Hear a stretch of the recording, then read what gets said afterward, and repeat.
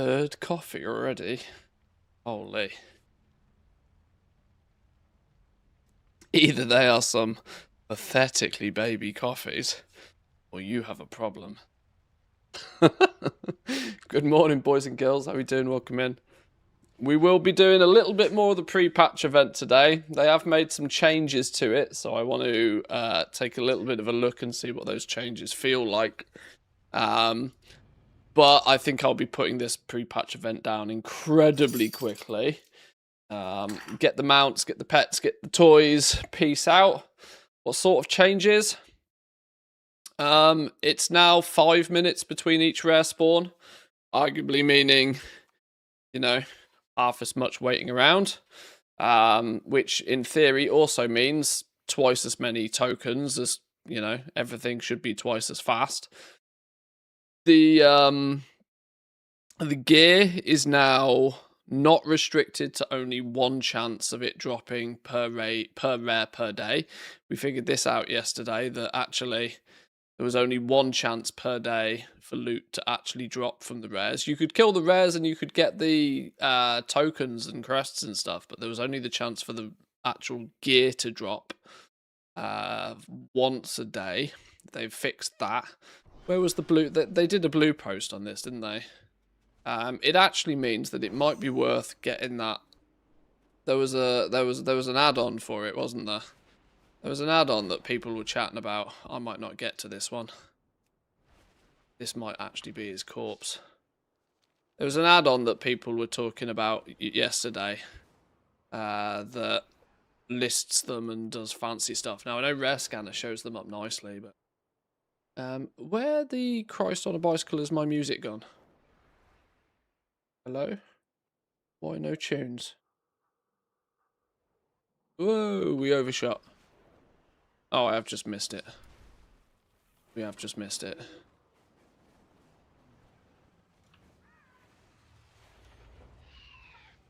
But in theory now, it's... if they respawn every 5 minutes, it could very much be worth knowing which one's going to spawn next and where, and more importantly, where they are.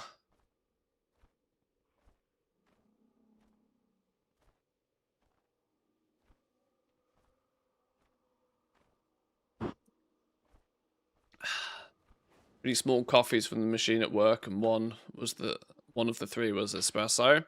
Still the same amount of coffee, whether you have it in concentrated form or not. I have a flipping litre mug of coffee in the morning, and I know this is far too much. This gives me a massive crash about 4 PM every day, without doubt. That once per day is annoying between real life stuff and dealing with expiring posts on a lot of alts. I didn't get a chance. Well, I mean, it's quicker now. It's in theory better now. Where's Curseforge actually? What was the add-on that people were saying? Oh, hello. Hang on, we're going to be quick, aren't we? Because the rares are popping up. I also noticed, this didn't hit the blue post either, by the way. But it's definitely a thing, because I saw it happen live last night. They hotfixed the 3 little mini rares that spawn before the big rare spawns. They've hotfixed them to be absolute fucking massive, great big bullet sponges to slow the whole event down. In theory, in order to make sure that people get there, I guess, before it's actually over. Not all of these random mobs that spawn, but the disciples or something. Oh, the ritualists, the 3 ritualists that you have to kill first. These guys are absolute bullet sponges now. I think Rare Scanner announces where the next rare is to spawn. Just fly to where it is. Yeah, I need... Rare Scanner doesn't seem to put the icons on my map for some reason. Of where the rares are. So, I need to figure that out. I also need some frames. I'd love some frames. Want to buy some frames? Yeah, these ritualists are now an absolute bullet sponge. I mean, to be fair, they are getting nuked right now, but they jacked up the health pool of these dudes big time yesterday.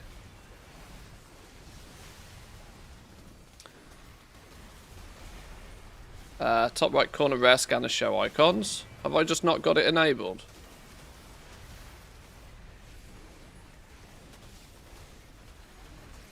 Show rare NPC icons on map.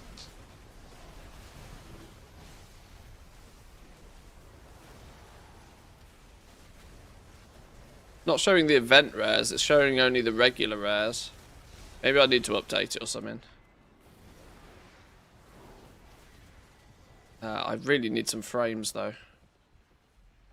I'm tempted not to play it in super mega widescreen mode because 20 FPS is not fun for me or anybody else.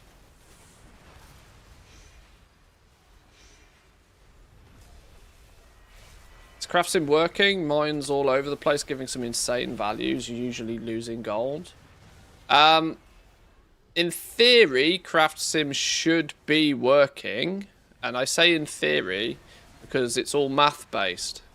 What has happened is that the crafting stats are flipping all over the place, level busted at the moment. So markets are all sorts of weird at the moment. Not that I would be an advocate for too much flipping crafting at this point anyway, but... Right, let me try and fix things a little bit here, because I cannot be doing 20 FPS. Cannot be having 20 FPS. For starters, let's see if my... This update add-ons, what's... Oh, Rare Scanner's actually had doing an update here. Maybe I need to do a reload on my Rare Scanner.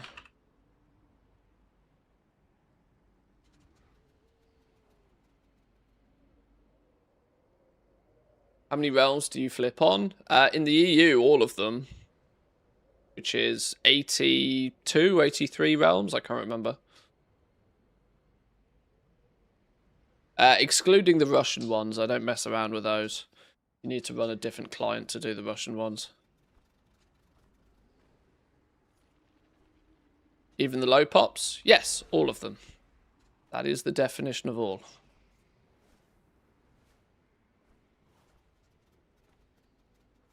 I make some of my spiciest sales on the low pop servers. Don't discredit them just because they're low pop.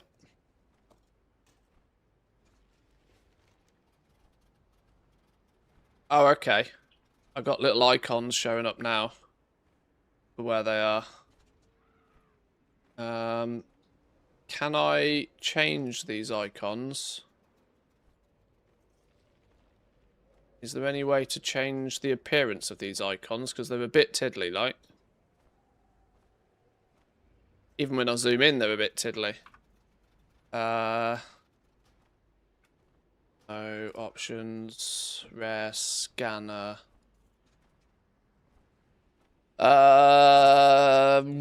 Okay. There's going to be an option here somewhere, isn't there?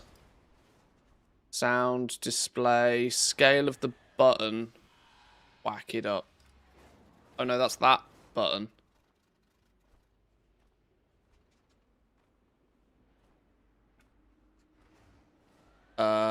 Where's the mini-map buttons? Main buttons. Event filters, maybe? Map options, here we go. Scale of the icons on the world map. Whacking huge, mate. Yes, now we're cooking. Whacking huge.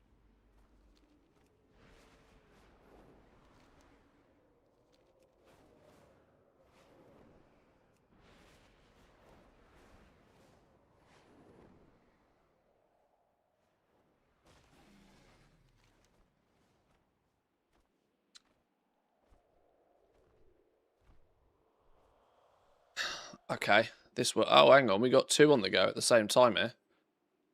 I went to the wrong one. New world quest. That's a good point, is there? No. Oh, no, there is. There's one. There's one new that gives 10 Twilight Blade insignias.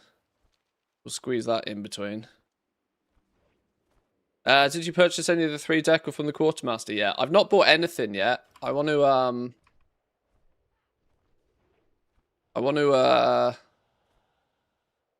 to see exactly how many tokens we need. Is it killing these dudes that contributes to this? I've actually never figured out how this works. Oh wait, somebody's picking up blob things. Oh, the blob things are going in. Oh, okay. That's how we do this.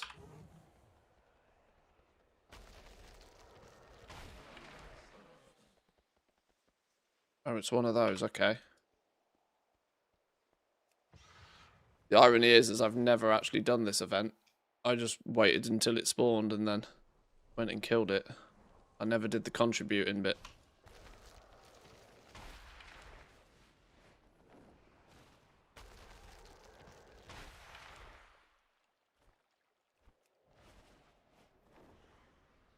There was a new beta build as well yesterday, which we will probably check out as soon as I get bored of this. Which won't take me long, trust me. We might have to do 50 games of tic-tac-toe as well, just because. Fun fact. Flipping, you know how I did a video about 2 days ago talking about Sparks of Vanity? Yeah, they're gone. Just straight up deleted. The one thing that started to look relatively interesting, that had, in my opinion, some potential to be really cool, cleaned out, wiped, gone. Just deleted from the face of the earth. Absolutely no reference to them. The items have been deleted. They're not in the vendors. They've changed the spec tree to delete all reference of it. The items that they created have been deleted. Like, just gone. So I think it's safe to say that that's not a system that's going to be implemented for Midnight.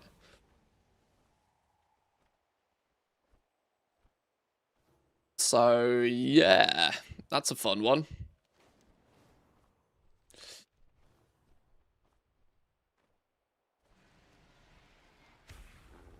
Midnight Ascension pre-patch install. Let's have a look, see what this is.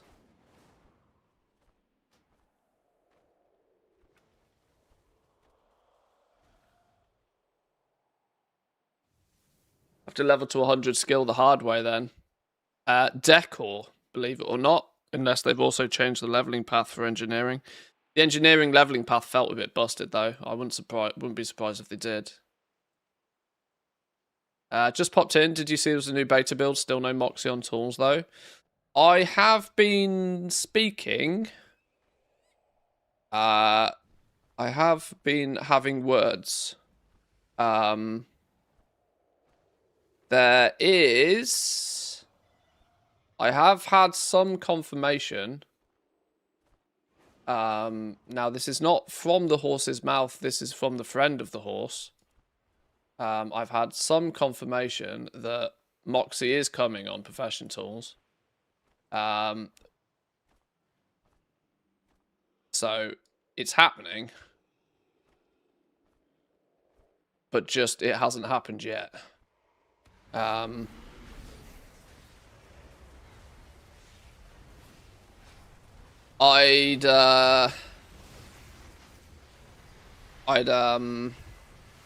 I'm still hedging my bets, and I know when you think about it and when you break it down, there's an implementation problem that Blizzard have with Moxie on Profession Tools that I don't think we've really considered up until this point. There's an implementation problem, being that they've made Moxie a currency. Making Moxie a currency is fine. It's not usually an issue. But making Moxie a currency as... Wait, hang on. Can I not... wait, hang on. Please hold. If I click on... Active. This is the next one. Why doesn't the map button work? Oh wait, is one audio? Hang on, I'm getting so confused. I can't seem to talk and do 3 things at once today. There's another rare dude up this way. I click map here, what happens? Oh, it puts a thing on the map. Oh, okay, sure.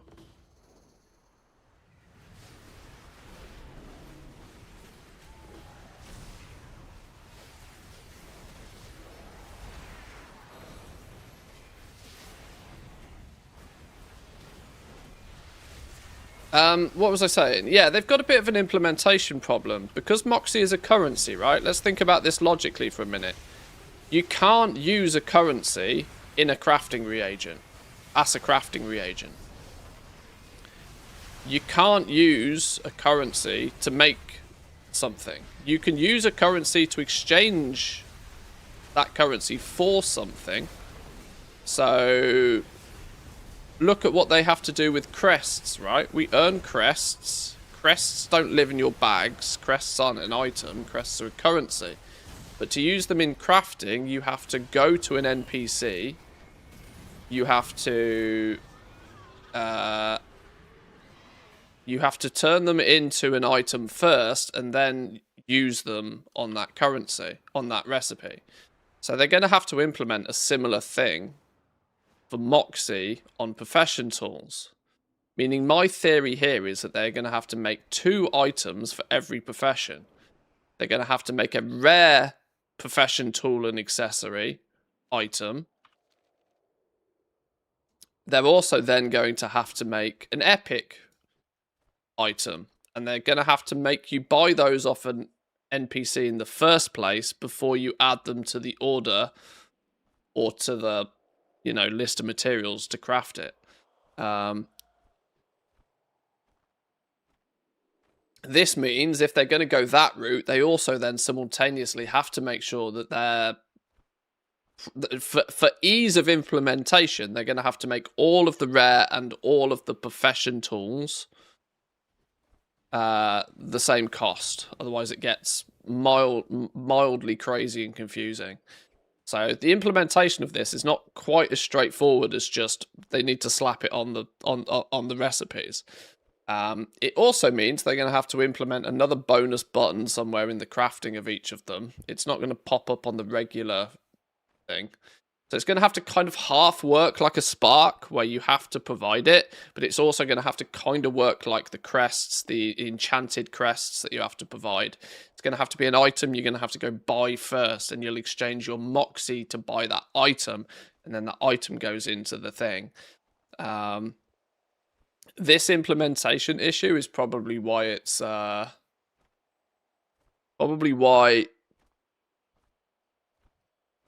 we haven't seen it being added yet. The simplest thing would have been to have not made Moxie a currency. Make it a soul-bound reagent. But they did choose to make it a currency, and they've also made all of the recipes. They've made all of the recipes be purchased with that, so that's not really an easy thing to quickly undo, you know? They kind of they engineered themselves into a corner a little bit. Oh, that's an upgrade. On you go.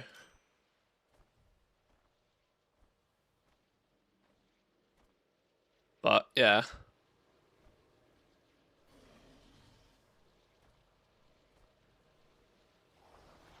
I mean, I would also say an upgrade system wouldn't be a terrible way of doing it. The suggestion has been made to make it so that your epic ones require the rare ones, which I also wouldn't necessarily object to. It's different, at least. It does mean the path to success is the same for everybody, so it does take away a little bit of that early season 1 choice, but it's different. I can do different.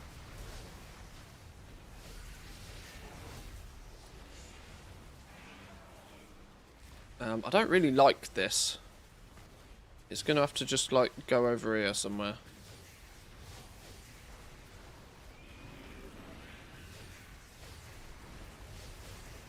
I also don't like the fact I get 0 frames still. How can I manufacture this to give me more than 0 frames?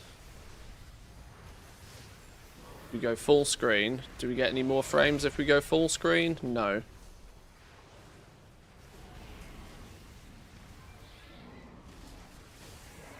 My UI is so scuffed on this character. It's because it's really not designed for actually playing. It's designed for flying around and picking up lumber.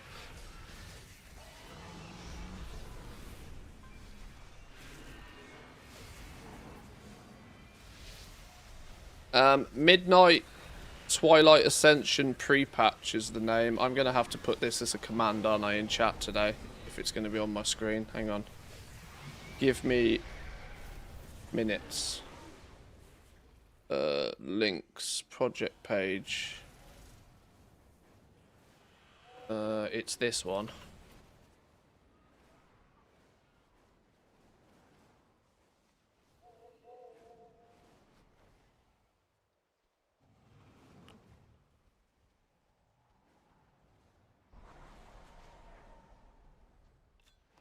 Loot bug is kind of annoying. Hey, some leather shoulders.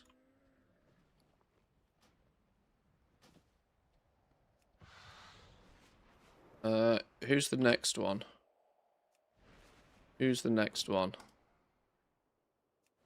You.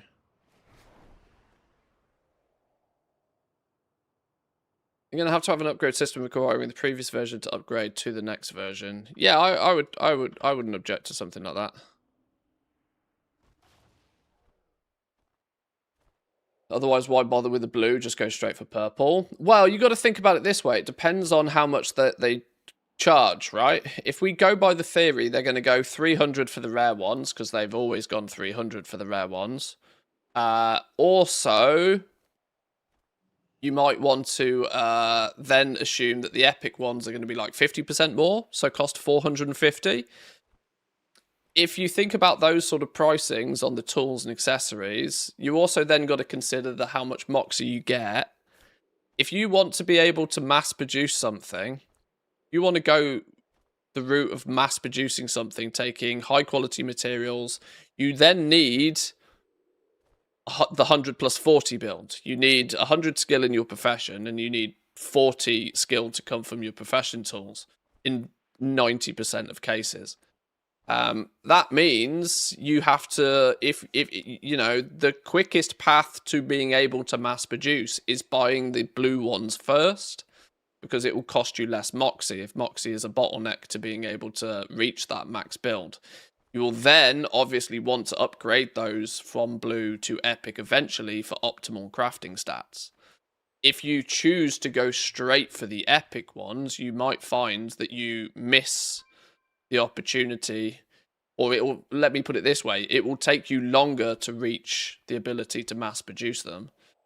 You will have better crafting stats while you do it, but it will take you longer. So there's still kind of a bit of a, there's a bit of a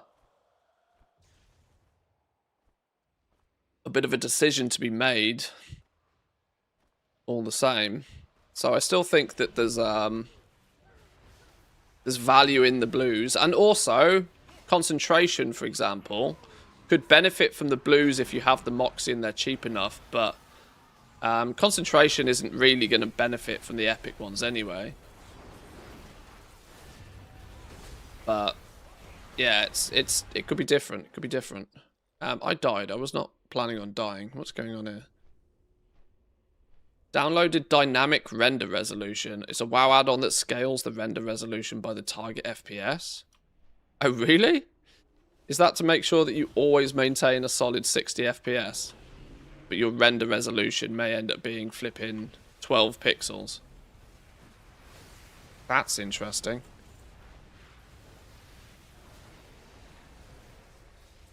Now, I know there's a sense of irony in this, the fact that, you know, I deliberately wanted a 4K monitor to play the game in higher resolution, but 60 FPS has got to be an absolute minimum viable product for me. But the issue is events like this, it's not really anything that you can do locally. It's mostly due to the fact that the server just lags the fuck out when this happens. If the server's only, you know, if the server's only producing 20 frames of information, it doesn't really matter what your client's able to do.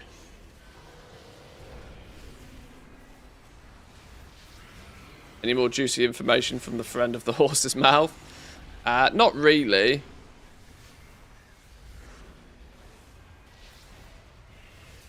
Mostly because I don't want to pry, and I also fully understand that devs choose to stay in the dark deliberately so they don't get pestered by content creators poking them with questions, so...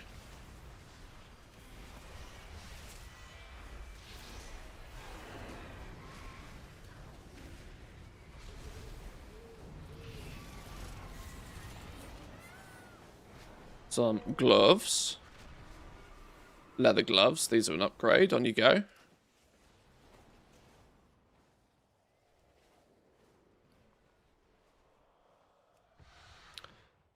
Where are we going next?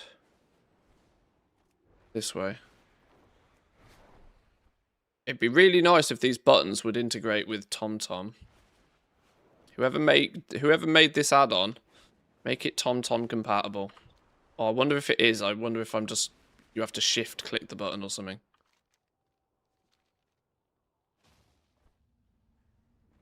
Let's have a look. Options. I bet it doesn't have options, does it? No, of course it doesn't. It's basically a weak aura in disguise, this, isn't it? Using Manthi's stream to tell when the actual boss spawns so I can farm more lumber. Let me just quickly switch on the 2-minute delay.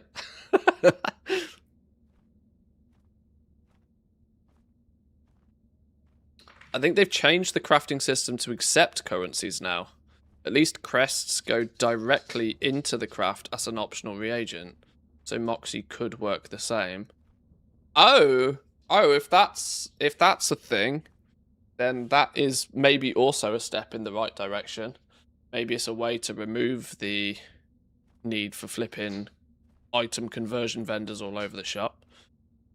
It would probably then mean that there would be an extra box that's not an optional box, though. Where... I don't know.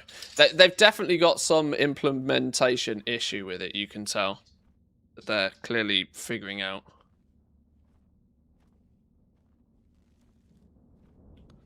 What was I doing? I wanted to see if this has...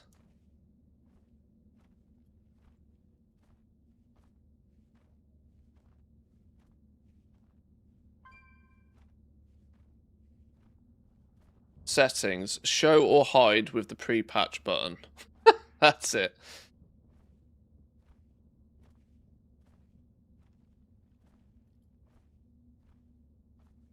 Okay, that's literally all it does.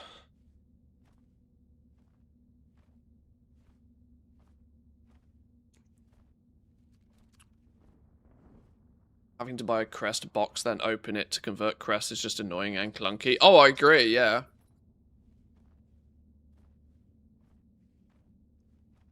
Oh my god, double. Double trouble. We got a twofer! A twofer! Oh shit, I need to remember I shouldn't be the one doing this.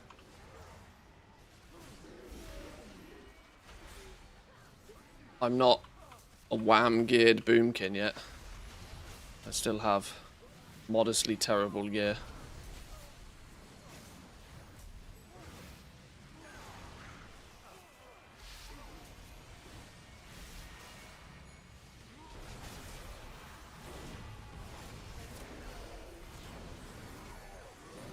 They fixed the decal work orders.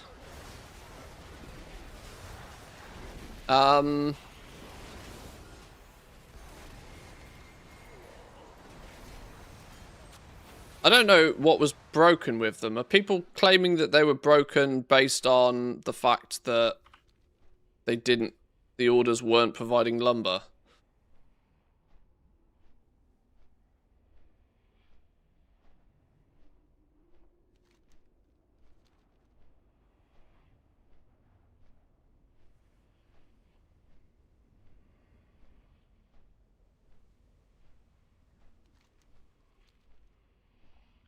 Yeah, this druid needs to stop dying.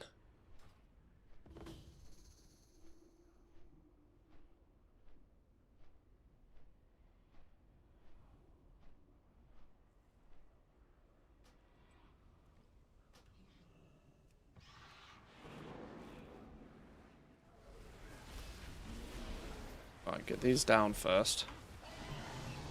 This does kind of mean that this event is quicker now. But for me personally, this speeding it up isn't really the problem.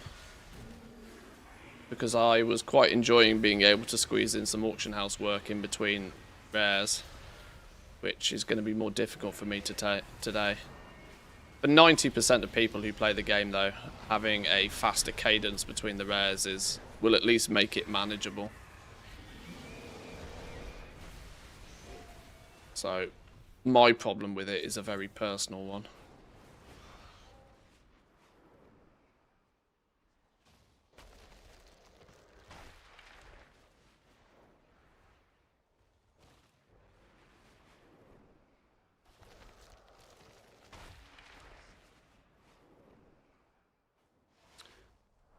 Quick cheeky tree.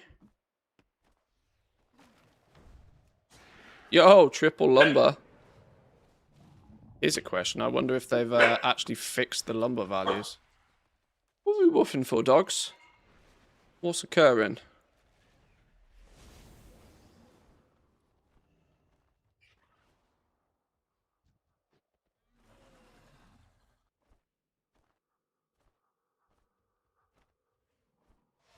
Nobody can order a crafting order, so the only way to get the decor was to craft it yourself or the auction house. Oh. Oh, I see. Oh, that doesn't bother me anyway. I'd quite happily see them take away decor from crafting orders. I mean, if I'm going to be brutally honest, I'd quite happily see the back of crafting orders full stop, but...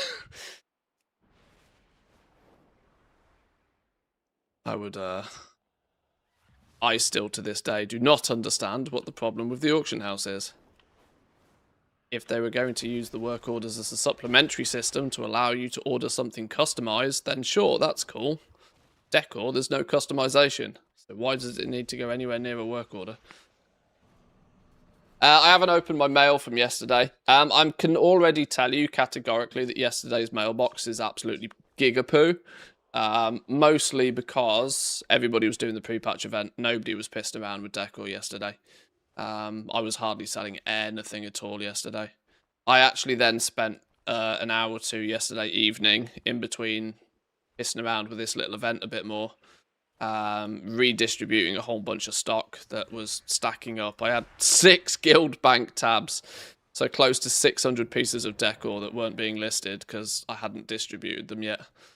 So I spent an hour or two fixing that problem yesterday. This also means that my auctions aren't going to expire until about midday, so I'm going to save my repost for a little bit later. Because I'm certainly not pissing around, cancelling stuff off before I have to repost it. Oh, this dude's up before this one's even finished. He's flipping miles off. Alright, well, we'll do the actual rare.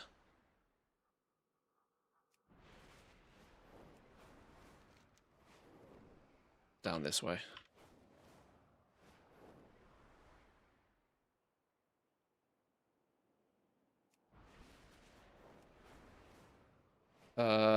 Please repair. It triggers my OCD. Oh, I hadn't noticed. Yeah, hang on.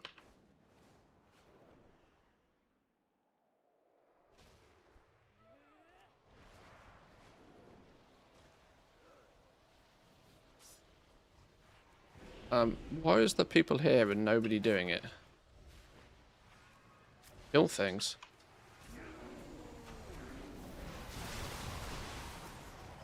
I'm waiting around for everybody else to turn up.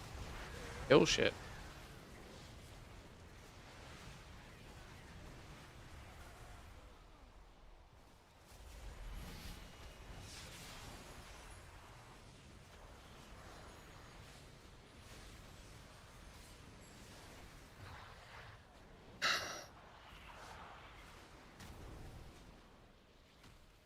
Screamer, thanks for stopping by. Appreciate it. Don't work too hard. Oh, hang on. Why am I dying?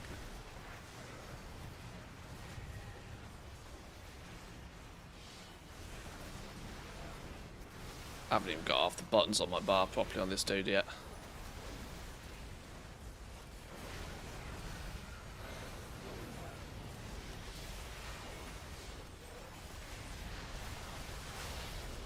There's part of me that wonders if flying in with 5 toons, multi-boxing the shit out of this for an hour is like the way to do it now. It was kind of the way to do it yesterday.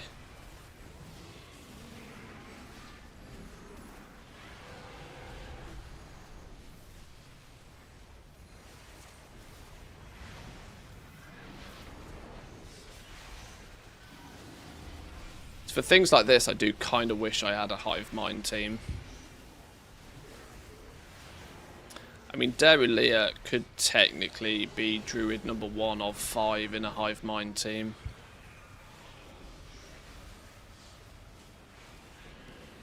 No changes in cooking from the last build to the current one, unless it's in the yields. Nice to know, thank you. Appreciates. Oh, we got one of them. It's got speed on it, though. Speed gear!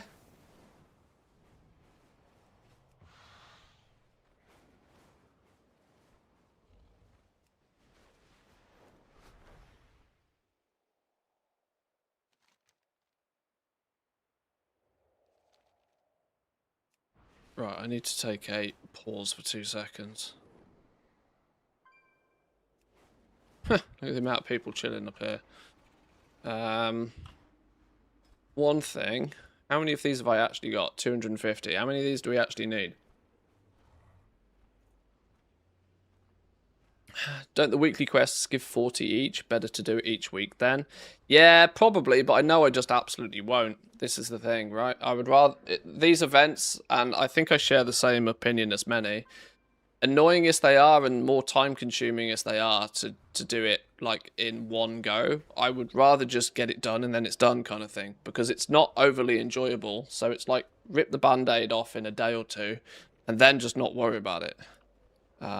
If I go the route of like logging on once a week to try and do it, I just won't do it.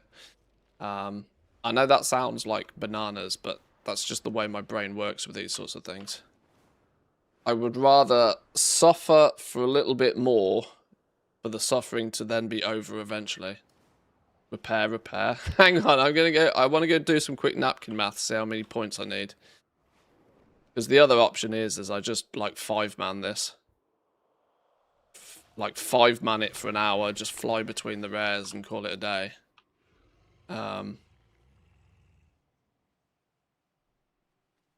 Sounds mad to me. Yeah, I know people work in different ways. I know it's not the play for most, but and they have halved the value of the gear as well, by the way, which is a welcome addition. Did they add a weapon to it?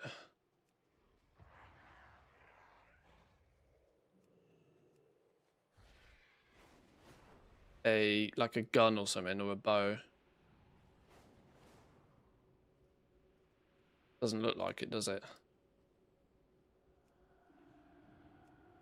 My poor hunters. My poor hunters are gonna have to go flipping survival. Chase your shadows. Question everything. So what do we need? We need 100 for the mount. Let's just buy the mount. Mount is purchased. We need pet, which apparently are not cageable, so we do need the pets.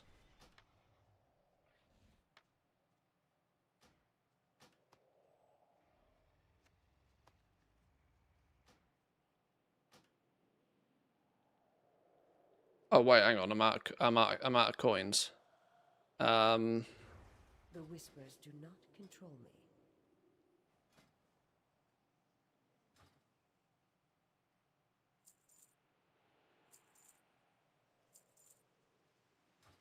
I greet you.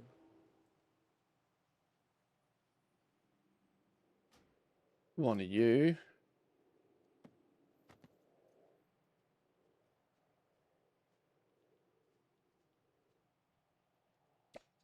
Then it's...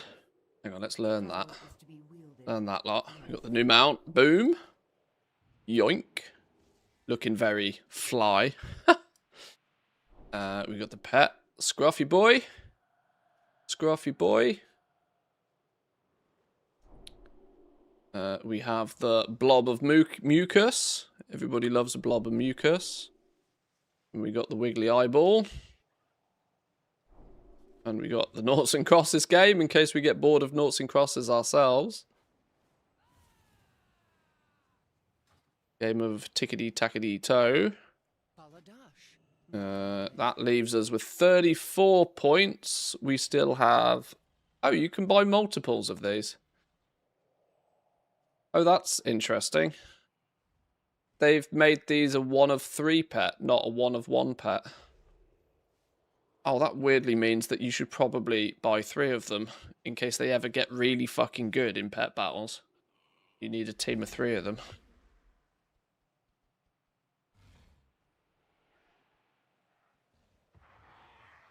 This build still makes me sad for how unbalanced the recipe reagents are. You can clearly see the way it's going to play out, and you'll have calculators only for the low points where you can push out the higher cost recipes when the mats are super cheap. Then we have the finishing reagent drop rates getting nerfed to 32% and 14% as they should have been in the first place. But I'm concerned the multicraft one is going to be too expensive to use unless the cloth farmers learn cooking too.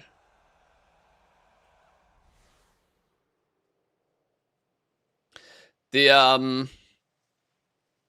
I mean the people who are good with numbers and the people that understand the big picture, and the more time people spend on the beta, the more and more most people come to a very similar conclusion. You know, I spent a lot of time on the alpha and was already getting sniffs of the fact that it's going to feel odd and weird, even like partway through the alpha. Now people have all, now it's all coming together, and we've been digging through the beta a lot more. There's a lot of feelings that have never been pushed away by any new interesting system, to that crafting is just going to be a 1 season blast, and by season 2 it'll be more dead than it's ever been, which is a shame because it's a fun aspect to the game, and it's usually the thing that keeps me going throughout the whole expansion.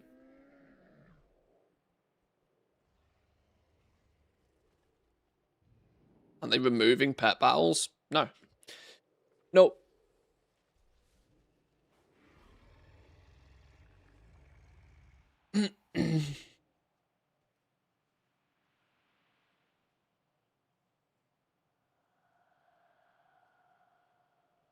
But we'll have to see. We'll have to see how it all plays out. Either needs at least some of the decor each would make sense, although theory has it that you should be able to buy this with some sort of currency, or more likely actually gold after the event anyway. But getting these 2 ensembles is probably not a terrible idea. Then any bonus coins from that point on just get spent on whatever gear, maybe. Fate is ours to decide.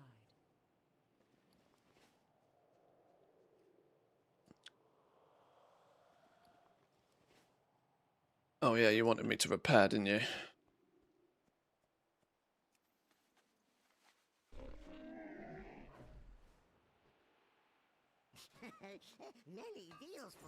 Nearly 500 gold in repairs. Ouch. Good fortune to our friends. Right, where's what's going on? We're flipping miles away. Can we get there in good time?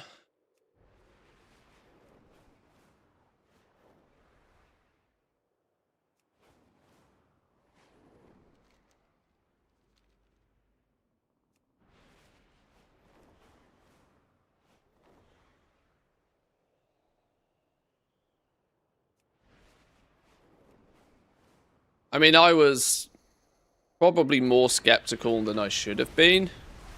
But I was very skeptical very quickly about the crafting professions on the basis of that simplification was being used as a reason to just carve huge chunks out. I was thinking about this the other day. What the Christ is going on with this dude? I was thinking about this the other day. They implemented the new crafting system in Dragonflight.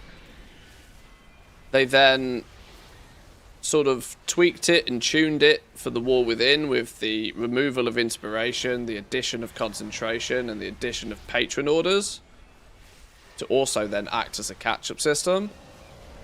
And so you could argue that we've now got what is mostly, or could mostly be considered, a reasonably well-oiled machine. So for them to go into Midnight to choose to just straight up carve great big chunks out of the nicely rounded system. Now, the nicely rounded system, I would point out, is definitely not perfect, but it, you know, all things kind of worked together reasonably well. Sure, some updates and changes to make things a bit more easy, a bit more flexible could happen, sure, but, you know, all said and done, by the end of the War Within, it was a reasonably well put together system. Bit more catch-up would have been nice, bit more, you know, but whatever. Just carving chunks out of it, though, has meant that they are going to have to rebalance the whole thing. And I worry that they're just not going to do... They just haven't done a great job of it.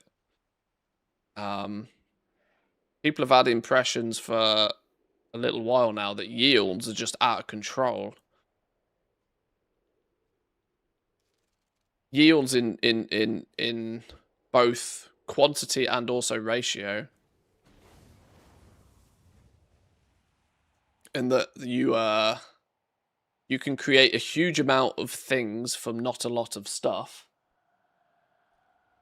And on top of that, whenever you are, you know, like disenchanting, for example, whenever you're given the option to create normal or high quality stuff, the ratio of high quality to normal quality seems to be not in the favor of there being much of a value difference between them all.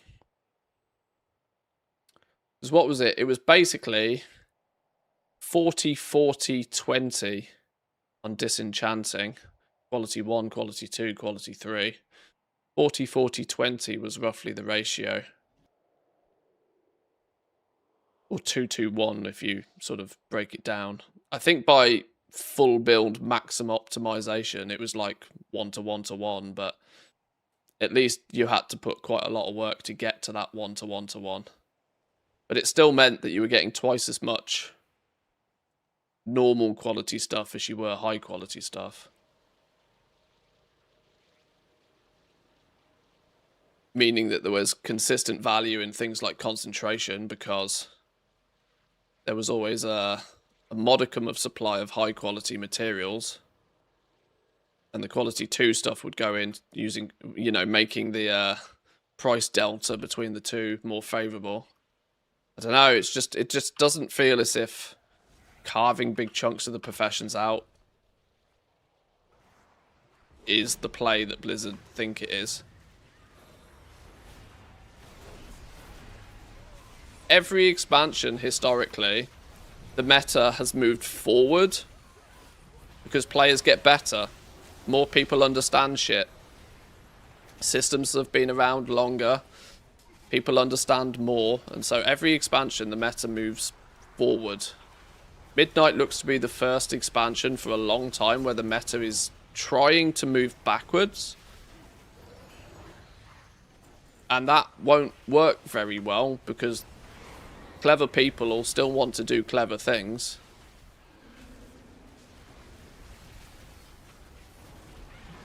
And when you simplify everything, those clever people will just be able to, you know, sufficiently more so than previously outpace casuals.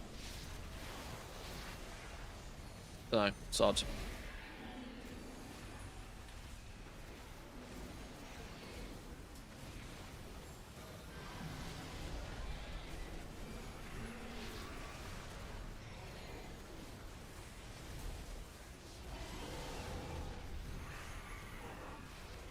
I've not looked at cooking in great detail at all. It's not been easily testable on the end game realms. And I sure as shit have not done enough farming on the sort of, should we say, simulation realms. The leveling realms. To have enough materials or to have leveled it up properly.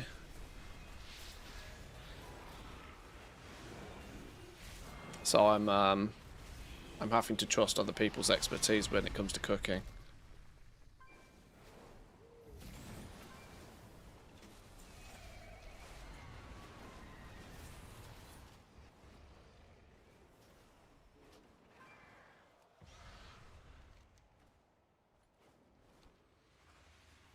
What's next? You.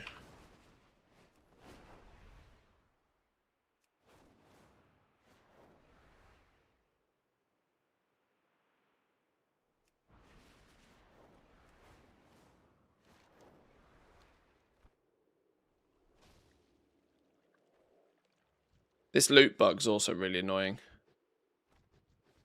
Shinies that don't actually have any loot. You know what this is, don't you, though, by the way? You know what this is? You know why this happens right now? This is because these are midnight items. This is clearly because these are midnight items and they've had to go in and just lock the ability to actually loot them.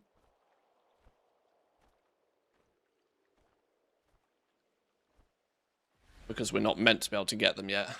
And rather than taking everything out of the loot tables to then only have to put it all back in again, they've just put a lock on being able to loot them.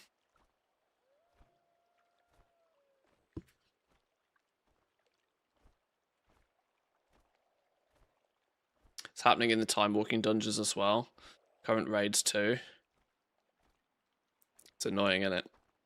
That's my most logical theory as to why this has all of a sudden started happening.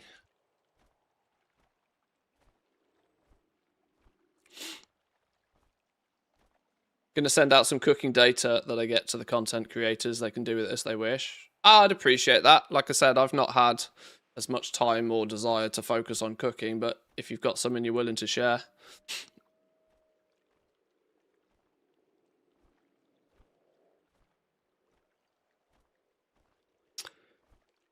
it's not so much that it's easy, it's the availability of the higher quality materials. It invalidates the ranking system entirely. Yeah, it does. It does. You do need the higher quality materials to be substantially rarer than the normal quality materials. That, I think, is not far from common sense.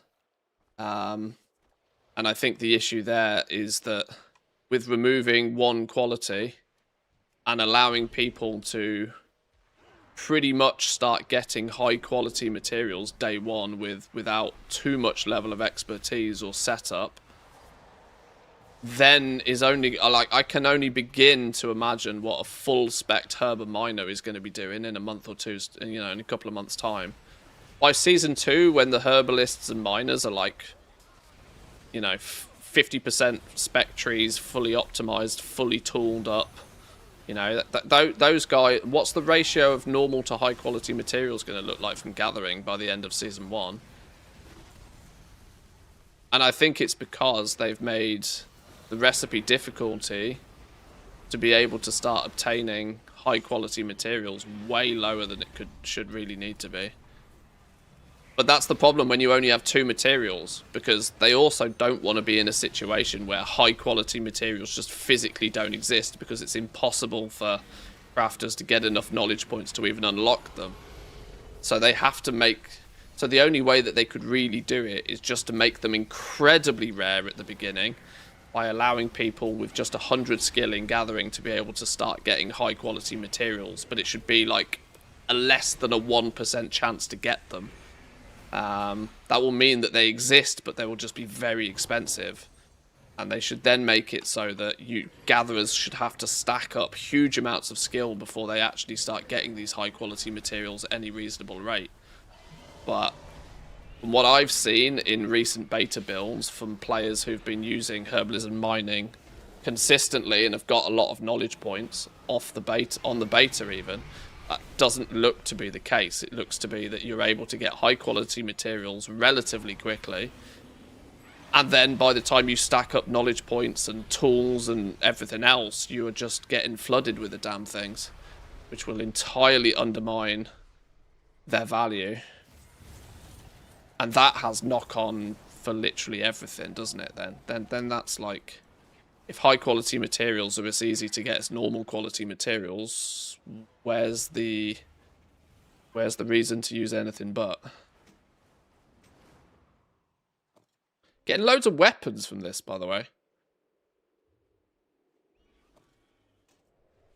We're doing good on weapons so far.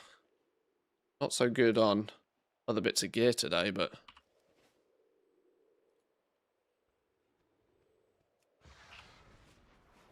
Ginny, how we doing? Welcome in. Welcome, welcome.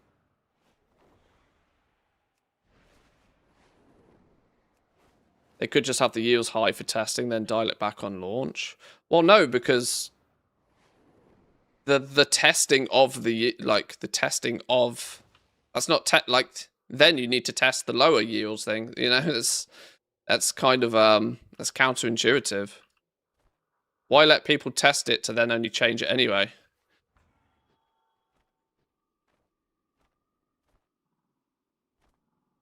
Because you have to remember, at the end of the day, devs at Blizzard are people as well. Sure, they have a little bit more of an insight to what their plan is and what the systems are and how all of the pieces of the puzzle go together or are meant to go together. But at the end of the day, there is many people out there who have looked at the beta and come to a very similar conclusion about the crafting professions. I don't believe, you know, myself or K-Chak or any other sort of content creator is that influential that we sway the opinion of the masses. I think most people have drawn a very similar conclusion without too much external influence. And that can only make you think that surely the Blizzard devs have done the same. They're people who play the game in theory just like we are.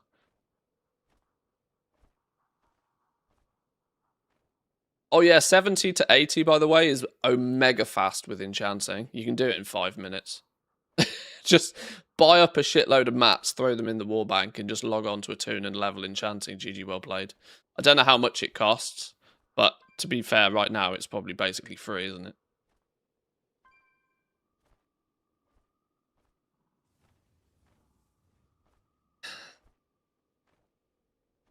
Mr. Mikey, how we doing? Welcome in. Hope you're well. Going for the mount or hoarding the pets to flip. The pets weren't cageable when I looked a minute ago. Unless I was doing it wrong. There wasn't a cageable option on the pets. I'm still just trying to get all of the basic things, and then we'll drop it like it's hot.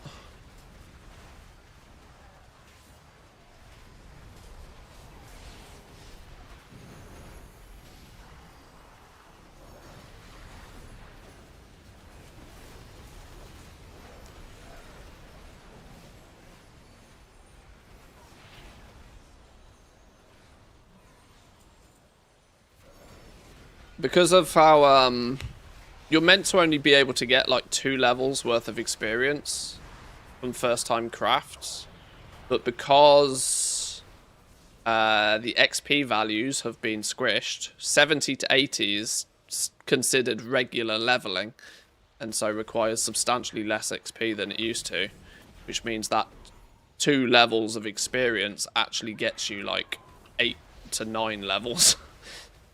As it stands now.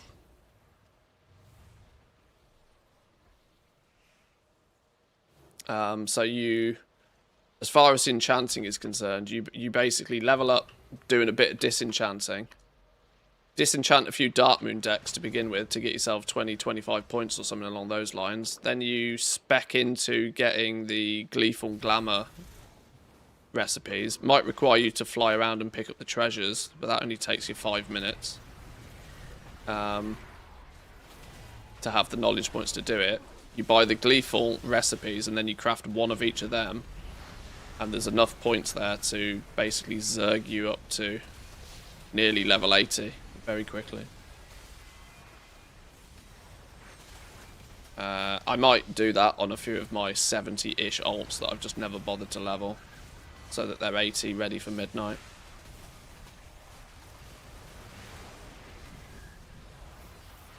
How's the event going? My description is it's a turd of an event, but over the last couple of days they've polished it, so at least it's a polished turd.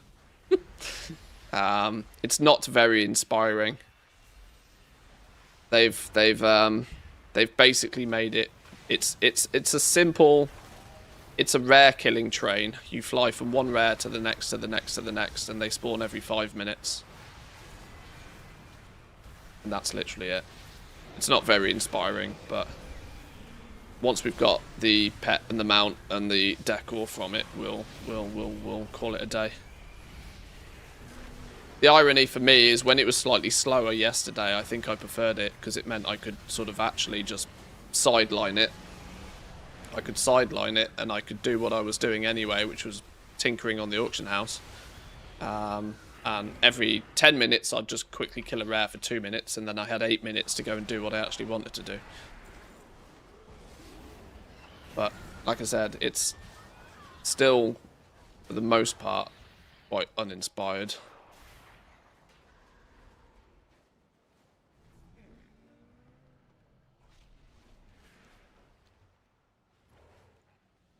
Even real prominent content creators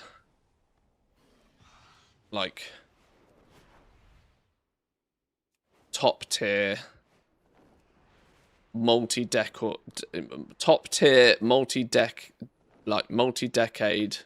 well-renowned content creators have come forward and said this is absolute trash. And that feedback has been put in front of Blizzard. Now they won't do anything with that, but like I said, they've tweaked the numbers to make it so that there's basically no downtime.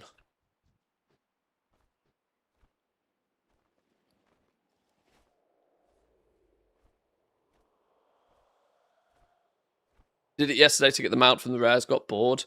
Yeah, we got the achievement mount yesterday. That was the main thing I wanted to do yesterday, and we managed that.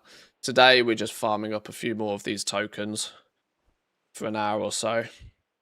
Then I'll have enough to. I think I need to. I got the decor left to buy. I haven't got ATT switched on deliberately, but I got the decor left to buy, and then I can drop it like it's hot.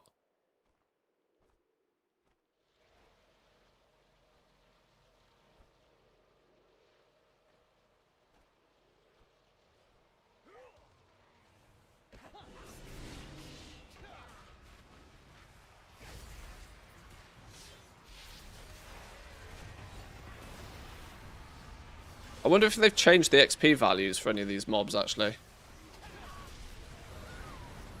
Now that it's a little bit quicker, I wonder if I should log on to a slightly lower level character and see if they've checked. Because yesterday, killing the rare was like 2 bars of experience, which was kind of embarrassing.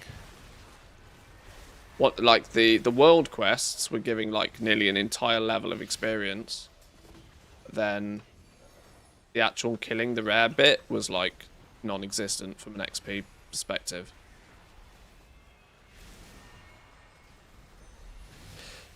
They jumped to buff it quick smart though. Wasn't expecting them to react quite so fast. Well, when the consensus was as bad as it was, you know, it was clearly needing of a knee-jerk reaction.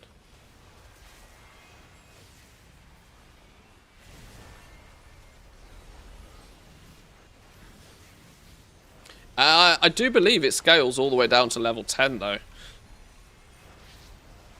there's part of me that, I mean, not that I need any more ults, but if I'm going to 5-man multi-boxing it to get the tokens and get the... Well, the problem is it's doing it on low levels. You get low-level gear, don't you? It's not like you get the epic gear on low-level characters. You get level-appropriate gear. So...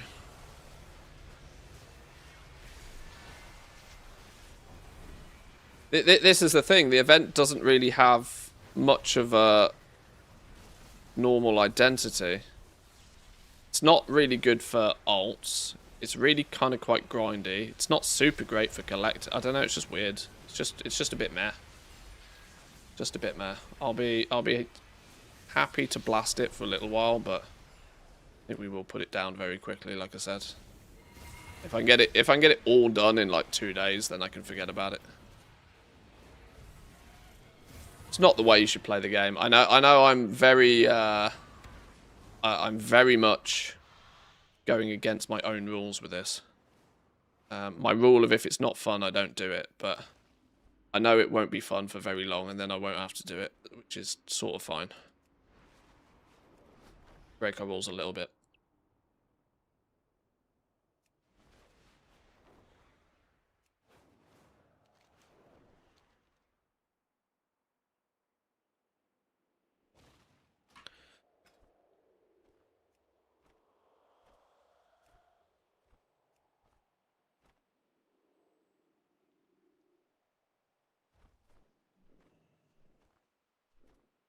What was that render scale add-on that somebody was talking about, actually?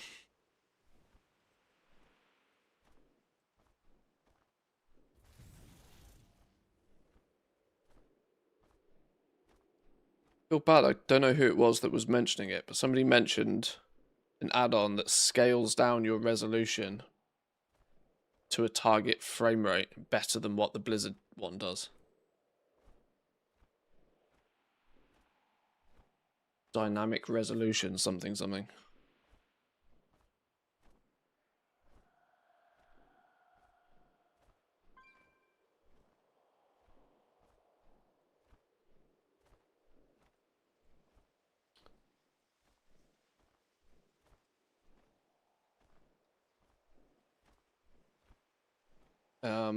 Now if CurseForge actually had a proper search function,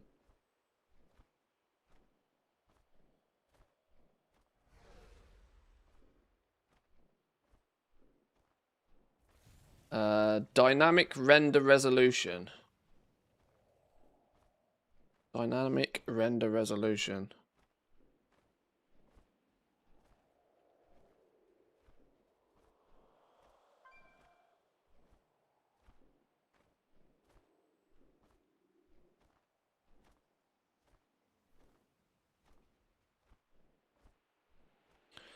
Is it an add-on?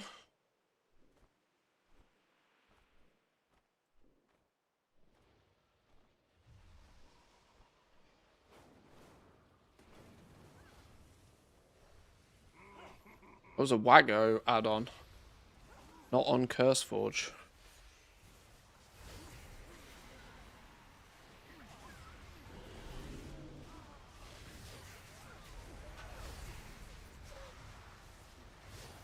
Does you optimize the performance by dynamic render resolution scaling?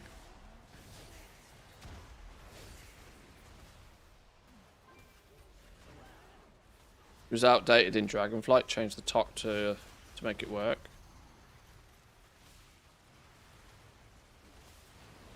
I'm tempted to have a look.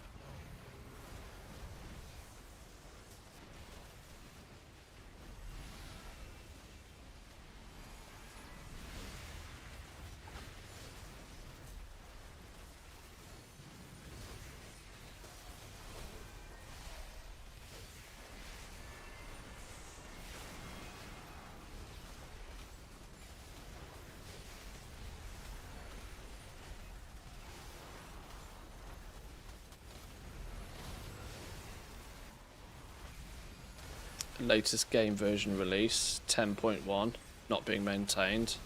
That doesn't matter. Basically all I reckon the add-on does is tweak the it's just going to use... There's console commands you can use to do that anyway.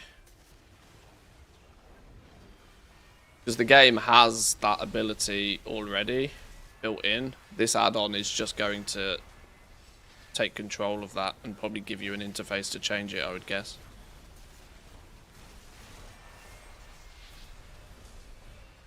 Some people say with some specs it works well, but with some it doesn't work at all.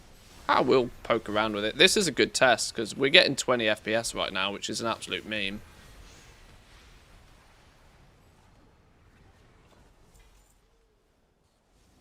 Weapons for days. Oh, wait, hang on. This dude's about to spawn. Okay. That gone. Back to all. Where are we extracting? Where's me? One of you. One of you. One of you. One of you. One of you. Yeah, go.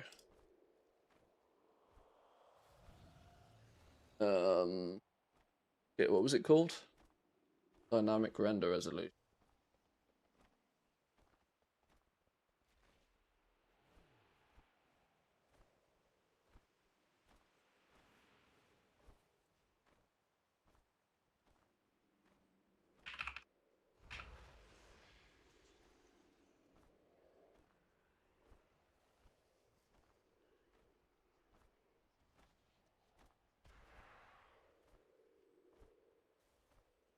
There's also a script somebody found that got rid of hidden tracked quests. My hunter had over 100 hidden tracked quests around the command boom.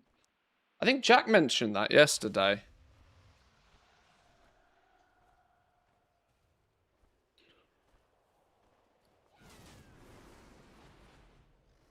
My main, it's probably not a bad idea.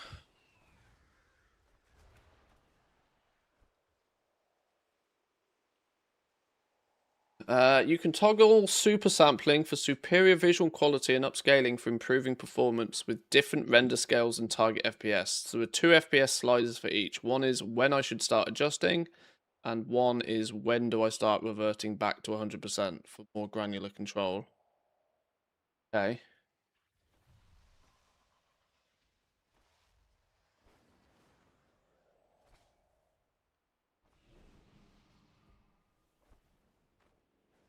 Turned it into an add-on that runs on login. Oh, clever.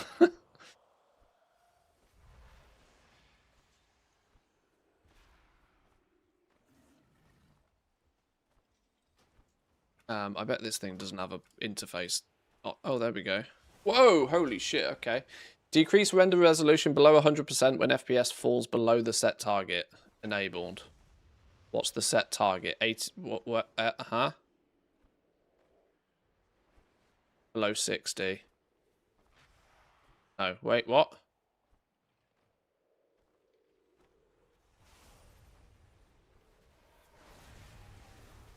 Hang on, we'll look at that in a minute.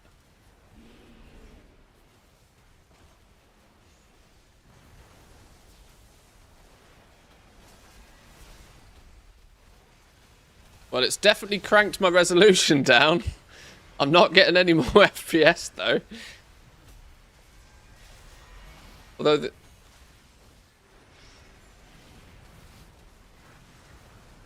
Although it's weird, the in-game FPS, this definitely feels more than the FPS the game is now reporting, which is a weird one.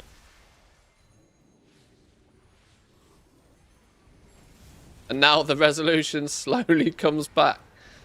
Okay, hang on.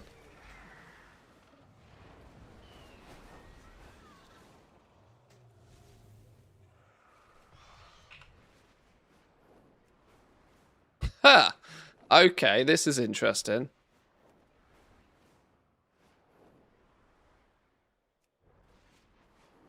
Let's just park me ass here for a minute. So, there's 2 mode... Well, no, not the shop, hang on. Super sampling increases the render resolution above 100% when the FPS is above the set target to improve image quality. General behavior. Minimum time that must pass between subsequent render scale changes. Best kept minimal, though render scale changes might cause frame rate spikes due to engine limitation. Number of frames throughout which average FPS is measured. Display control FPS. Display render scale. Where is it displaying this?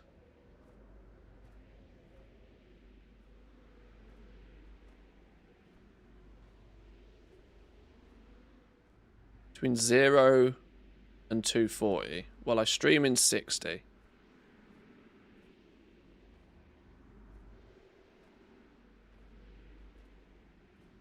Oh. What? Oh, if I can't get this to land on... What? Fucking hell.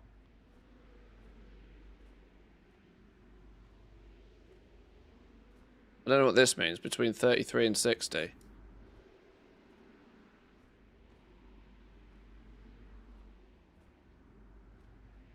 Super sampling. Enabled. 120. Let's go 120. I don't know what these mean. I don't know why there's two sliders that are the same.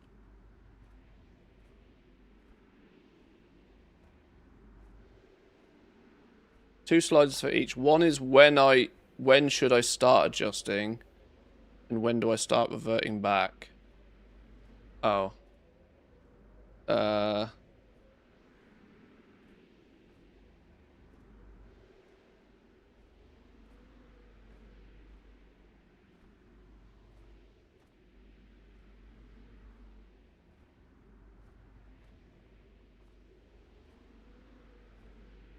We dip below 40.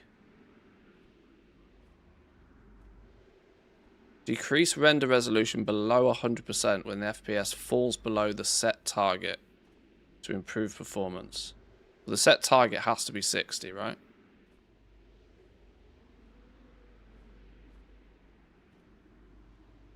I don't know. I don't know what these buttons mean.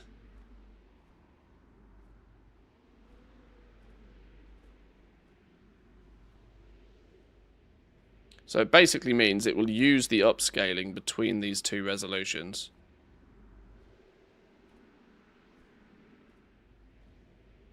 What if I just set the super sampling to be the same? In fact, I can't land on 60. It's going to drive me bananas, but... Oh, they're in the middle here. Can they display... Oh, they can go somewhere that's not here. Just go down here. 1.12.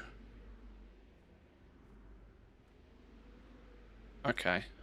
I think I see what's going on now. Alright, well, let's test it. Where's the next rare? You.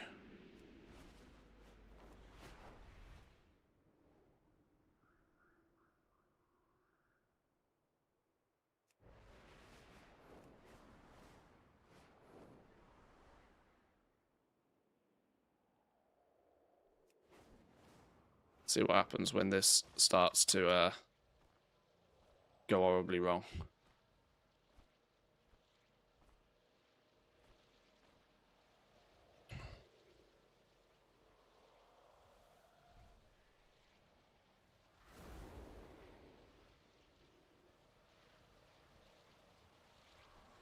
See if it can lock things to 60.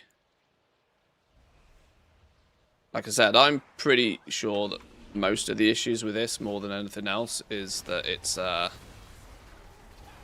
server-side thing. There's not much you can actually do.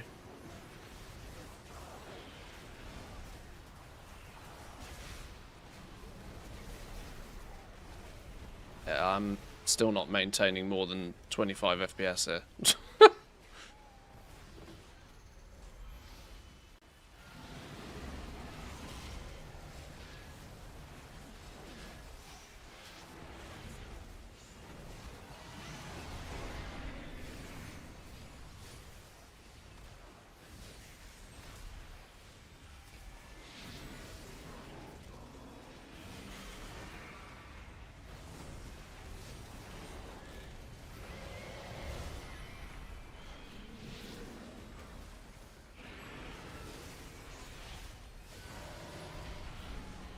This could be an interesting tool to have for my auction house dudes, though, where resolution really doesn't matter. As long as it renders the UI in normal resolution, which stuff will. Because UI renders differently to the environment.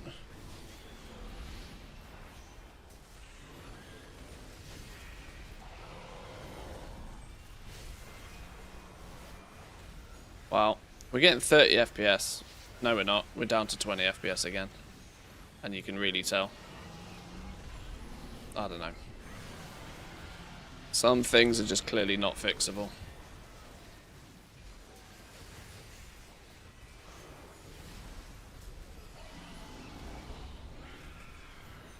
I've got flipping quality settings on like 4. If I'm going to get shit FPS, I might as well have shit FPS at high quality.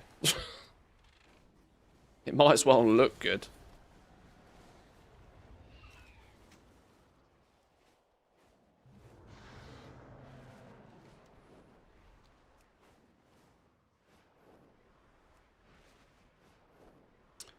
Where's the next one?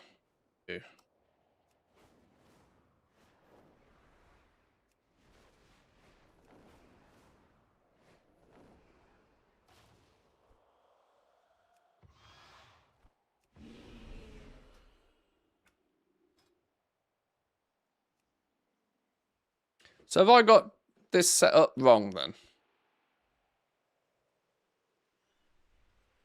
Is this to say what it will set the render resolution to? 33%. It will crank it all the way down if it needs to.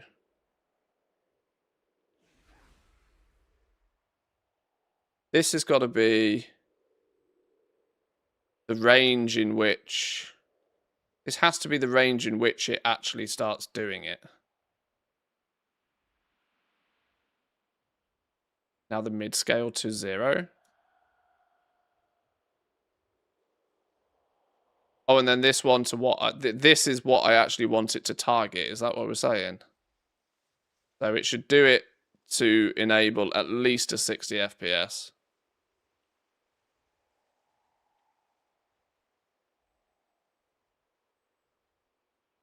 This should mean that it basically will crank the scaling down as far as it needs to go in order to maintain 60. I mean, we'll switch super sampling off for a minute. That's just adding complications, isn't it? Okay. Let's see how this works on the next rare.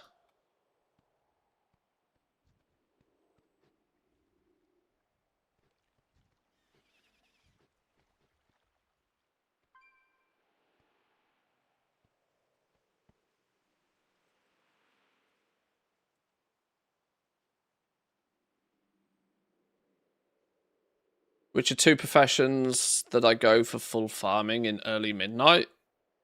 Herbalism and mining. Right, there's... I can tell you ahead of time, though. I see this more and more every single day. People are waiting until midnight, thinking that midnight is going to bring some wonderfully high gold per hour rates. And that there's going to be a gold rush at the beginning of midnight.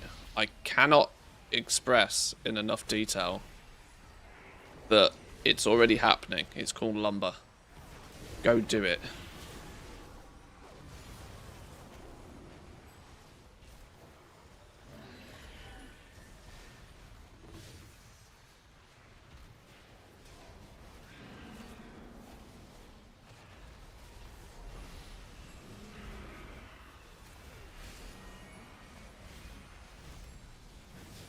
Okay, we're still at 22 FPS.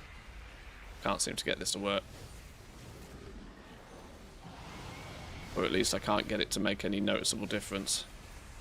In theory, it should be crushing my render resolution right now. I wonder if it only works in full screen mode. I wonder if it doesn't work properly in windowed mode. I don't know. I think I'm just not going to bother trying. Live with the theory that in 2026 we can't get more than 20 FPS in World of Warcraft.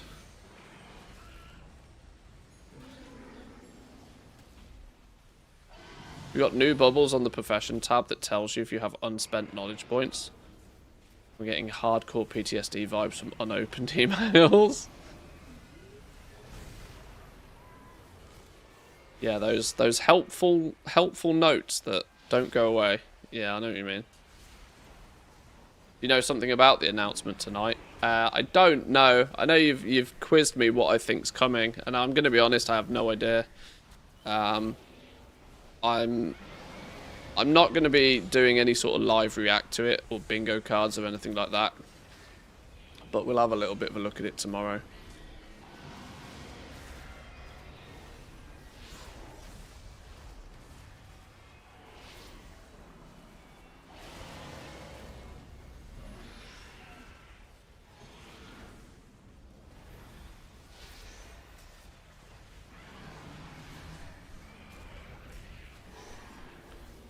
I think, you know, I think that this is the minimum frame rate that you're trying to achieve.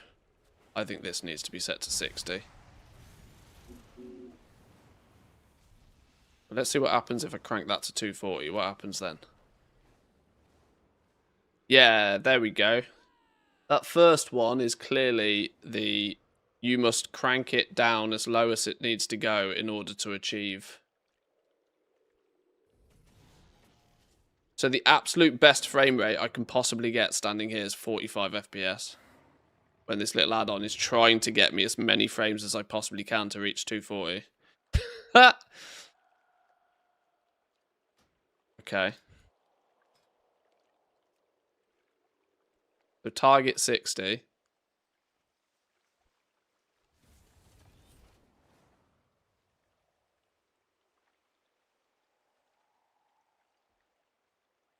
What happens if we put that to 0? It's still do the same thing. Oh my god, I've never seen the game play like this. Borderline unplayable. Hey, we got 60 FPS though. Fucking yeah.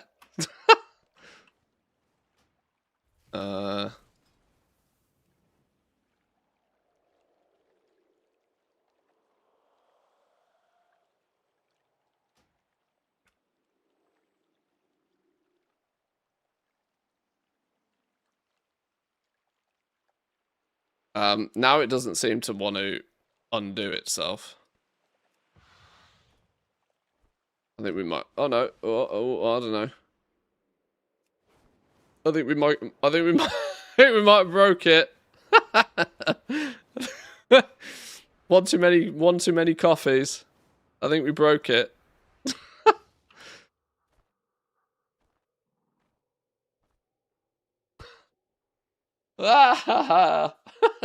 Undo. Can you make the map any bigger? I can't see it. Shut up. It's my gathering character. This isn't a character we're meant to play on.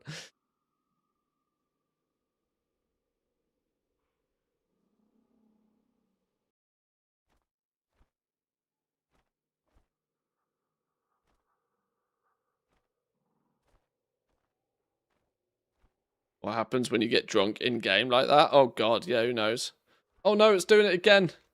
Oh no, we need to undo. We need to revert. Back it up.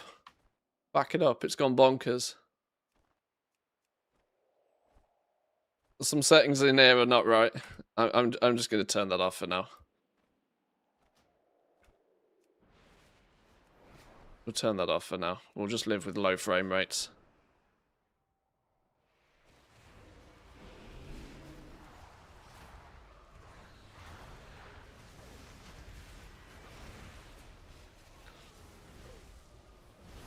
Environment FPS is GPU, player interactions are CPU. The more players, the better CPU you need. I mean, I've got a reasonably good CPU, and I still only get 20 FPS. Game's just cooked.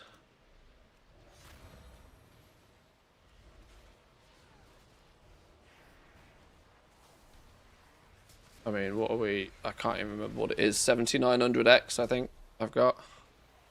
Ryzen 9 7900X.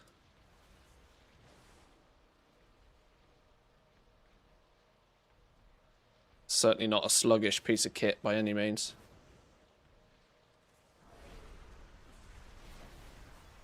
It's not one of the X3D, like, super duper mega gamery ones, but more productivity focused CPU.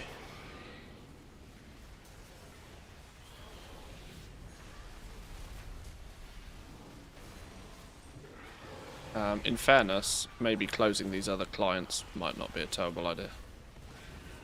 Not that they're doing much of anything in the background.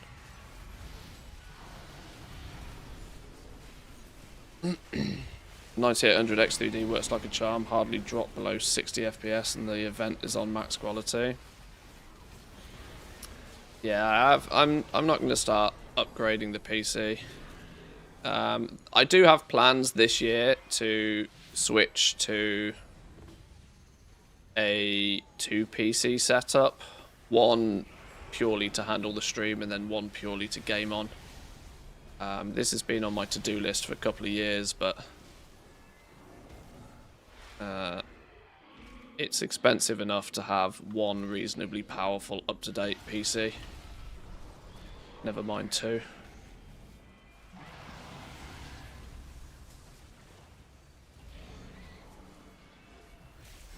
And the fact that the vast majority of my content creation focus goes into making guides and doing streaming, it seems to make sense to optimize stream as much as possible.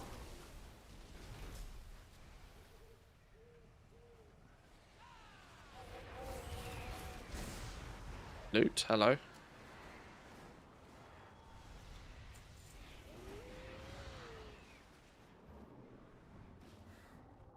Where are we going next?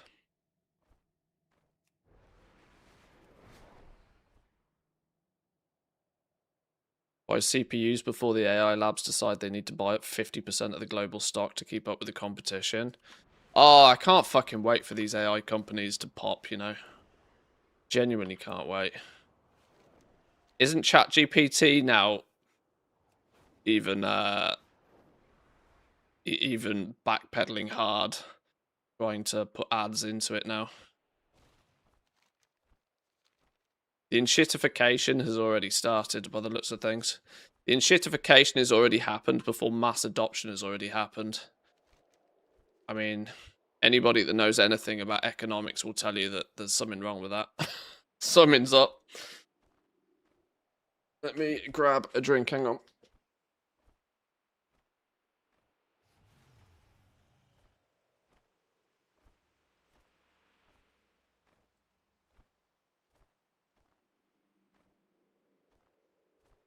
Cost of RAM these days, it's better to stick with what you have. Well, I mean, the advantage is that I can oh, I thought that was a server shutdown message there. It's not. The advantage is I can somewhat hotfix the components I've already got in my old PC. I probably won't need to fully rebuild a full new PC. And if I can, I've got 32 gig of RAM in my old PC anyway, which is good enough as a platform, as a starter, to just update the CPU in it.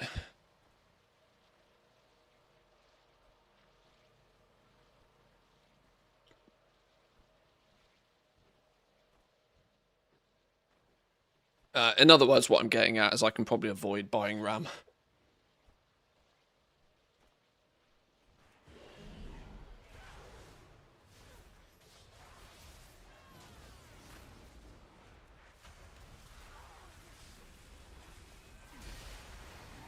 The reality is the stream PC doesn't really need to be anything special whatsoever. There's a vast misconception that a stream PC needs to be a giga monster powered PC. It really doesn't. The only problem is my old PC is just too old. Like, it's got 3070 graphics card in it, but the CPU is like decades old. That's what really needs an upgrade. It needs a new motherboard, a new CPU, but it can keep its 32 gig of RAM. It can keep its 3070.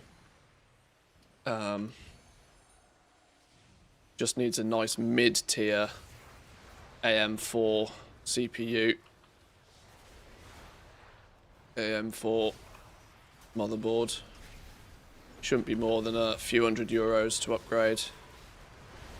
And then I can properly have the 2 PC set up for the stream. Meaning if we do have any stupid, annoying tech-related issues, it shouldn't kill the stream every time at the very least. You already have a capture card for the stream PC? Yeah, I've got a yeah.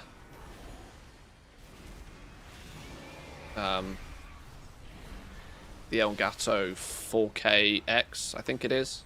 It's the external one, not the internal one. But I bought it for actually connecting the PlayStation 5 up to the stream as well. That was all in plans for GTA 6 launch, which is actually, in theory, happening at the end of the year as well.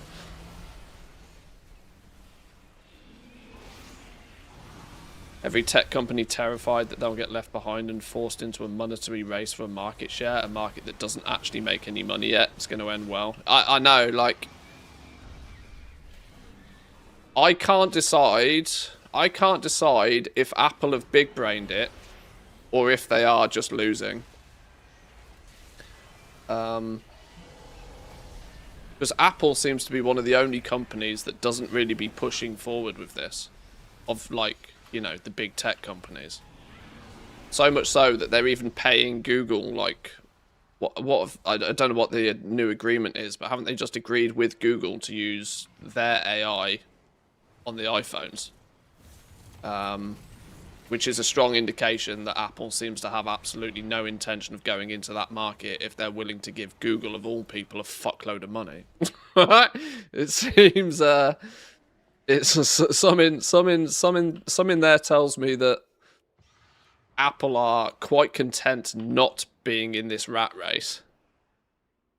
And like I said, I can't decide if they've either just completely big-brained it by steering clear, or whether they're just gonna lose. I can't figure that one out.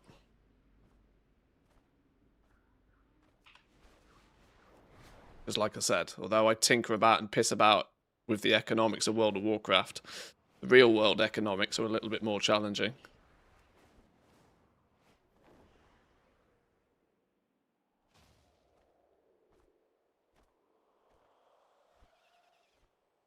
For $1 billion or something seems like a lot, but considering Google pays Apple $13 billion every year just to keep Google as the default search engine on iPhones, it's, yeah, this is it. When you look at how much these companies are just, they're taking all of their profits from the last decade plus and just burning it in AI.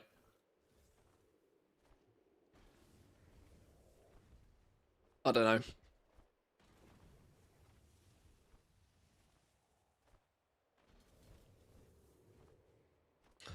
Arguably, it's irresponsible to not invest in AI.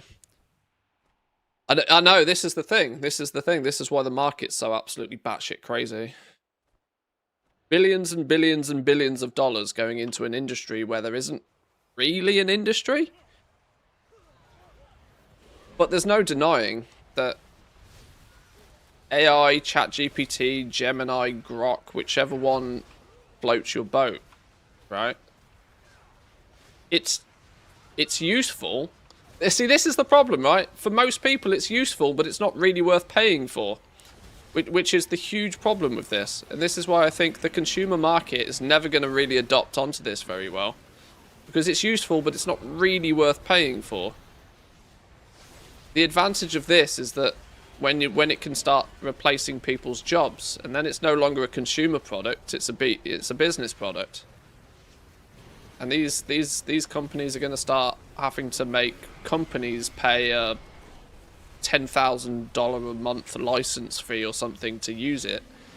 But spending $10,000 on AI to do the work that could cost $20,000 in wages is still a net win. That seems the only viable path to success for these big LLM companies and all this AI stuff. Doesn't seem to be something that's going to massively impact your general day-to-day average consumer.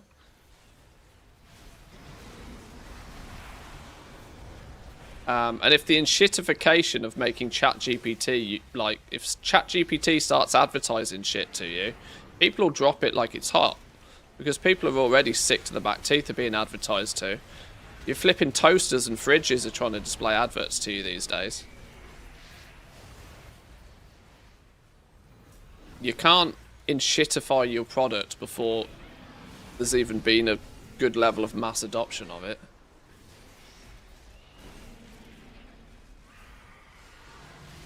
That's my take, at least, anyway. Like I said, I think it's clever. It has a use. But am I going to pay $50 a month for it? No. No, not really. I think most consumers would be happy with a 2-year-old version of the AI, but for free. Which is in essence what we have right now. If you start taking that free away, it's not so much of a thing for me. Oh, that's a duplicate. That's annoying. It's not so much of a thing for me that I'd start willingly turn around to pay for it, if you know what I mean. I don't know. I don't know. There's always a thing, though, isn't there? There's always a craze. But it's... yeah, making everything smart was step one of this, wasn't it? Yeah.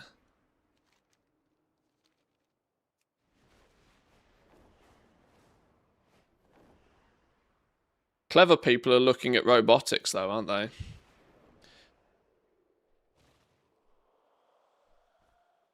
Clever people are looking at robotics due to the robotics industry has been sort of on hold for 20 years. We've had the technology for robotics, we just haven't had the software for robotics.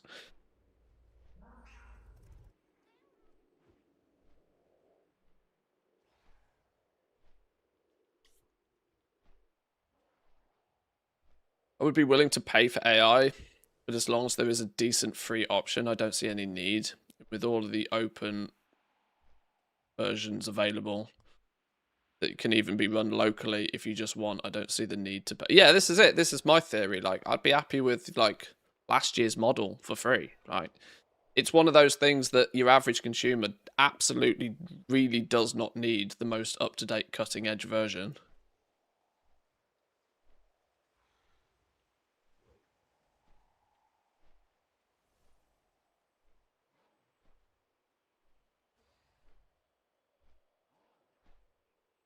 I think in the second that it can actually do something useful, like reliably do your taxes, for instance, or help you sell your house or arrange contracts, etc., that it will become useful. Yeah.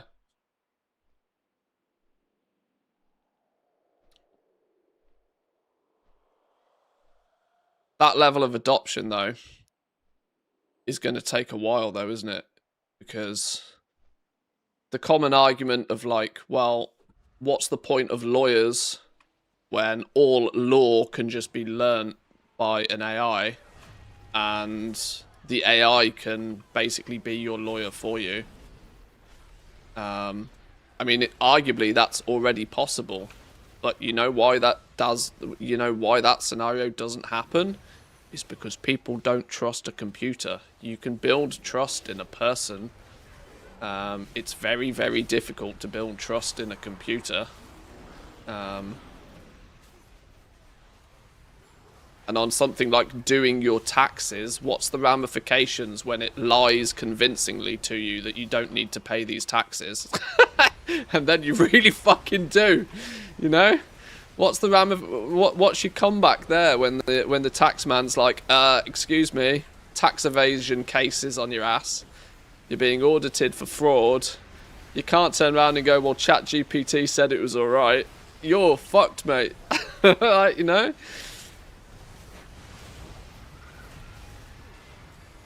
You can't, at the moment, at least, you can't trust it with anything particularly serious.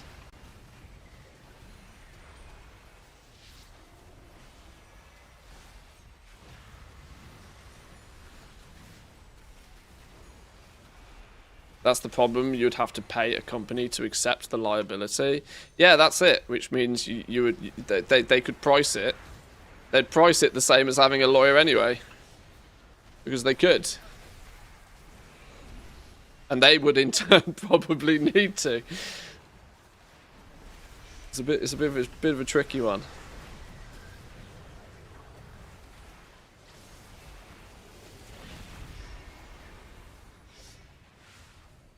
Still think Google has a good advantage. They can pack many small things into a Gemini sub, more like cloud storage, premium tools for Gmail, Office tools, etc.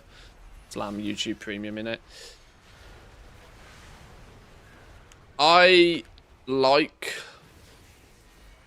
when companies do bundle stuff like that, but at the same time I also see companies bundling stuff like that as a way to make you pay more for something that you don't want or need. For example, I would much rather, given the choice, pay a once a year fee, or better still, I would rather just pay for a license to use a product. Like the monthly subscription meta is pretty gross in the first place. And companies bundle stuff together as a way to justify an increase in bundle price, for example.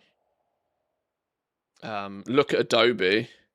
Adobe are clearly the prime candidates for that. You basically can't buy Photoshop or Adobe Premiere or, you know, the software that people actually want. No, you have to buy the Adobe suite that gives you everything. And because it gives you everything, that's their justification to price it significantly higher. But you don't want everything, you want that.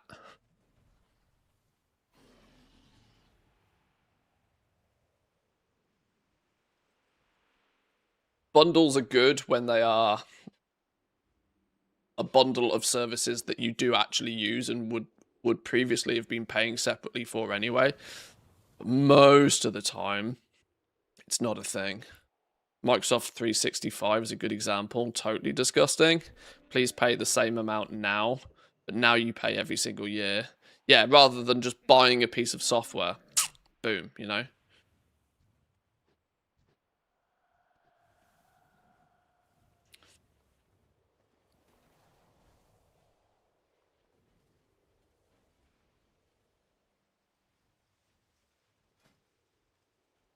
We're probably going to have a whole bunch of crests and stuff to upgrade this gear if we really wanted to. Still lacking a few pieces, though. We're certainly not item level 121 yet. I mean, getting gear on this dude is only a nice side perk. What we're doing here, I'm just mostly trying to farm these coins. We're up to 65. What was it? 7? I can't remember how much the decor was. The decor was quite expensive, wasn't it? 50 and 75 a piece or something.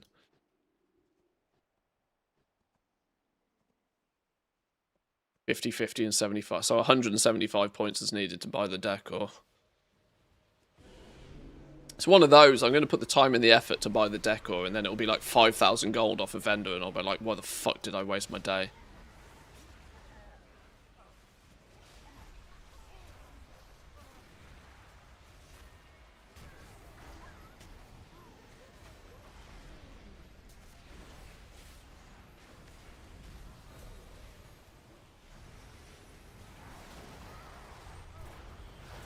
As long as it's put on a vendor for gold, there's basically no amount of gold that will scare me away, is there? It's the advantage of doing what we do.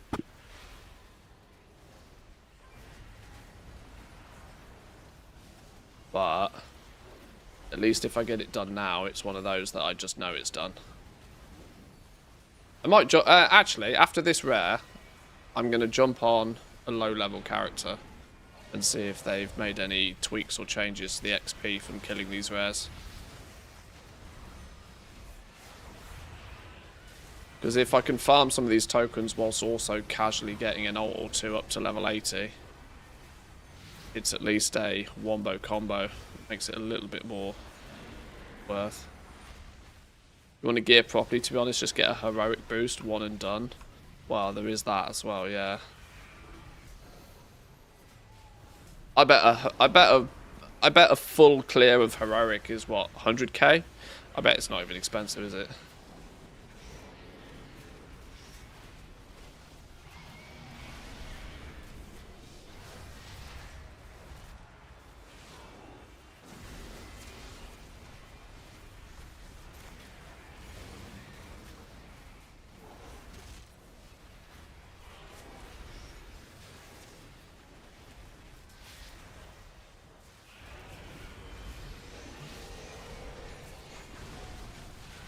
$100k was 2 weeks ago, now it's 200k, I think. Is it a little bit supply and demand sort of styly?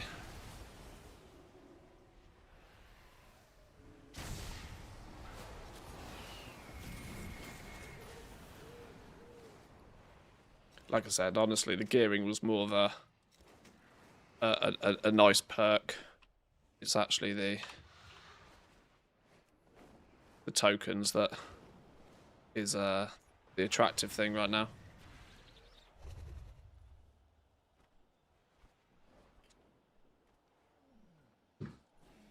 Where's WoW Market? War Within boost. Heroic Raid. 8 of 8.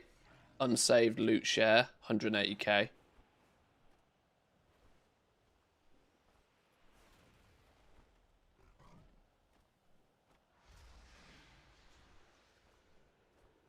Eight of 8 heroic VIP.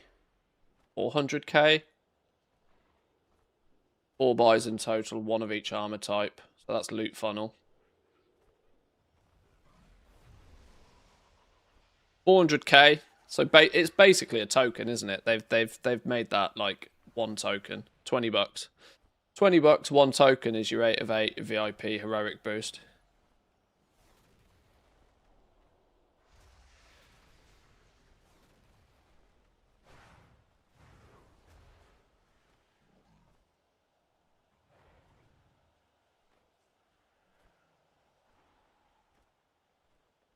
I would imagine off 8 bosses, you're pretty much guaranteed like 5 or 6 pieces of gear then, aren't you?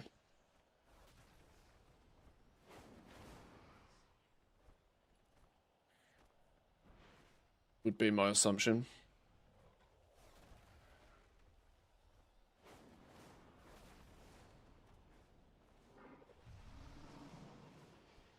It's like, to be honest, it's not really that important though. This is only just so that when we do some herbing and mining, and we the gear we're gonna have here is the gear we're gonna ding level 90 in. Let's be real, because this character will level up by doing herbing and mining, and by doing that, they will obviously not get any gear whilst leveling.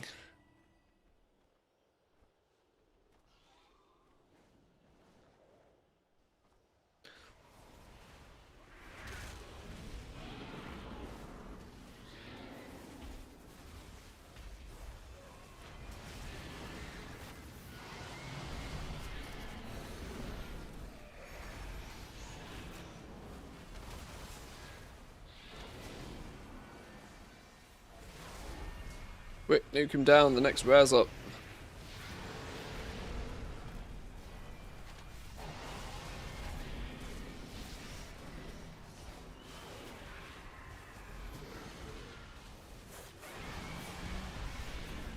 I mean, I do almost deliberately have this in windowed. I wonder if going full screen makes much of any difference at all.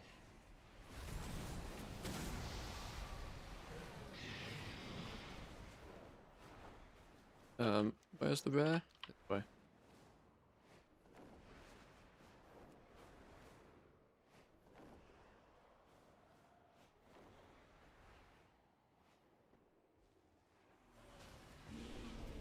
I'm not going to start buying boosts. That's completely unnecessary for me. It's also a path to a real bad habit, isn't it, really? There's a good way to get real poor real quick in this game. And it's to make a habit of buying boosts.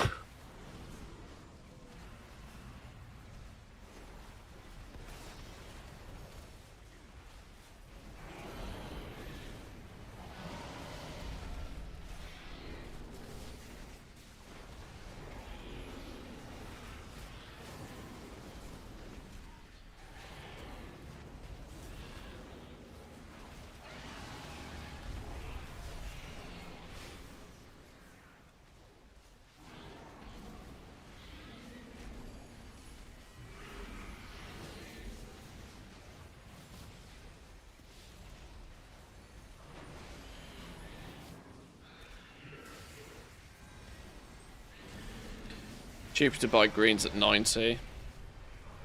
Probably, yeah.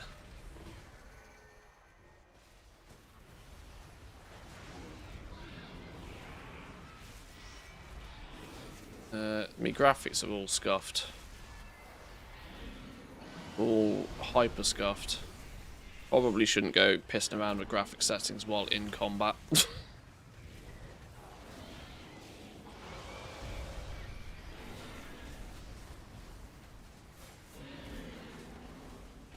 He does it again.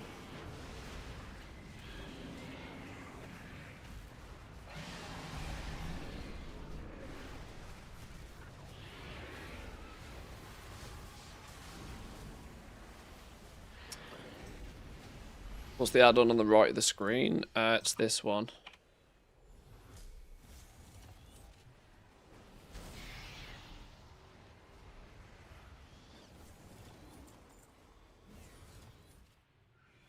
Right, I said I was going to swap character, didn't I? Let's park this dude up here. Swap character, see if... well, actually... We've got 70 coins. Ah, does it? Let's... oh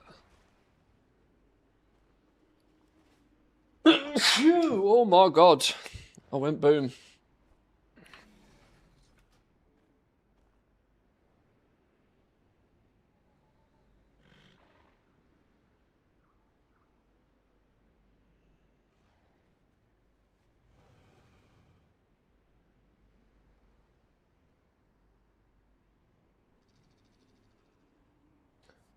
Is this event only in this zone, or will it cycle to another zone on reset? No, this is it. It's Twilight Highlands, that's it. That is it. This shaman. Level 75. Let's see how many rares we need to kill to get a few levels on this dude. If they've tweaked the XP from actually killing these rares at all. Because yesterday they were tragic.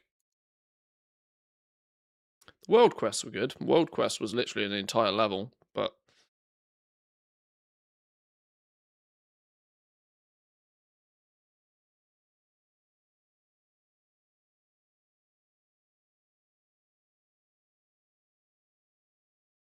I was going to go look at the beta today, didn't I? I got distracted.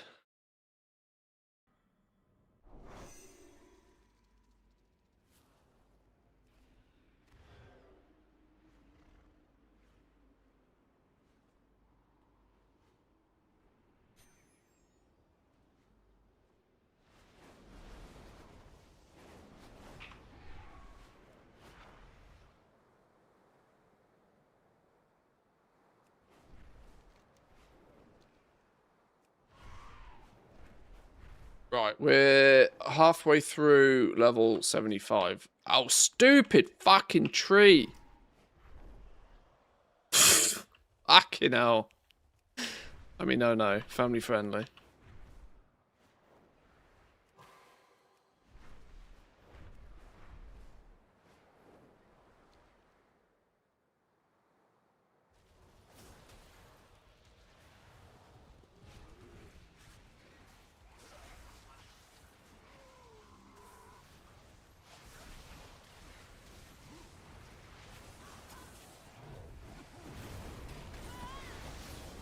Oh shit! I got slapped.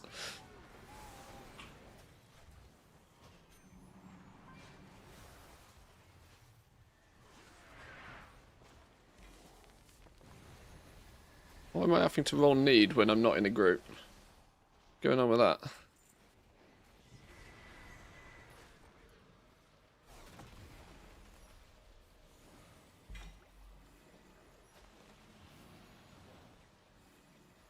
Noggin Fogger Elixir.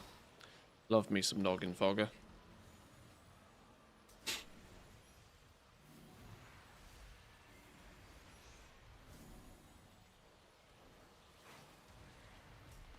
Family friendly, that train left a long time ago. I know.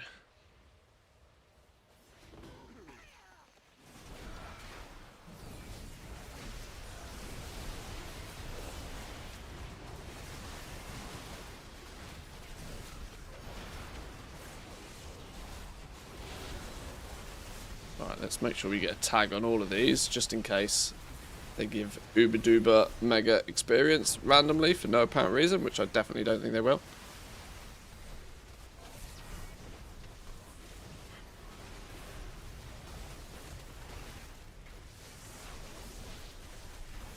A bit more out of the way.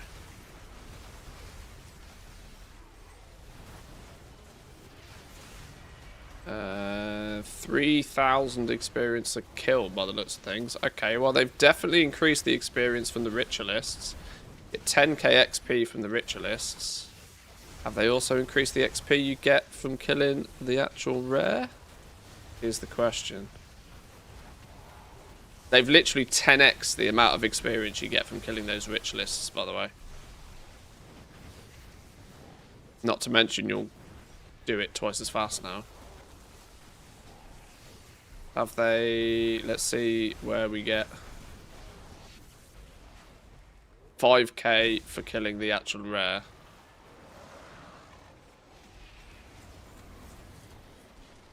Okay. Well, it's a third of a bar by the looks of things. Roughly. Probably a third of a bar per rare.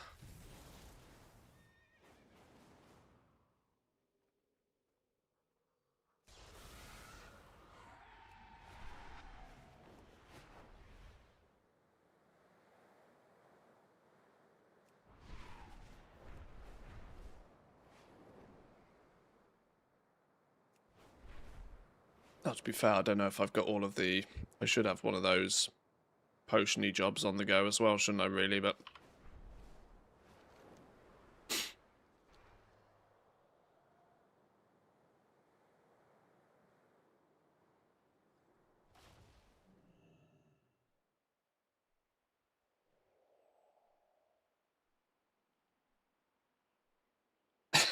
still not going to be particularly quick to level this up. It would be nice if 70 to 80 was like a level per rare.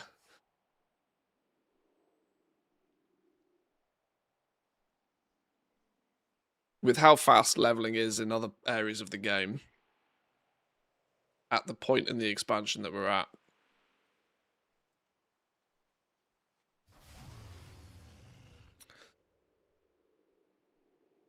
They've definitely boosted the experience from each rare event, but it's still not crazy OP.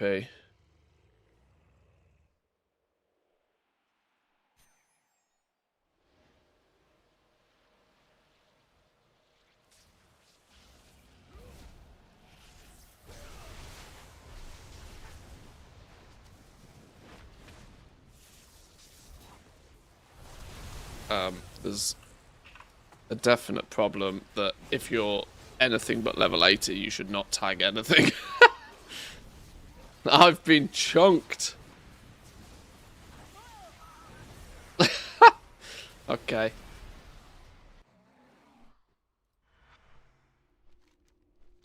Tag but don't aggro, I think is the rule.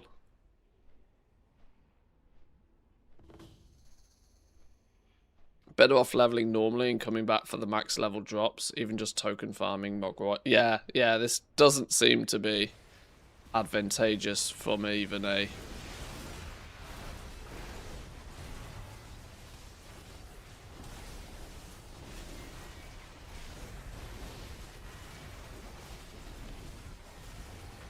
Doesn't seem to be very low level friendly.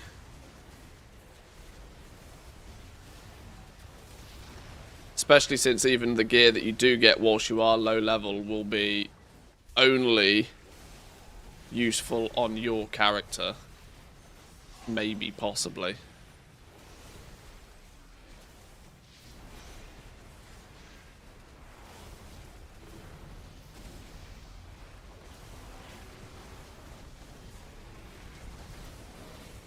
Oh, I also need to consider I'm getting double the experience because I got rested bonus at the moment, which won't last you very long either.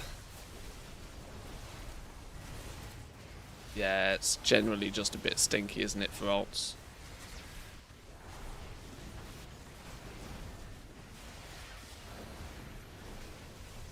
Better off doing it on a max level character so that the gear I can get can be shared out.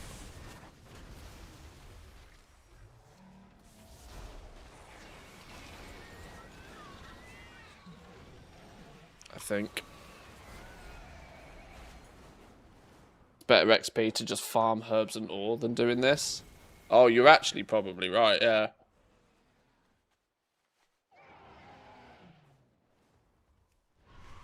Not to mention, you can level 70 to 80 with enchanting right now for basically nothing.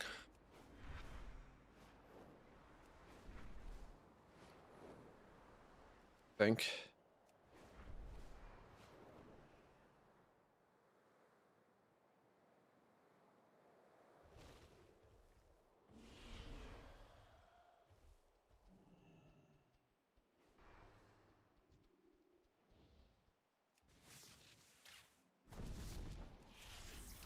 Is there an XP decrease if you box it? If you're boxing it, you just do it on a high level character. You do it on 80s.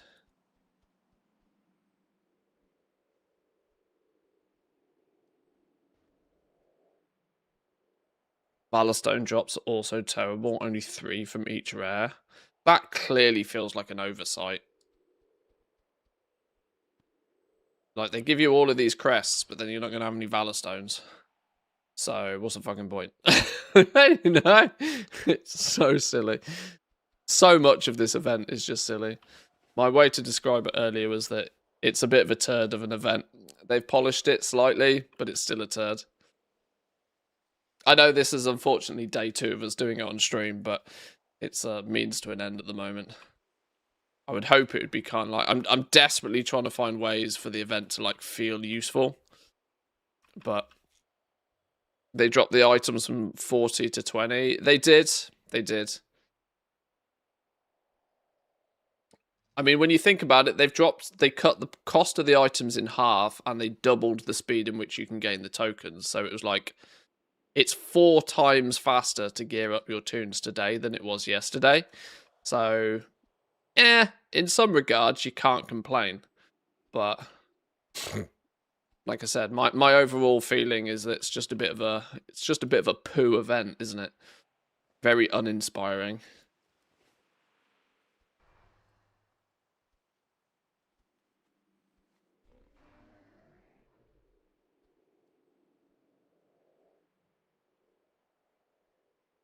Took a level 20 druid here to level. The XP here is not great at all. Went time walking leveling much faster. Yeah, I mean, it will be. It will be.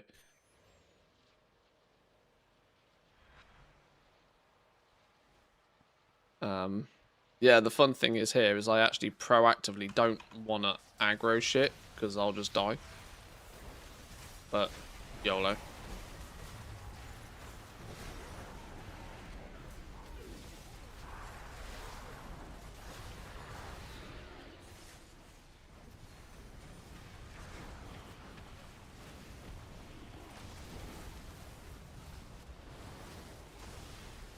This fill the bar bit would be actually better for low level characters because you just got the opportunity to tag a whole bunch of stuff. But they've made these ritualists bullet sponges. There's only 3 of them. Yeah. Best way to do it, lumbering, stay near the current rare, and then just kill it when the boss comes. For goblins, that's probably the most optimal, yeah. Farm some lumber near where the boss is going to spawn, yeah. And then ignore this waste of time. Just kill the actual boss when the boss turns up.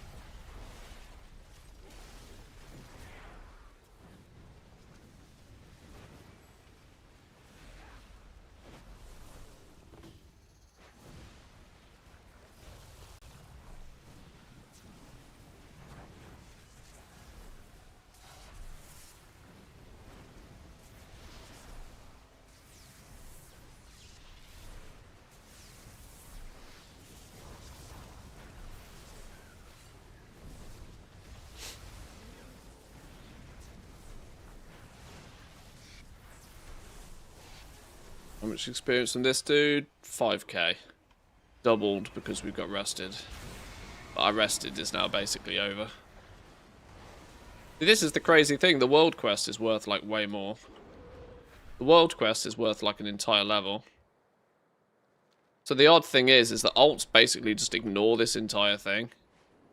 Just log on every couple of days and do 10 world quests. Even that doesn't feel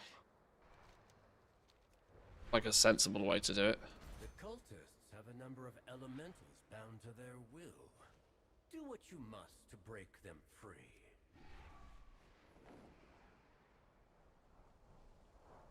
I don't understand what I'm doing here. Enslaved elementals freed. Where's an enslaved elemental? It's a corrupted elemental that's dead.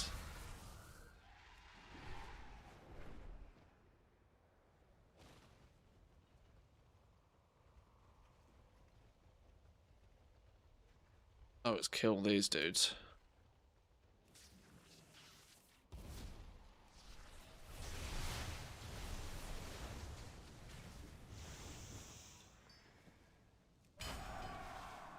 No, that wasn't the button I was meant to press. Whoops. I was still in druid mode. F3 on my druid is flight form. F3 is heroism apparently on this dude. Whoops.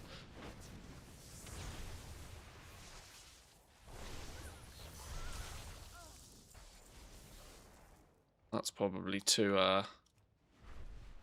keybinds I should not have set to be the same thing. Hang on, these aren't even the right ones. Okay, I'm trying so hard, aren't I, to find some justification for this event, and I'm really struggling.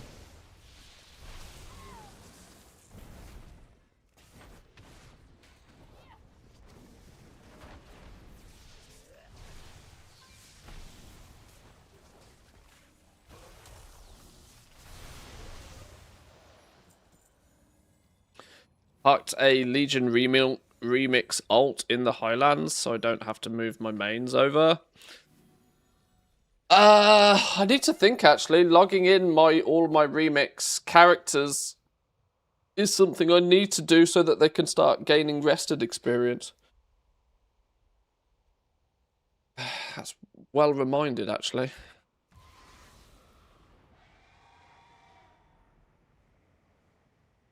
I heard somewhere that if you keep the armor pieces that you get from the event, you'll be able to catalyst them for free when midnight hits. Is that true? Oh, no idea. Couldn't tell you.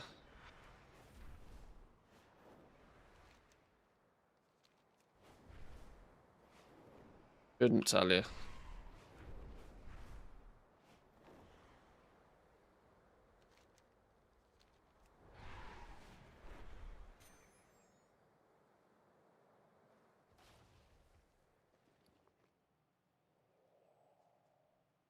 This character's just destined to be level 76 then.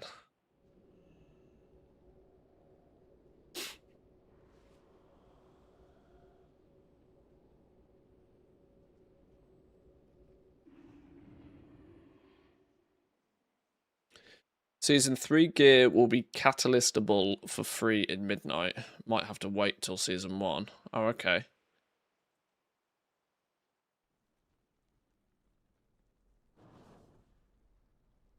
Some people want to save this gear to disenchant in midnight, but that seems silly to me. This is the War Within gear.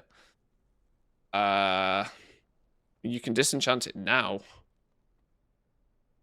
And then you'll know what it disenchants into. Disenchanting tables will be already set for it. If, like... it will probably disenchant into the War Within materials. There's no way it disenchants into the midnight materials. And they're not going to magically change it when midnight comes out. If it disenchants into the War Within mats now, then that's how it will stay.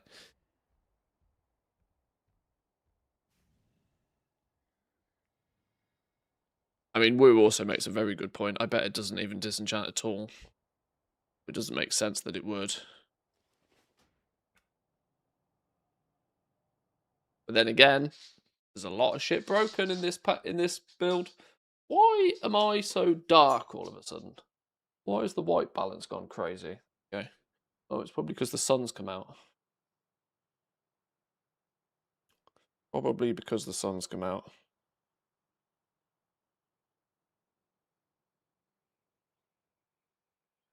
Unread mail from the auction house? Why have I got unread mail from the auction house?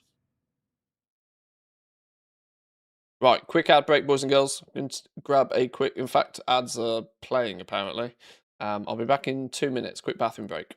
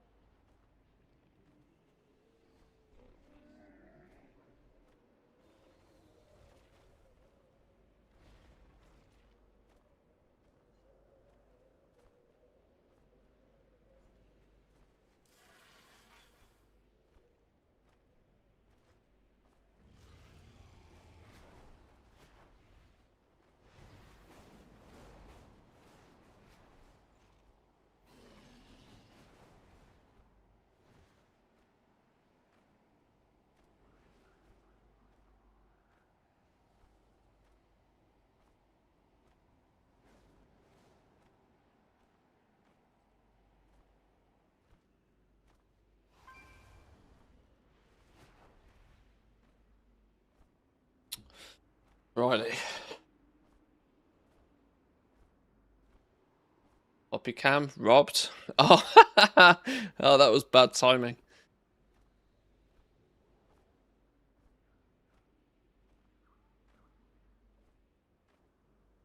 You can just about see all three. There we go.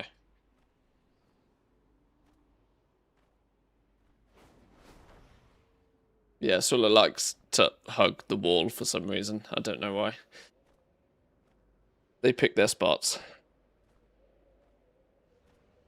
I've accidentally just woken them all up by moving and going to the bathroom.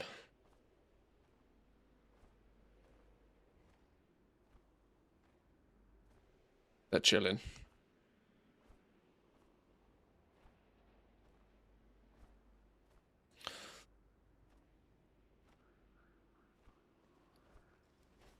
Okay, where's the next rare at?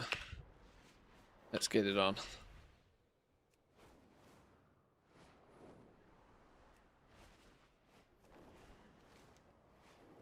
$75 coins. What did I say I needed? I need 175, I think it was, wasn't it?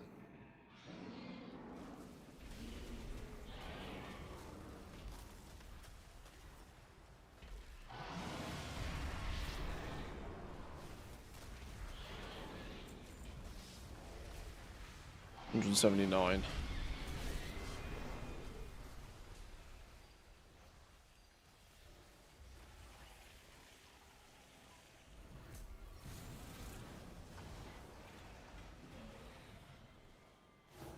Cloth helm. Cloth goes here.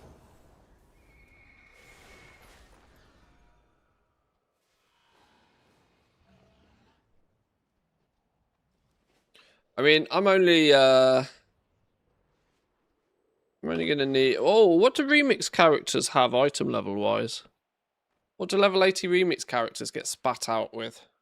Now that we've had the squish.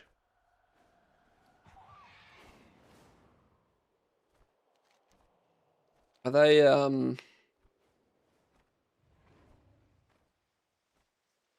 102? Okay. I'm just thinking that I'm gonna have a few crafters from remix that will actually probably need to do some leveling. A little bit, maybe, possibly. I'm wondering if there's any value in doing anything on them. Probably not.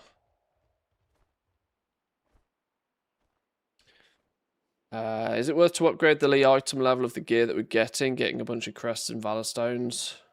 Because of the transmog changes, if you level the set to heroic, the whole set, you'll unlock the lower appearance tiers as well.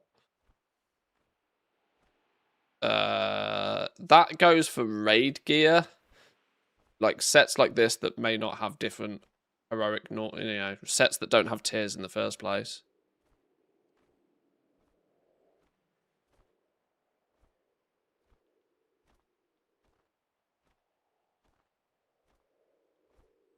Yeah, so much is just busted at the moment, though. God bless having a pre-patch in a way, though. Because like I said, I'd much rather shit be busted now than... Imagine if you have all of these bugs and errors when you're trying to do a brand new expansion launch. You'd go insane, wouldn't you? People whacking trees. It's not a bad idea.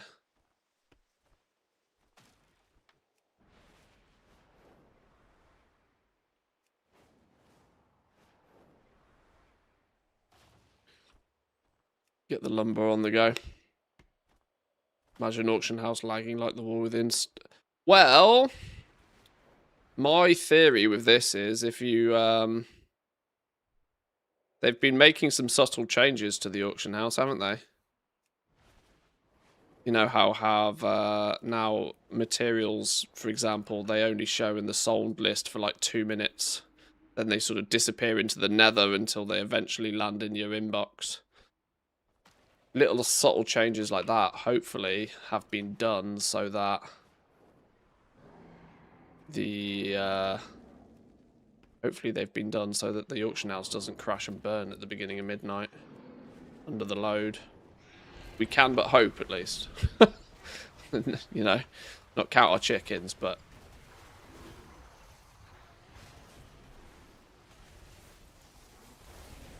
I mean, anything's got to be better than flipping the War Within's auction house. I mean, it was just literally dead for about, was it 3-4 days? The auction house was just, basically, they should have just switched it off. It was just unusable.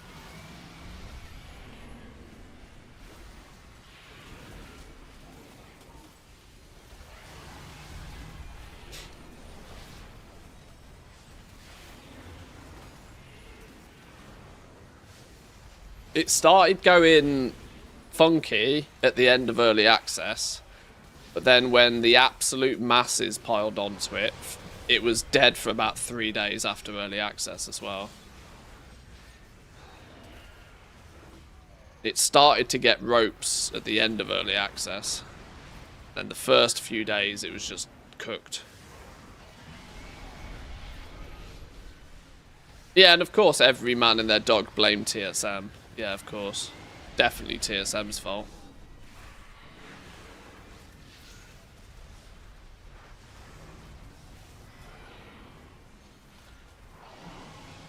People like, TSM's DDoSing the servers. Oh, fuck off. Like, unbelievable. Nobody was using TSM because it didn't fucking work. Hello? Loot?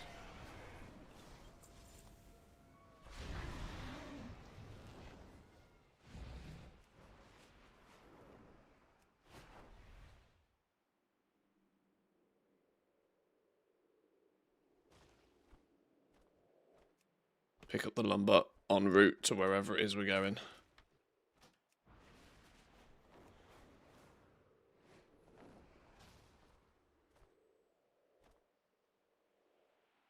Where's it gone? Hello?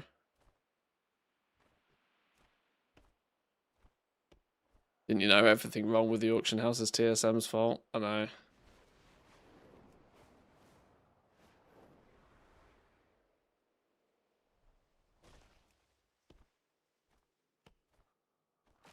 I know it's not the greatest of counter arguments, but I often giggle about how much an add-on like TSM is complained about, because the simple reality is, as much as people don't want to admit this, can you imagine how much everything would cost if TSM didn't exist? If making posting shit on the auction house, if making that an incredible chore would basically mean, well, you know, maybe there'll be some stuff like materials that probably wouldn't be too different in value, but like nobody would be posting transmog in any sizable quantity. Nobody would be posting like anything other than absolute meta items. Like the cost of everything would explode if you massively increase the difficulty of putting shit on the auction house. It's one of those arguments that people blame TSM for doing something, because you have to then kind of remember that there's a root of jealousy in there somewhere. People blame TSM because they haven't figured out the way to make gold, or they don't want to put the effort in to post auctions, and they don't want to put the effort in to learn how TSM works and use the tools.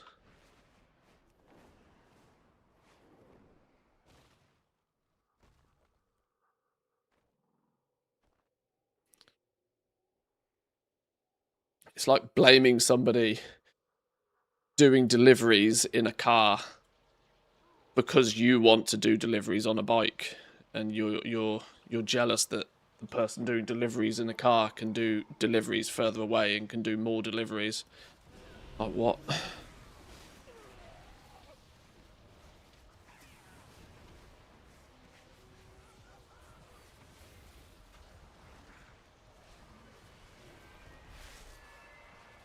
Lazy people are why we can't have nice things. The entire auction house is literally one big convenience tax. You don't have to buy anything off the auction house. You can go get it yourself if you want. But guess what? Guess what? Most people don't want to. I love to use cooking as the example of that. Absolutely everybody has the ability to level up their cooking, cook their own food. Guess what? No fucker does. Why? Because they can't be bothered. They'd rather buy it off somebody else. Convenience tax.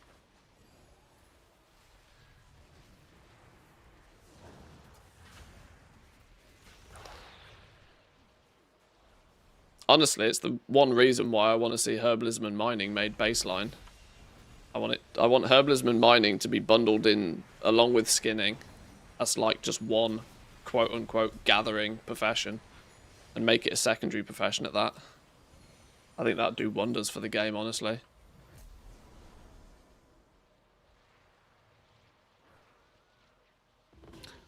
I like the profession overviews, but with hindsight being 2020, I think the gathering professions being given the same treatment as crafting professions, my take is that it hasn't worked.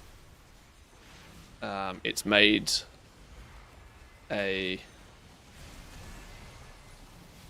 basic, simplistic gathering non-optional for the vast majority of the player base. Because market rates for materials will balance themselves around what the best gatherers are able to achieve. And those best gatherers will be content with, let's say, 20, 30,000 gold an hour, which means the market will stabilize at that point. Means if you turn up with a brand new character without any skill in herbalism or mining in Season 2, you've got probably 20 hours worth of farming for basically free before you gain enough knowledge points and enough catch up to even make 20 or 30,000 gold an hour. There isn't really that need for the long-term journey with gathering, in my opinion. It was a nice thought in Dragonflight giving gathering the same treatment as the crafting professions, but honestly, I'm like, these days I would say it's probably not worth. It's an experiment that I don't think paid off.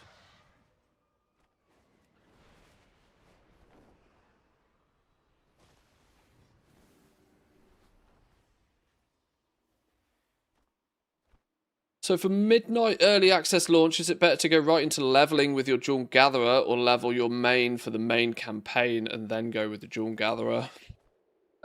Well, outside of shenanigans, you're not going to have access to 2 of the zones. You don't do the campaign. It's campaign progress that gives you access to Haranir and Void's Storm.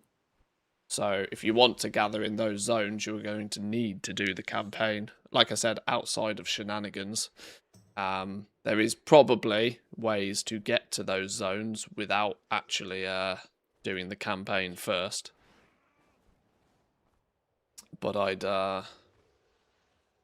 hedge my bets that it's not probably the smart way of doing it. The very first thing I will do will probably be level a character to 90 and do the campaign. My main character. Like, I'm probably...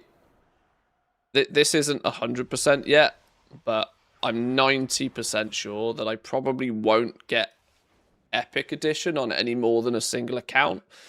Deliberately so that I don't feel the need to blast all my characters into something to make early access super duper mega profitable. I would actually rather just, you know, stream, have fun for the first few days of early access, level a character or 2. The fact that there is 3 weeks before, you know, basically 3 weeks, nearly 4 weeks before the season really kicks off is proof to me that there isn't that much of a rush. It really isn't that much of a rush. I'm not convinced that blasting max builds and trying to mass produce high quality stuff ASAP is even going to be that lucrative anyway, because I tend to feel that you'll be able to get max build in things way before the actual demand for those things kicks in, which means markets just stagnate and crash before the demand even really kicks in. And a lot of people end up losing their ass by pushing too fast. So I actually think there's some value in deliberately chilling out a bit.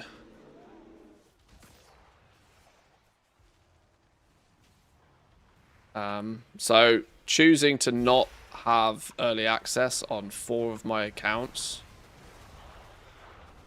will mean I don't feel obliged to absolutely blast early access. Is it the right decision from the perspective of making lots of gold? Probably not. But is it the right decision from enjoying the game? Probably. Just say it, you want to play Factorio? Yeah, screw early access. I'll vote with my wallet, we'll play Factorio instead. I don't think there's much room for any other games on the radar between now and June at this point.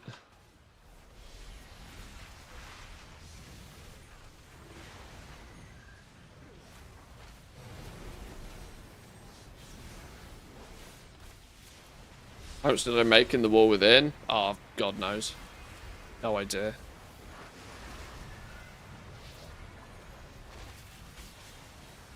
See, that in my eyes, there's a significant difference between making gold. Like, you got to bear in mind, I make a lot of gold, but I'm also pretty damn good at spending it. So, when you ask me how much gold did I make, if you're expecting me to say the number went up, that's probably not actually true. I think probably over the course of the expansion, I've spent more than I made. I don't think my wealth has dramatically increased. If you consider my assets more than just the liquid gold I have, I am significantly richer now than I was at the beginning of the expansion.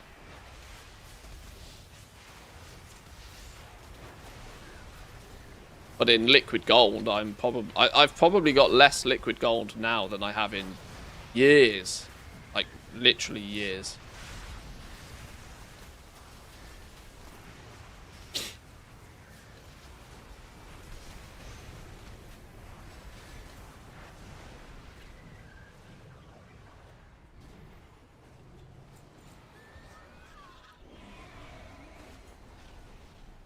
If on Saturday, Sunday of the early access you find a way that's really worth the Epic Edition on the other 4 accounts, you can still get them. Well, in theory, yeah, but it'd have to be absolutely cracked to level broken OP. Which I can't really see you being too fussed about. Like I said, I think at least for early access, I would probably much rather prefer to just like, you know, chill, level a few tunes. Enjoy doing it in a state where it's permanent. There's this weird thing when you play the beta and the alpha a lot. Like, I've played the Midnight expansion a whole bunch already. Right? But none of it is permanent, and so none of it feels quite the same as, you know, when the game actually properly goes live and it's all for reals. Part of the hype of an expansion launch is, you know, leveling those first few tunes and chipping away at the renown and doing the story quests and the sidelines and collecting the treasures and stuff, because by that point, it's all actually for real. I do wonder if dungeons are going to be a bit of a meta again, because that ends up being the case. I might level a few characters again in early access just by blasting dungeons. It was hard to ignore that at the beginning of the War Within. I got 5 characters to level 80 in early access just because dungeon grinding was flipping well efficient. Now the reality is did I utilize those characters particularly at level 90? Not really. But it then meant that for the rest of the expansion I didn't have to worry. I knew that leveling was going to be easy mode from that point on. Maximum XP boosts and the likes. I don't know. There's part of me that doesn't want to like hyper optimize the expansion launch particularly. That's so very quick. The right answer is often not the fun answer.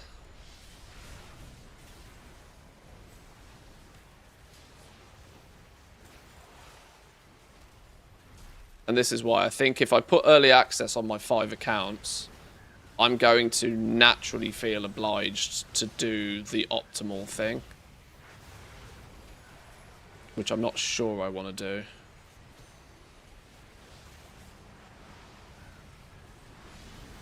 I think it might be more fun to tinker with a few characters, with a few professions, level a few characters up.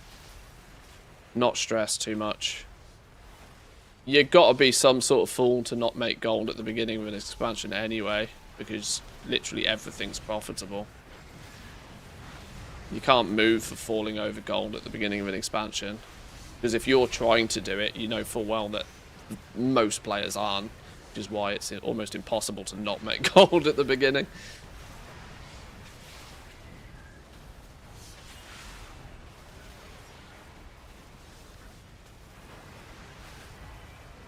Just say if there's 100k an hour in prospecting, you can fire up the second account if you have the means and need to. Well, yeah, that's true. This is the only thing that I will be foregoing doing things like that. I'll be foregoing milling and prospecting and things like that because I won't set those specs up on my main account. They will be specs that will be set up on characters on the 2nd, 3rd, 4th and 5th account. So it will basically mean I forego those first few days of like silly profits, but yeah. with what I foresee, with the crafting professions, I'm not overly convinced there's going to be like dum-dum level money to be made at the beginning anyway. Or at least if there is, it won't be on the clear and obvious route. That makes sense. It'll be doing something a little bit outside the box. Which if I stream it, it won't be outside the box, will it? This is also the conundrum. I don't know if K-Chak is still planning to go dark at the midnight launch.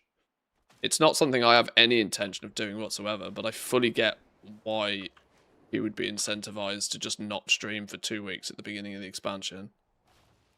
I mean, he's already said he's not streaming until the expansion launch, so but I don't know if his plan is to come back at the expansion launch, or whether it will be 2 weeks after, 3 weeks after, 4 weeks after, when he does a 500 million mailbox opening or something stupid.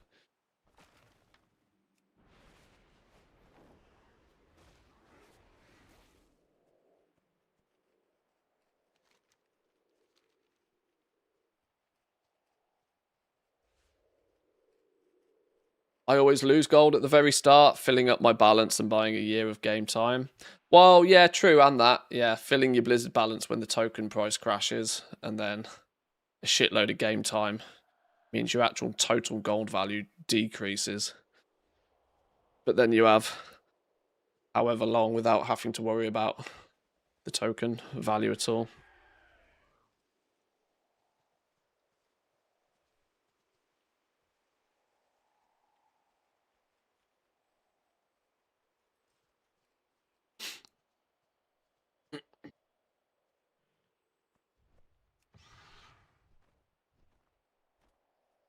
Token usually crashes at the start of the expansion.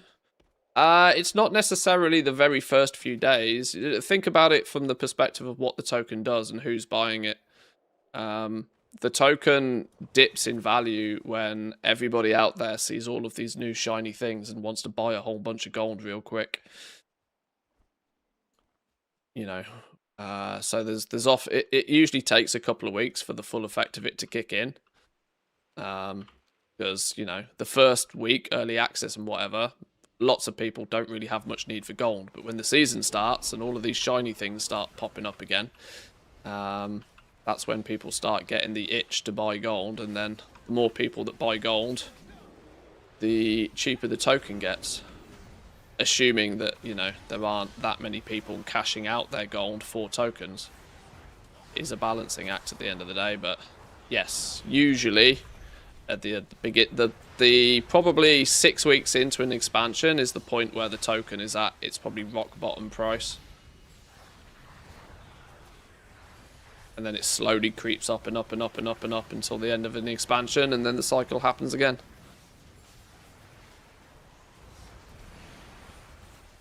It's why if you've got not just millions of gold but tens of millions of gold, you usually will stack up your Blizzard balance and buy, like Wu said, a year or even 2 of game time when it's at its cheapest rate.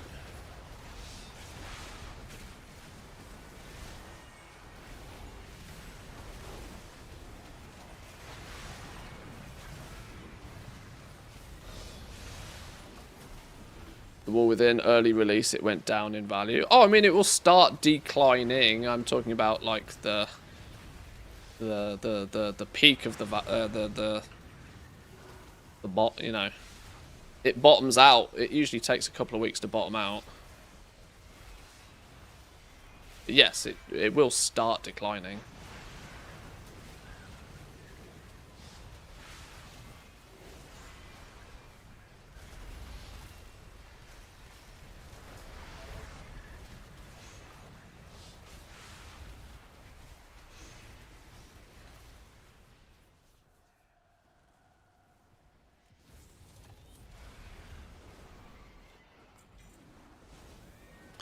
A necklace. We've already got a neck, but a useful jewellery slot. Go with the cape. Haven't seen a single ring so far. Do rings even drop, or do rings have to be purchased off a vendor? Or trinket, actually. Are they gonna be vendor only items?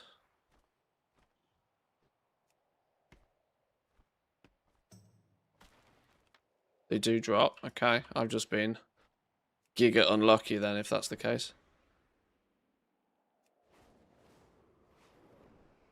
Got one necklace. I've had a necklace a couple of times. I've not had a single ring, though. No rings. Should be picking up lumber, shouldn't I, while I do this? Clearly not paying half as much attention as I need to today. Ranged, I looked earlier, ranged weapons also weren't on the vendor. So, rip hunters.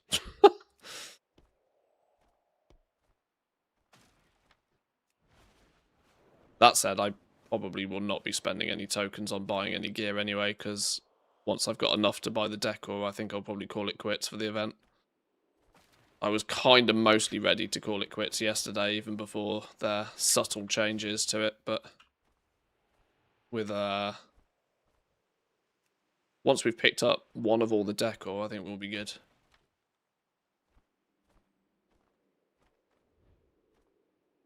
They did admit that they missed a ranged weapon. Ah, okay, well that's a strong indication they'll add one then. They'll add one.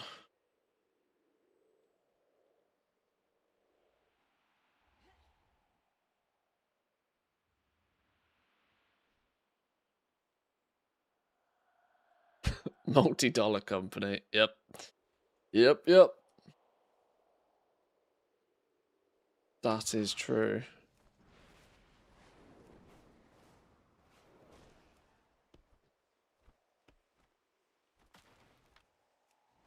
Has anybody done, out of curiosity, since reset, a significant amount of lumbering? Because I kind of feel that the lumber increase of like more ×2 and more ×3s, I just don't think that happened. I think it was bugged and just didn't work. Which makes me wonder if now we've had another reset, whether it's been subtly hotfixed in the background.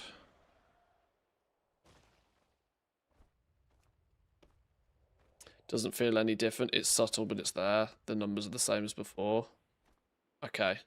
Well, if there's discrepancy in chat, that's a good indication that probably nothing's actually happened.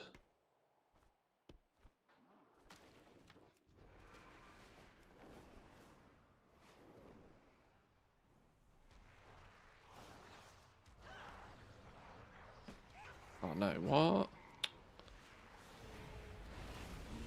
Okay, let's kill a few things. Be a team player. Stop playing with our wood for 5 minutes.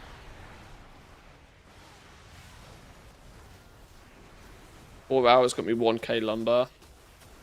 Okay, so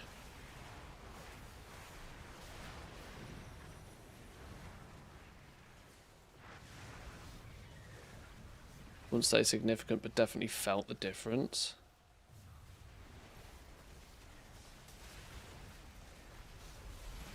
Happened on paper so that they can say they did something. To be fair, I'm pretty convinced it was a PR play anyway. I think, you know, I don't really believe that Blizzard wanted to increase the lumber rates particularly, but because there was great demand for doing it, they put a blue note out to say that they were tweaking the numbers. You know,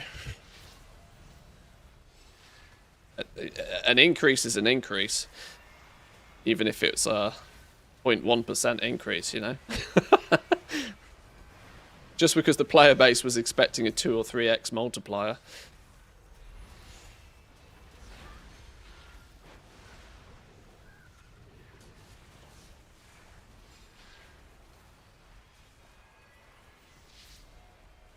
I always do the collecting of lumber, collecting of herbs and ore together. It takes me about 3 times the herb and ores to collect 60 lumber, and that's not changed since reset.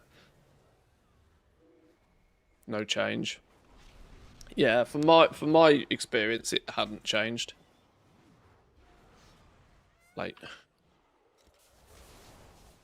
my paladin's going to be Gucci, you know. My paladin's going to be fully decked out.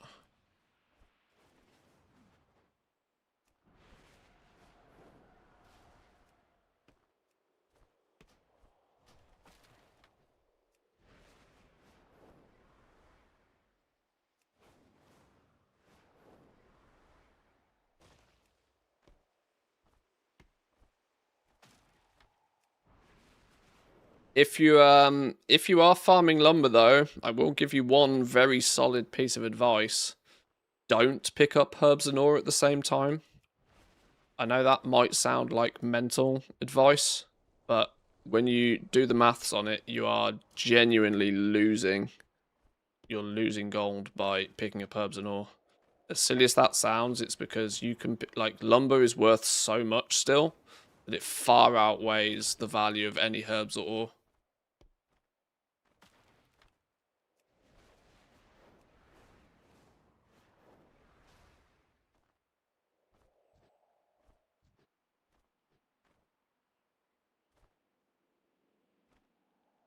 Purely for relaxation. Relax more optimally. You must not enjoy your relaxation. Must be efficient.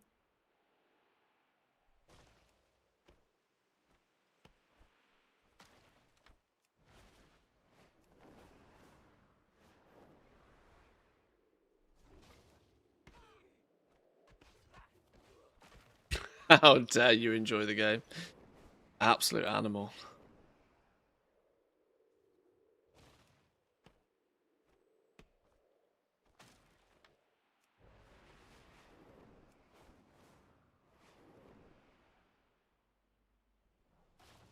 I need to figure out what to do with all of this ashwood lumber. Luckily, we've got all of the crafting recipes, so it's easy business, but...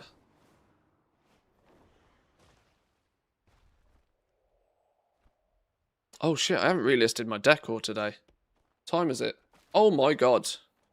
I need to relist all my decor. I'm not going to sell anything if I don't list it, am I? I got massively distracted. I'm at 96 tokens and I need 175.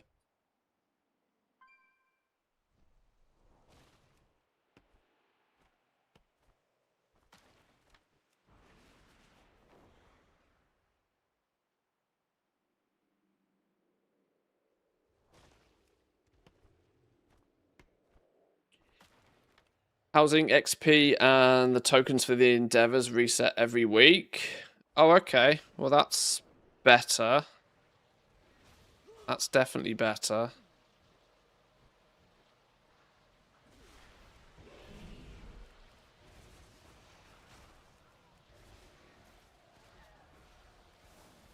The thrilling pre-patch event distracted you. See, this is the annoyance, right? I'm just chasing a number.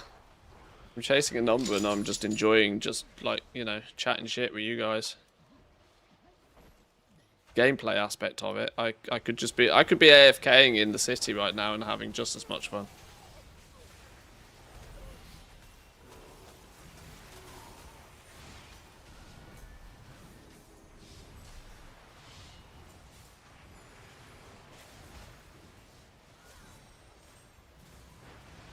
You lose a lot unless you lumber in Legion and get Dreamleaf. Where's this Dreamleaf obsession come from? It must be Elon, right? He's got to be the instigator behind this. What's this obsession with Dreamleaf? I've noticed this the last few weeks. Like, the world is obsessed with Dreamleaf.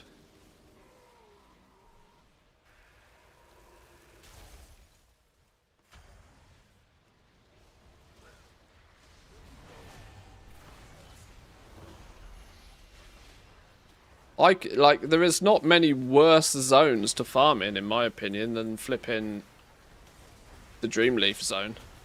Like, the amount of trees and the lack of visibility in that zone. Trying to use dragon riding in that zone is absolute cancer. Like, Dreamleaf would have to be worth 20 gold apiece for me to even think about it. Not to mention, you got to grind the shit out of Legion Herbalism to get rank 3 Dreamleaf in the first place. Sounds like an absolute recipe for disaster to me.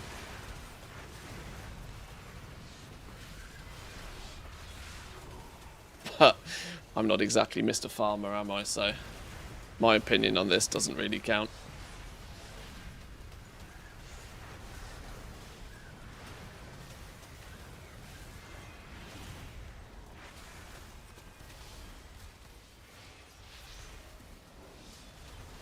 And what's going on here? Why am I being pinged?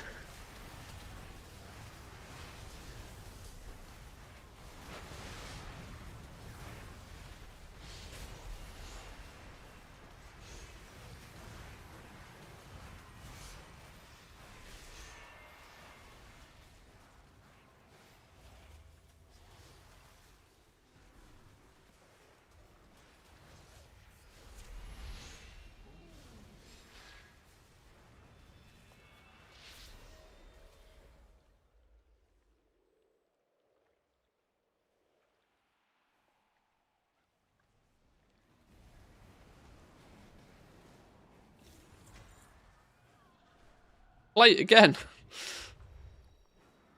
My character seems to have a preference of plate, clearly. 98 tokens. Right, a nice round 100, and then I think I've got to relist my auctions. I'm doing the stream backwards today, clearly, aren't I? We usually start by relisting auctions. But clearly I couldn't resist engaging with this thrilling event. One more and we should get a nice round number. 100 tokens. Then that means it's just 175 decor to go.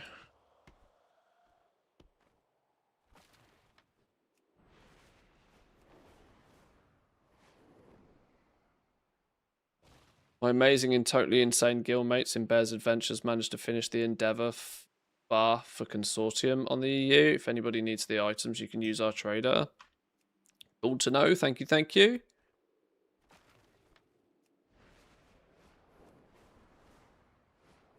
I always knew Bear's Neighborhood would smash out the Endeavours. Let's make sweet, sweet profit together. Who's making that sweet, sweet profit? Mr. Dipper. Mr. Dipper, thank you very much for the 34. Appreciate that. Cracking use of the Prime.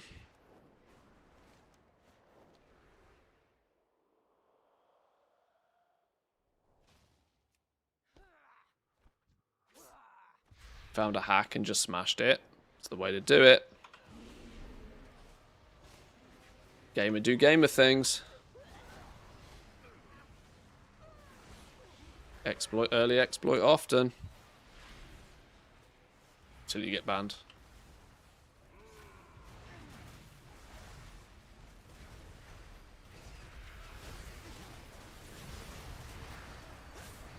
Oh! I got cooked.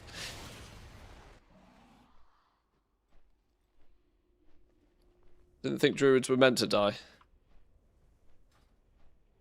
I'm item level 97, that's probably why. What are we expecting from the announcements roadmap, or what are we hoping for? The only real thing I'm interested in is an understanding of the cadence of Midnight. I've been telling everybody, and I've been saying for ages, that I suspect we're going to navigate towards 12-month expansions. I'm more convinced of 12-month expansions than I am WoW on console. Now, I think within Midnight and The Last Titan, we will start to see the slow but eventual rollout of that kind of environment. I would be interested to see if the roadmap showcases anything that indicates that Midnight or The Last Titan are going to be shorter expansions. For example, if we start getting any sniff of any information about The Last Titan on this roadmap at all, it's a really strong indicator that they plan to make Midnight shorter. Because usually you start seeing the alpha. When did we get the alpha this year? It's usually about 6 months before the expansion comes out, you start seeing an alpha. Now, in an 18-month expansion, that means your alpha should turn up about 1 calendar year after the launch of the expansion. So if this roadmap has any mention of an alpha or development cycle beginning for The Last Titan, you can quite strongly conclude from that they plan on making Midnight that little bit shorter. They only need to make it like 2 months shorter for them to then make The Last Titan 2 months shorter, and all of a sudden you've basically got a yearly expansion. They won't do it in one go. They will slowly it. For the Classic Plus, for the Classic guys, I hope they announce Classic Plus. Not that it's of great interest to me personally, but a secondary thing to keep people busy in the off times, I think is very good. Believe it or not, it's very good for the game. Like when Season of Discovery came out, for example, that was, you know, very good for even retail because it distracted from you know, the natural downtime of what's going on in retail. But yeah, I mean, ultimately, I'm not overly looking for anything specific.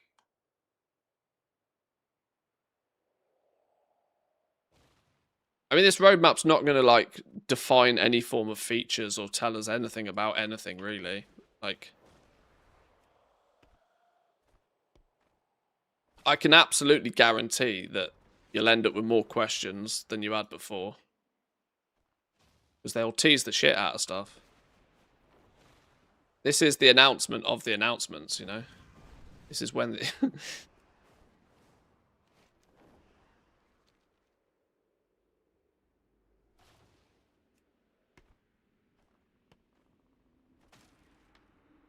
I asked him 3 times today, his lips are sealed, very sus. I genuinely don't. I genuinely don't have that many expectations, and it's mostly down to the fact that I'm truthful. I think Midnight's a filler expansion. Like I don't think Midnight is ever gonna stack up as being a fantastically incredible, game-breaking, revolutionary expansion. No, I genuinely think Midnight is a very filler expansion.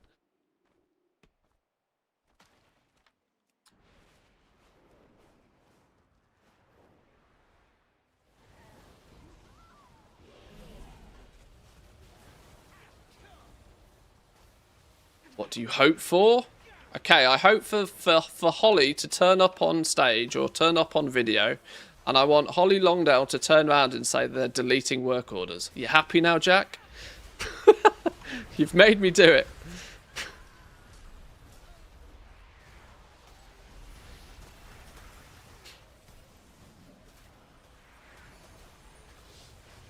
No, like I said, I'm not really expecting anything fantastic out of this.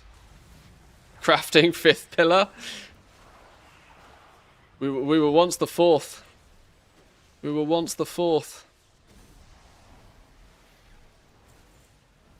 Do we think there'll be a remix on it?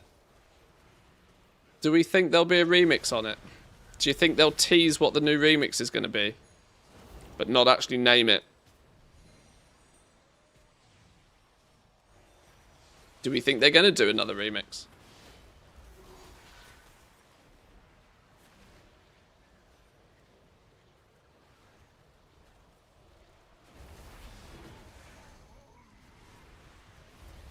I genuinely think, even though it feels a little early, I do think a Shadowlands remix is an option.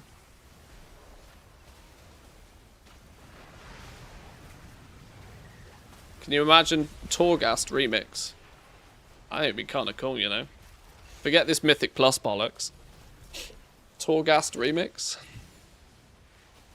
Oh, unlimited scaling in Torghast. No 5 floors, 6 floors restriction, whatever it was.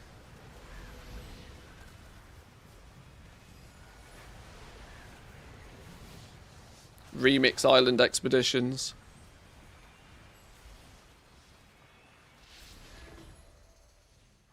Who knows? New scenario for Plunderstorm. A new map for Plunderstorm. Do we think I don't think the second Plunderstorm really went down that well. But I also agree that I don't think the second implementation of Plunderstorm went anywhere near as well, and I think it's because they didn't do it on a new map. Like, that was the kiss of death for the second Plunderstorm, in my opinion. That's what people really wanted. Sure, throw a few new abilities and whatever in, but they wanted a new map. People had figured out that, you know, people had already figured out that map. Shadowlands, ooh. It'd be very weird if they did a Shadowlands remix though, because there'd be no legendary crafting in it. And that's literally all I did in Shadowlands. That's kind of why I want a Shadowlands remix, because I don't really feel as if I played the game, if I'm honest. It'd be a nice opportunity to go and collect everything I really didn't collect properly the first time round. Oh, a ring! They do exist. They do exist. Well, that's good timing, isn't it? Because now we can go post our auctions.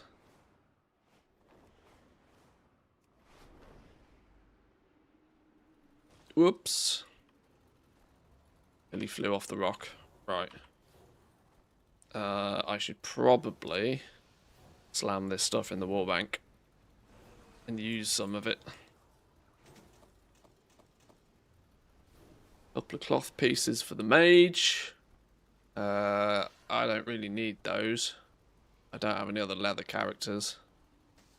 I only had one piece of mail. Rip Hunter. Rip Bonus Hunter.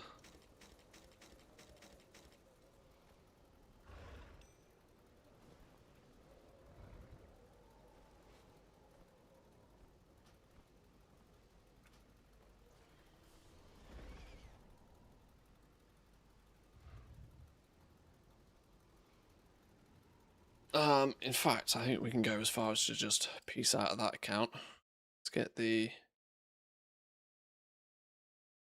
other accounts up and running. Get some auctions relisted. See if we did actually sell anything yesterday.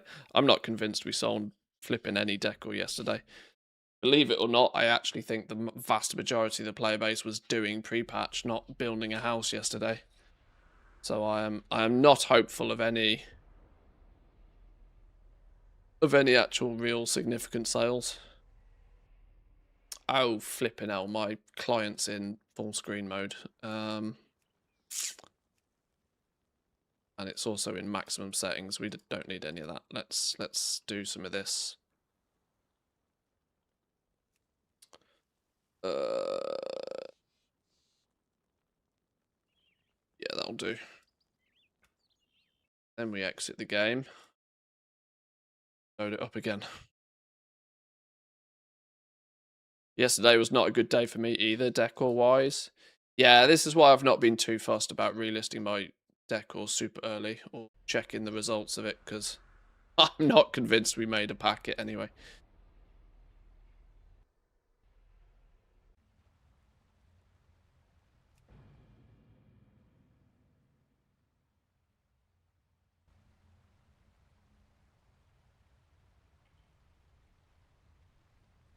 Hello, where's the second account? There we go.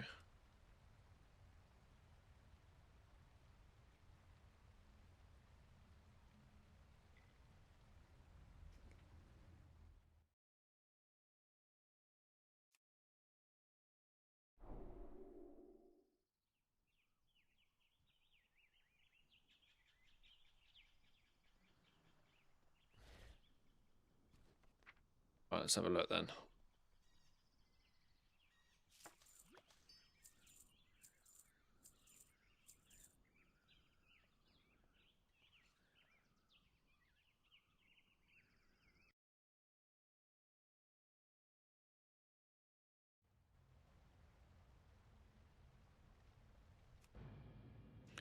Right, I'm not going to do any shopping. I am literally just going to relist things. So it shouldn't take me too long to do.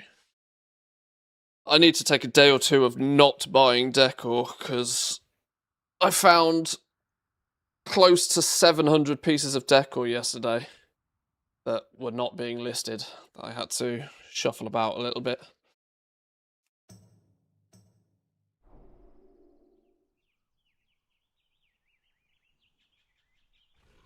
Oh no, all of these characters have got this stupid add-on switched on them.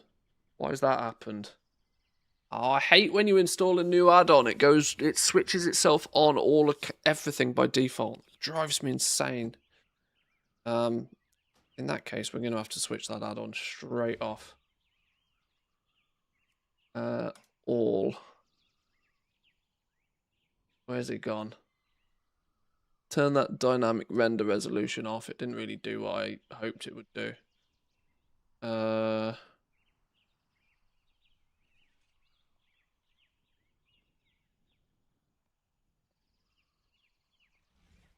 What was it called? Midnight something or other. Have I missed it? I've missed it.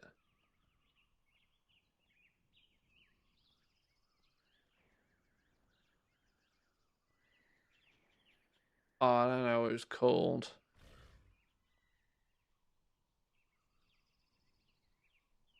Oh, pre-patch helper. Off.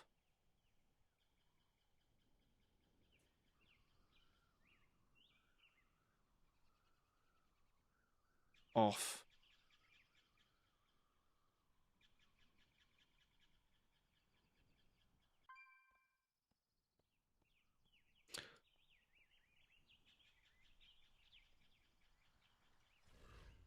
This is why I'm sometimes reluctant to install these little random, odd, occasional, short-term add-ons. Just because they end up littering up the place. Right.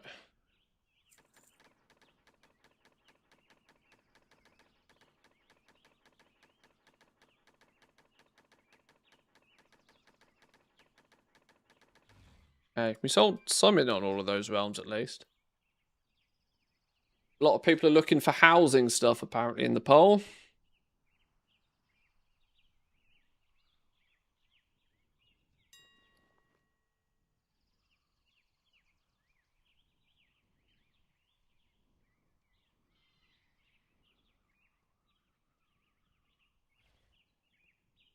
Funny nobody's voting guild stuff. They did say they're going to give it more attention after the housing and the UI.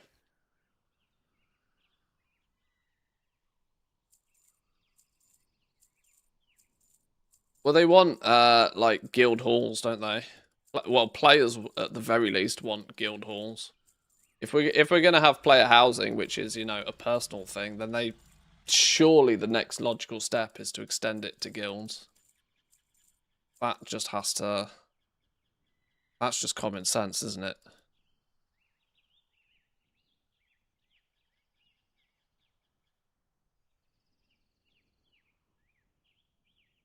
What the logistics of that will look like is going to be an interesting twist, but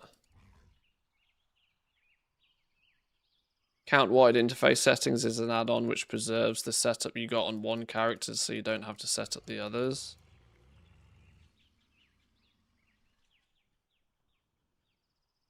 I use a little add-on that has profiles that can do something similar. It's just I never set it up properly. An add-on to manage your add-ons is slippy slope.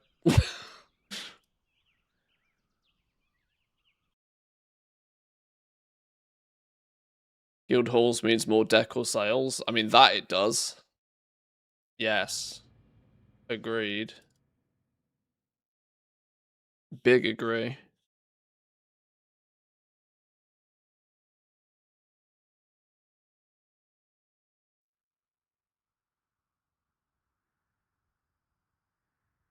It's only a subtle thing. But one thing I really would like to see, that's not anything we're going to get in this announcement, by the way, but like them finally turning around and saying that they're going to properly have Warbound reputations finished. My opinion is they're just taking the piss with these at this point. Why have they not made all reputations from all expansions now a Warband thing? Like, why?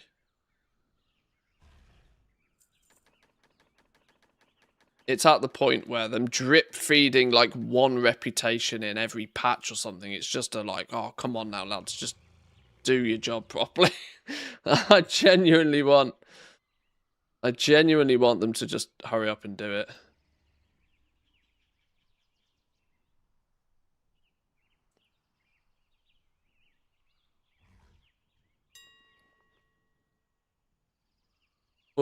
Fully warband reputations, and in turn like currencies and this sort of stuff.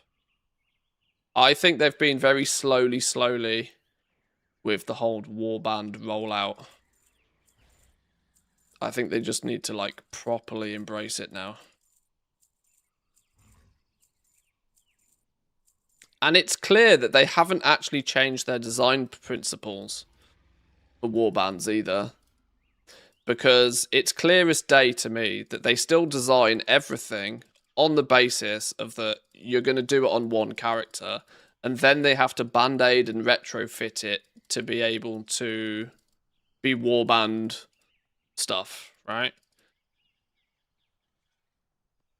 So their initial, like, the way they design shit hasn't changed since implementing the warband. Which means they launch shit, it doesn't properly work warband wide, and like the things that should be able to be done on individual characters can't, and it's just a mess.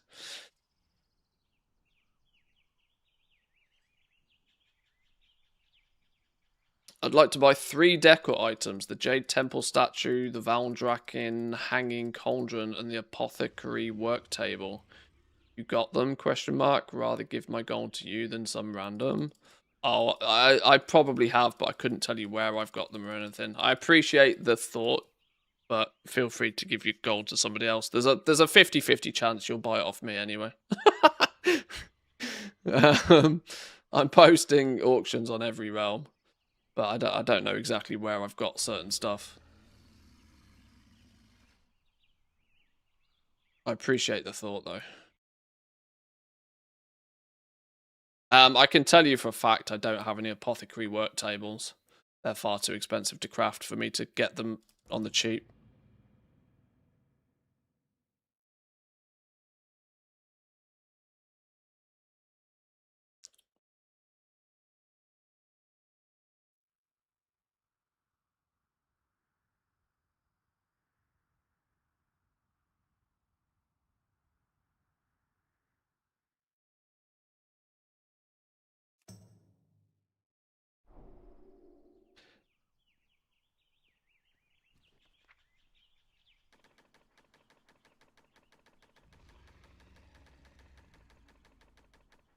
$52 auctions listed, not a single sale. That's not what you want to see. 50k worth of stuff though, we'll take that.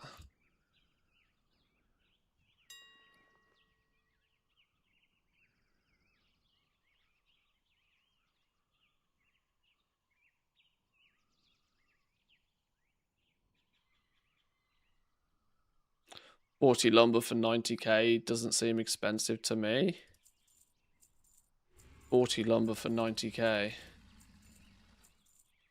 Oh, I'm confused. What's 40 lumber? What's 90k? Are we talking about the apothecary work table thing? It's the flipping, it's the Black Lotus in that makes it expensive, isn't it?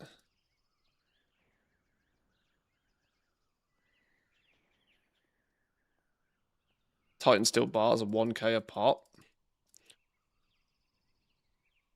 They've over doubled in price to what they were for the most part, I think.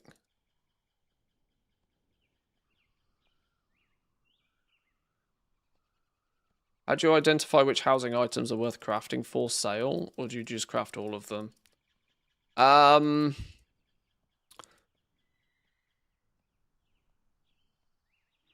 The answer to that kind of depends on how much farming you do. If you do sufficient enough farming, you do probably want to just craft one of everything. But list it at a price that you're happy to sell it for. List everything profitably. Now, what will end up happening is that the items that are not profitable to craft, you probably won't sell. But that's valuable information right there. Because if you try and go the approach of have one of everything crafted and listed at a price that is profitable for you to be happy to sell it, eventually you'll end up with all decor for sale, and you'll only end up recrafting the stuff that sells, and everything that you sell will be profitable. So in a way, the market will tell you that by itself. Now, this is very easy to accomplish in TSM, because you simply just don't put a minimum profit in TSM and just tell TSM to craft one of everything, and then you use your crafting cost to list it on the auction house. I'm very sure, actually, we need to... Wait, hang on, what am I doing here? Hang on. I'm trying to post shit before I've emptied mailboxes. 60k, hello. What am I getting at here? Yeah, I genuinely think a little mini video series on crafting decor with TSM is needed. Because 9 out of 10 questions I see about crafting decor can easily be solved by use TSM to craft. And it's clear to me that either people never crafted with TSM in the past, or it's been so long since they have that they forgot how powerful it is.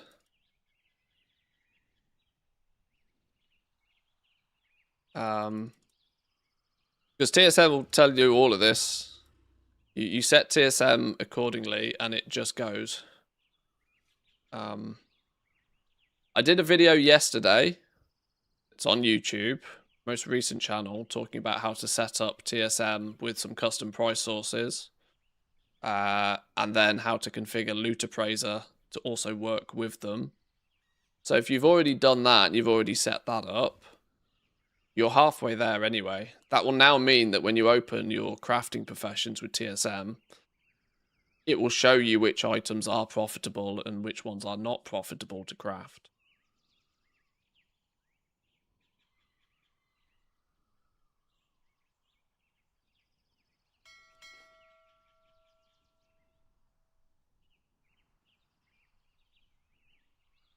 You want to now the difficulty is, right, is that you want to be a little bit flexible with your lumber value, because that's where you have a little bit of wiggle room, right? Oh god, I'm gonna have to get paint on the go in a second, aren't I? I feel a paint session coming on.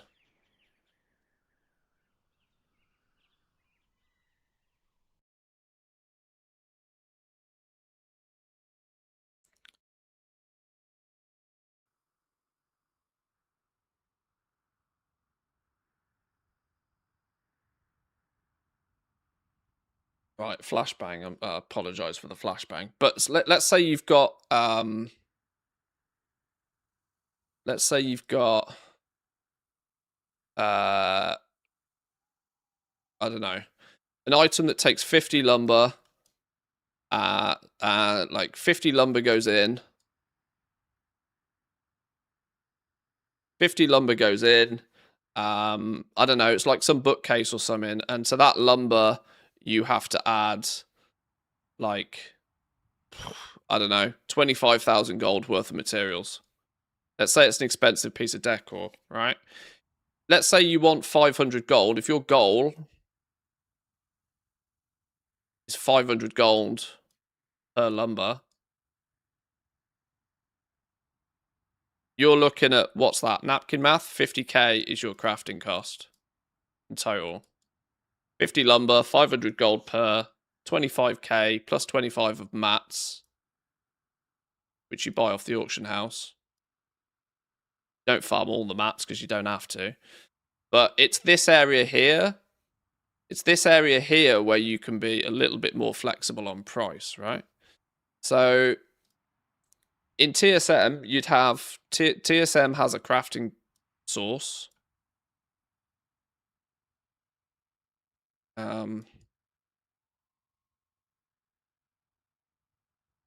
Called crafting. You can then post your crafted items as a percentage of crafting. So you'd probably put your minimum at, I don't know, 80% of crafting price. It's very hard to write with a mouse. I hope you can read this. So you'd use the TSM crafting price source and you'd set your operation up with a minimum of, say, 80% crafting. This means you're always going to obtain, you know, you're not going to ever lose gold, right? You never want to sell it for less than 25k. And you don't want to actually sell it for 25k because then you've farmed all that lumber for free, which is moronic, stupid. But you've also got a little bit of flexibility in how much you charge for your lumber. Your goal is to get 500 gold for every piece of lumber, which is where this number comes from. This is if you would just like to manually say, right, lumber is 500 gold, right? But being a little bit flexible on this will mean that your items will probably still list, they'll be competitively priced, and they'll still probably sell. And it still means that, let's say, what's 80% of 50, like 40k? If it goes on to actually sell, that means your minimum price being 40k. That's probably competitive on the auction house. You're probably going to be able to post it. You're probably going to be able to undercut whatever the other auctions are there already. And it's still 15,000 gold more than the actual materials you had to put into it. So that means you didn't get the 25k, you got 15k for your lumber instead. You didn't make quite your goal here, but you still got paid for the time reasonably. All of this can be done within TSM. You're just trying to make sure that TSM has a crafting cost, understands what the crafting price is, and then you post things on the auction house referencing that crafting price. And if you can have TSM set so that, say, the auctions drop below that. Let's say the auction listings, like you've got a few auction listings at you've got one at 30k, and you've got one at 32, and you've got one at 50, and one at 75, for example, right? Let's say you've got a bunch of listings and that's the price. Now, if your minimum is set to 40k, it's not going to post, but you can also tell TSM to sneak your auction in here, right? You can set TSM to say, right, well, post yours at 49k, or, well, technically 50 still. But anyway, you can tell TSM to post yours in there. And then if these two sell, right, because there's only two idiots selling their shit cheap. There's only two idiots basically farming for free. They'll disappear quite quickly, or somebody like me will come along and buy them because they're so cheap. But we probably won't be buying the expensive ones. So when those ones, get bought, they do one. Then yours will be left and it'll sell. And this is the road you should go, I think, if you're doing a reasonable amount of crafting. Sorry, farming. If you are farming a consistent amount of lumber, and this is something that you want to do throughout most of midnight, you'd set it up this way so that you only sell things when you're happy to sell it. And if it sits on the auction house and you don't sell it, then, well, you're never going to recraft that one again, and you're going to redistribute the lumber into the items that do sell and do recraft. And in a way, you kind of can't lose. The only way you lose is if the entire market falls over, but I can't see the market falling over for Decor anytime soon because of this aspect here, because of the fact you have to farm the lumber, right? There's no cheat code. It's far less likely for the market to fall out of its ass because every single piece of lumber, the crafter has to go out of their way to do it in the first place. There's no shortcut by buying all your materials off the auction house.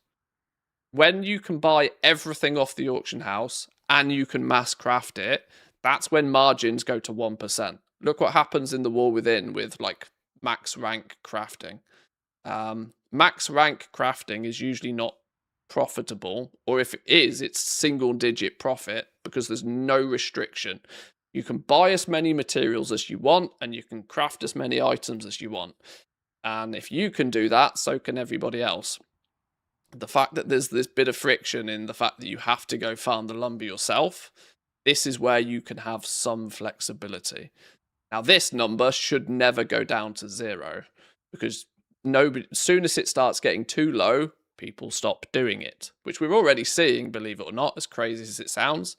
We're already seeing people who are considering farming the lumber not worth it, even though you can sort of extract a comfortable 50k an hour from farming lumber at the moment, which is an amount of gold that is ludicrous for this point in an expansion.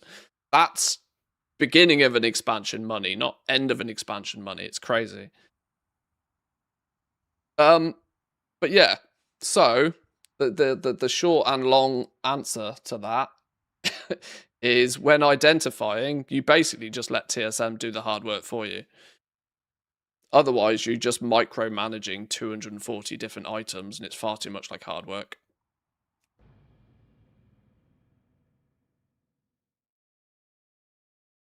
people are putting out some good advice. They're telling people to look at things like sale rates, and they're telling people to try and work out, like, you know, what, lumber values, things like the beds and the bookcases and the 40-50 lumber items. You tend to get a relatively poor rate on the lumber compared to the cheaper stuff, the items that use like 10 to 20 pieces of lumber, which is why there's a lot more of the cheaper decor items than there are the big expensive decor items. But that's not to say that you can't sell them and still make a pretty penny on them.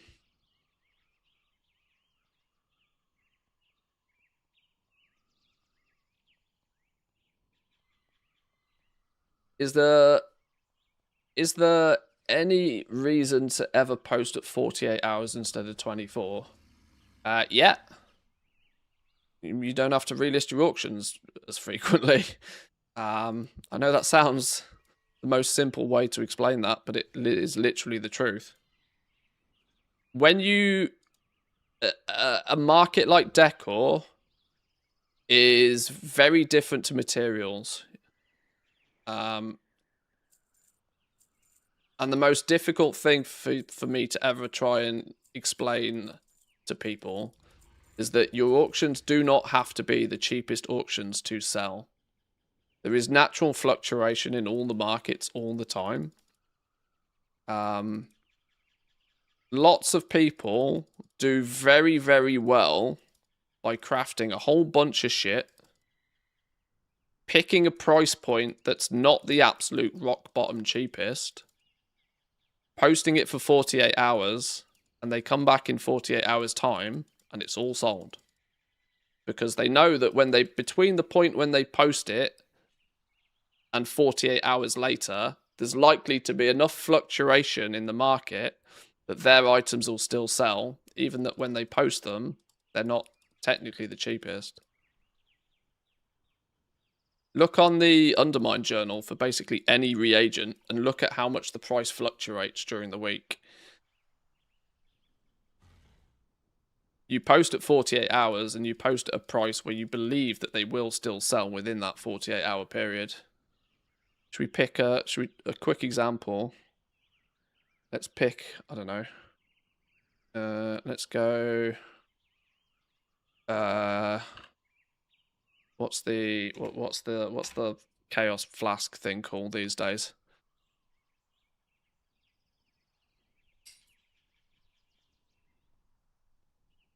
Flask of alchemical chaos, that's the one.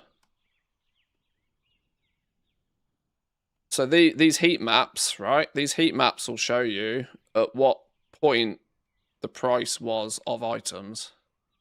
And you can see here, so the red is the red is the quantity of them that's on the auction house in total, and the blue is the minimum price.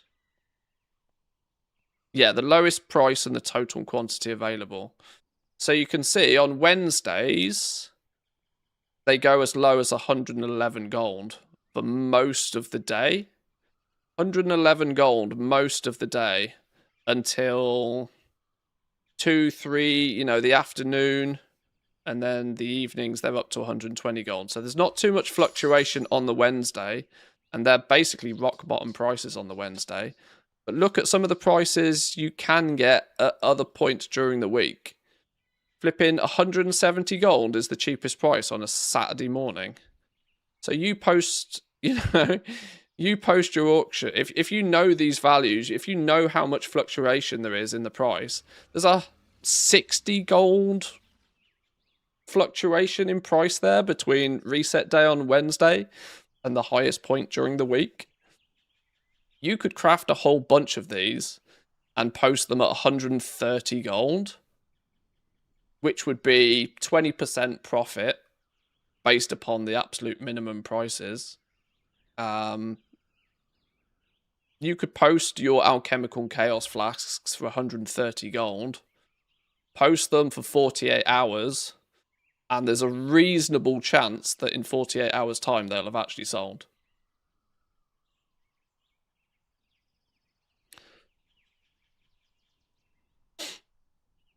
It doesn't show how many sold at those times. No. But when you're talking about anything that's region-wide, you can pretty safely assume anything that's region-wide, there'll be a trickle of sales nearly 24 hours a day. Especially on something like, you know, the flask of choice, you know? Even on the flask of choice, which most would probably consider an incredibly competitive market, there's a 60 gold difference between the cheapest and the you would probably guess that the crafting cost at absolute optimal is about 110 gold, which is why 111 is about the absolute rock bottom people are willing to sell them for.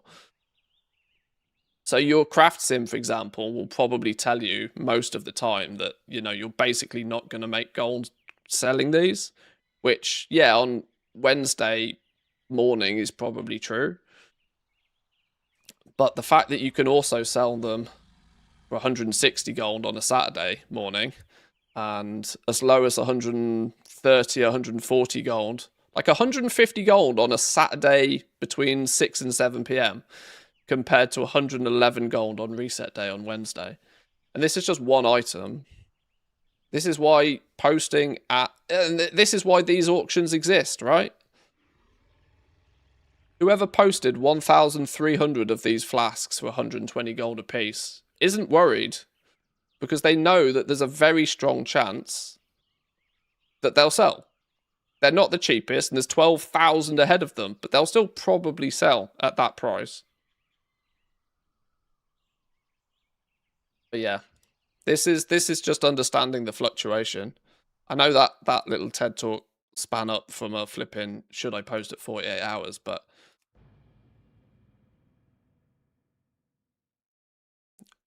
short answer is yes.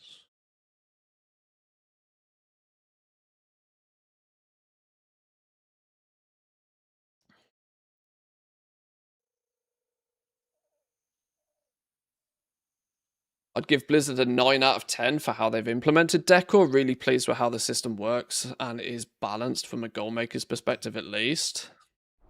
I am not only happy with how Decor's been so far, I genuinely do believe it's the thing that will make people money in Midnight. Hello, Runic Anvil, 96,000 gold. There we go, there's reason enough. I'm not convinced that much past the first few weeks, crafting will hold any significant amount of value. I think the floor's going to fall out the market so fast in Midnight. So fast. Like I said, I want to be super clear. That's not saying that there won't be gold to be made at the launch of the expansion. There will be plenty. But I also think that for most players, the market will like fold in on itself super fast.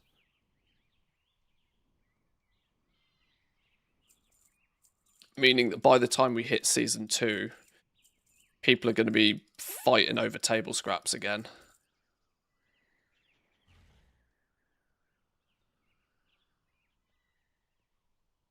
The humongous amount of people that seem to be going into Midnight with an alt army ready to do concentration will very likely saturate the market incredibly quick.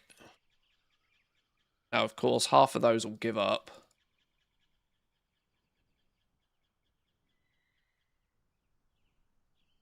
But I mean, that's just one factor. You add on top of the fact that the reduction from 3 ranks to 2 on materials is going to have a pretty sizable impact on the value of high quality materials.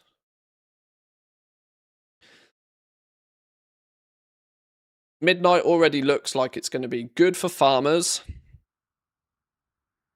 Good for farmers. And if you are willing to do the service side of things, obviously that always is, your mileage may vary. But, you know, it presents an option. You know, going the work order route will work for people who are happy to sit in town all day. just because you'll play the law of averages. That one person that turns up that gives you a 50k tip will put a big enough smile on your face for you to sit there for the next 3 hours and get paid 10 gold to craft things.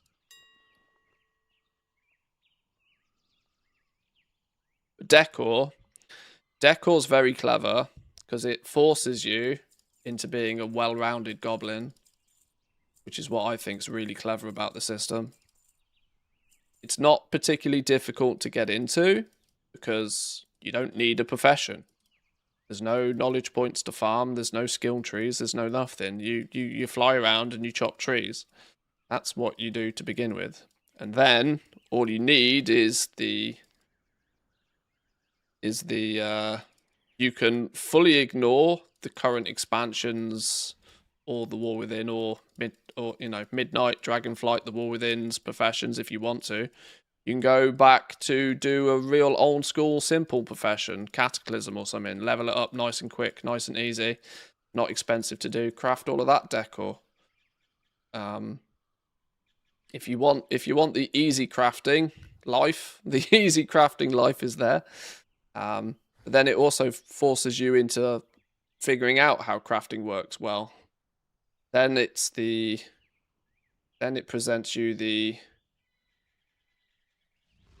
challenge of selling it effectively, which, as we discussed, if you also get the crafting aspect right, the selling aspect also links into that very nicely.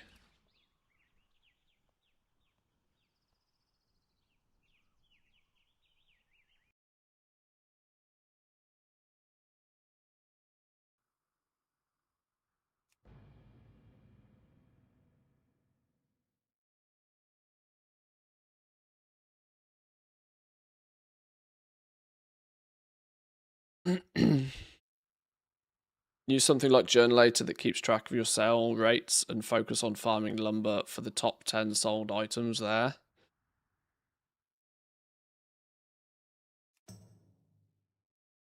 That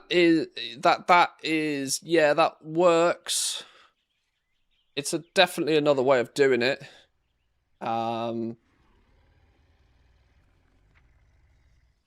But it isn't the way I would recommend people try and do it.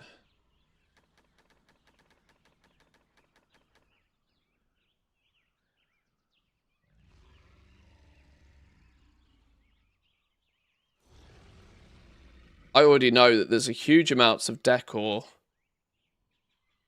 that is being crafted by players who are looking at things like sale rate. And sure, some of it at the moment is probably selling. Now, ultimately, if you're crafting something, you don't care who buys it or why. But the sale rate numbers are being very skewed at the moment. Very, very skewed. The sale rate is only a bit of a, it's an estimation. It's a guess in the first place. It's an educated guess. But TSM doesn't really have the ability when it creates a sale rate to distinguish between what is an item that is bought that is then consumed, that somebody actually goes and places in their house, or whether that item only then ends up back on either the same auction house, or what's even more difficult to track is if it then ends up on a totally different auction house.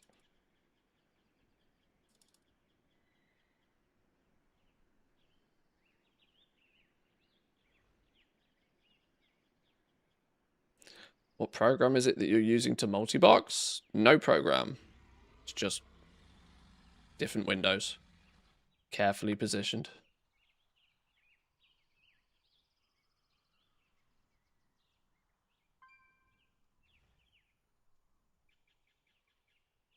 Not TSM's actual sale rate, your personal sale rate, but your personal sale rate can also be just as easily. That can also just as easily be, skewed. And I don't think any single individual sale rate data is going to be more accurate than TSM's because your sample size is 1.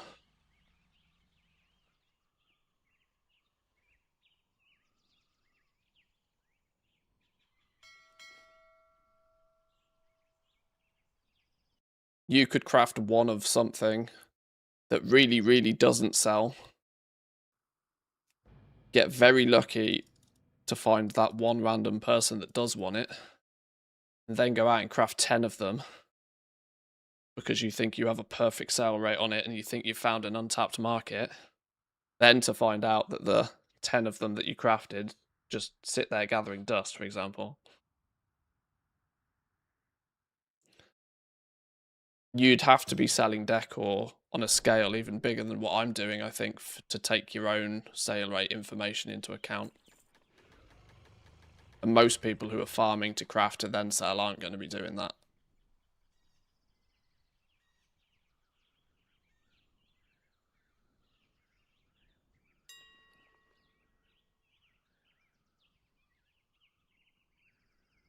But it's equally another way you can do it, yeah.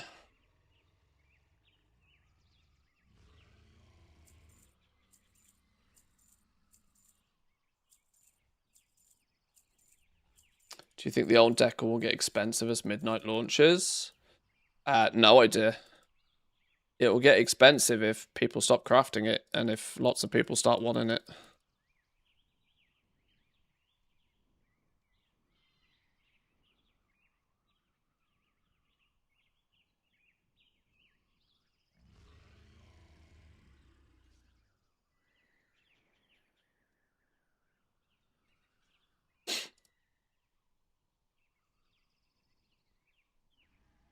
Right, let's see if we can rattle through these. I've not had any single realm that's had, like, crazy results so far. But I didn't expect to sell huge amounts yesterday because of pre-patch launching.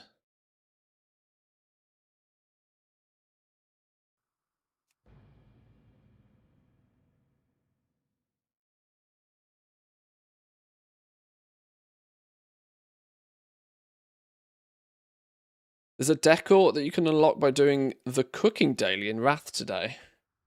Interesting. Cooking daily in Wrath. Can't remember Wrath of the Lich King having cooking dailies.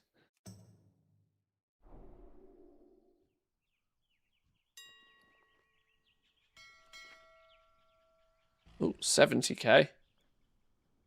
Atomic Recalibrator, 71,000 gold. Hello.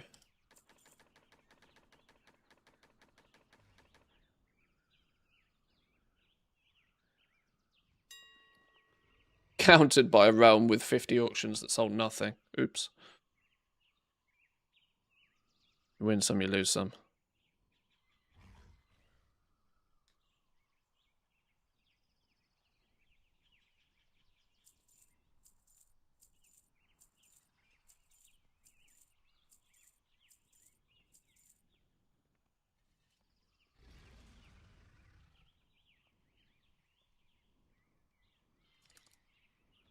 Need a big enough sample size. True.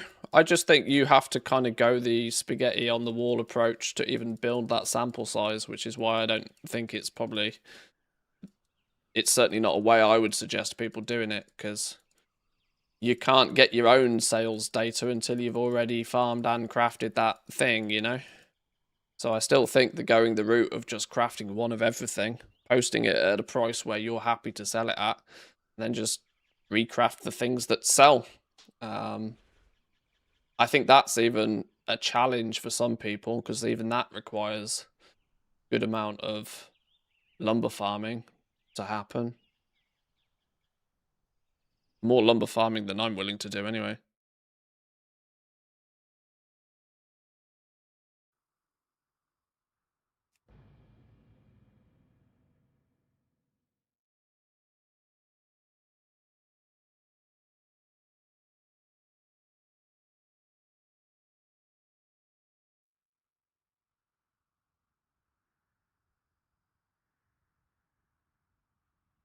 Seems a bit dumb that decor is all green when some takes 5 lumber and then some takes 50. It's when you go and make a flipping a loaf of bread and it takes 14 lumber. There's no logic to it. There's some real wacky, like... Some things feel real weird.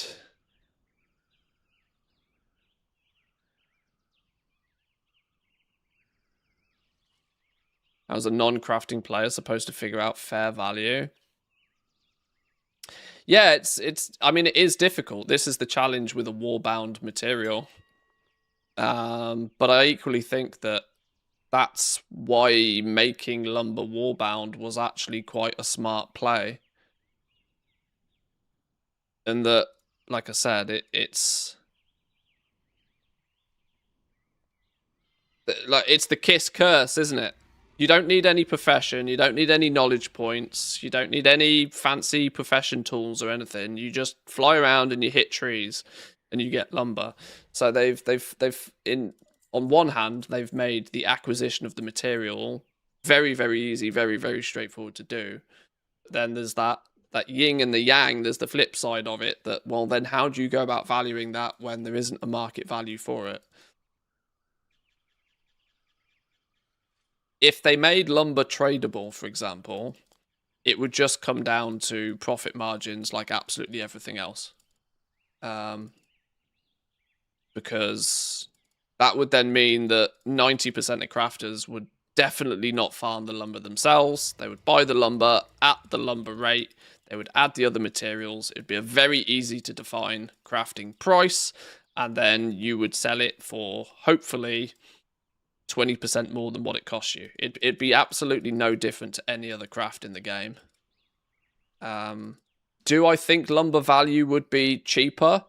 Like decor would be cheaper if they made it warbound, if they made it tradable, for sure. This is my point. I tend to think that the value, the reason the market seems so stable with decor is because the crafters have to get off their ass and do it themselves, which is a thing that huge amount of crafters don't want to do. The crafters simultaneously don't really want to... Sorry, the farmers don't particularly want to be doing all the crafting, and the crafters don't particularly want to be doing the farming. But you add those two together, and it means that anybody that does go and do it, there's room in the market for them to profit.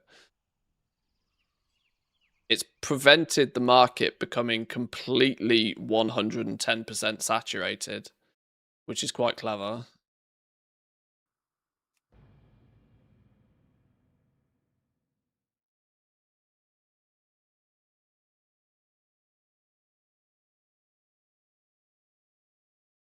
I mean, I say this now, but there is obviously still a long way to go with decor and lumber in general.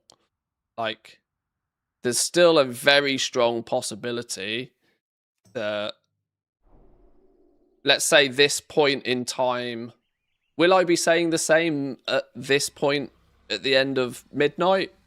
Probably not. But because at the moment, most people aren't particularly looking to make that much gold. It's the end of the expansion. People also assume that there isn't that much chance to make gold. And for the vast majority, they don't even realize that lumber's as lucrative as it is. And crafting decors as lucrative as it is. This is exactly like... Take it from me when I say that this feels like concentration all over again, right? Most people didn't know that concentration made any sort of reasonable gold throughout most of the War Within. It took the best part of the entire expansion for people to really clock on and go, whoa, hang on, I press this button and I get free gold. Well, I'm going to press this button on as many alts as I can possibly get. That dude over there has got 50 alts and he's making bags. I'm going to level 50 alts in Remix so I can make bags next expansion. It took the entire expansion for people to realize that concentration was a print money button. I think we're seeing the same with farming lumber and decor. It's a simple scenario that the people who are doing it now understand that it's profitable and understand that you can make a boatload of gold from it. More and more people will probably catch on. So the market will saturate eventually because it will slowly creep towards the point of, he who is willing to farm lumber the most, he who is willing to farm lumber the longest will be willing to take who is willing to work the hardest for the least amount of money, the least amount of gold. will still, you know, will still push the markets in that direction. I just think the veil of people not being able to see how much lumber is quote unquote worth, particularly, that veil of mystery will make the decline of the market a much slower one.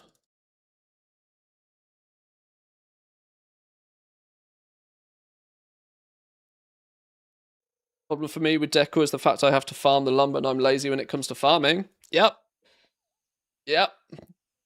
And believe it or not, there's lots of people that enjoy farming who look at it and go, what? I got to level up Wrath of the Lich King dual crafting to use this lumber. No thanks. I'll go farm herbs and ore and just sell it on the auction house. Or actually, what a lot of people are doing right now, the actual farmers, the true farmers, they're selling all of the intermediate materials. They're out farming titanium, and they're farming corium, and they're out farming black lotuses, and they're out farming any of the other intermediate materials that go into making the decor items. And a lot of them are probably making absolute silly money right now.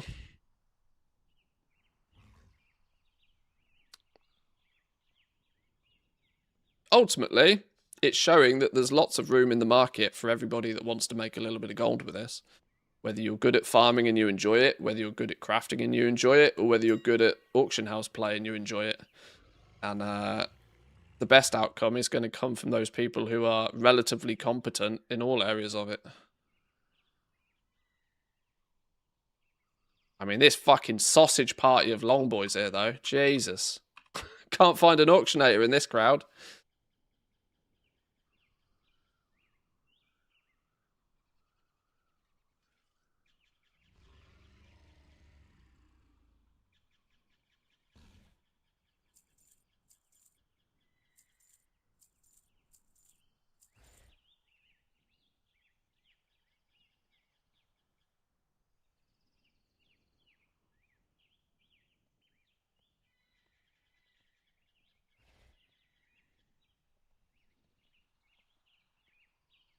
Stream new, you started talking through ads in my face. Oh, did ads play today? Sorry, I don't have any... I don't visually see when ads are kicking off or not. Some people have a, like, Stream Elements or Streamlabs or something, put a message in chat that ads are about to start. I should probably consider setting something like that up.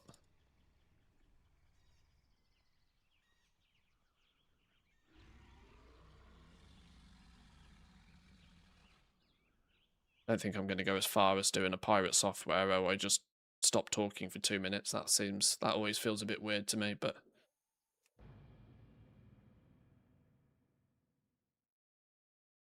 I guess there's lots of things pirate software does I probably shouldn't do.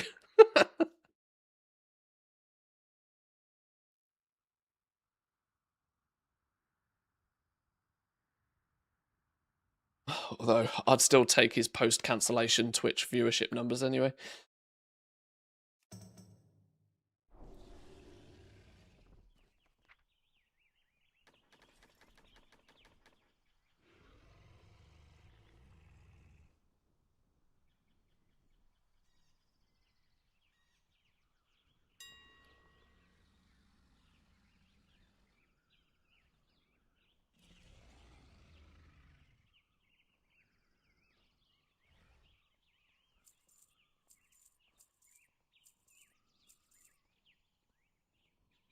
No idea what he was cancelled for. CBA with the Twitch drama. Well, I mean, in simple terms, for being basically a bit of an egotistical narcissist.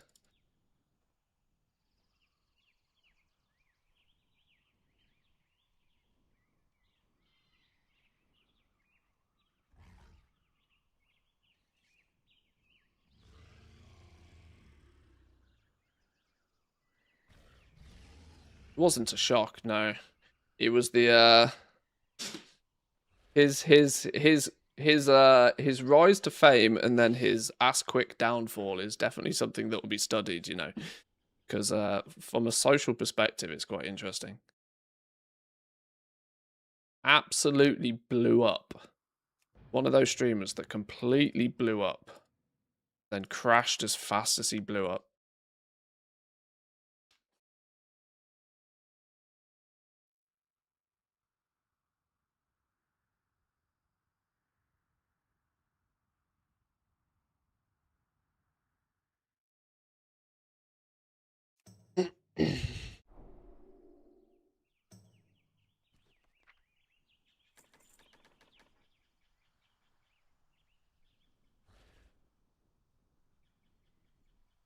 Yes, Mr. Thor.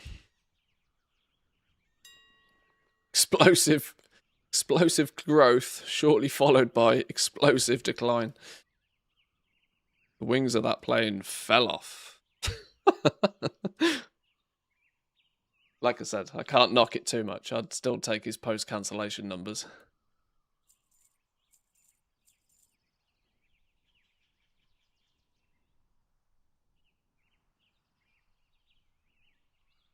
I tried to avoid most of the drama stuff anyway. Even all of the flipping add-on UI drama from last week I couldn't be doing with. Last week? Earlier this week, whenever.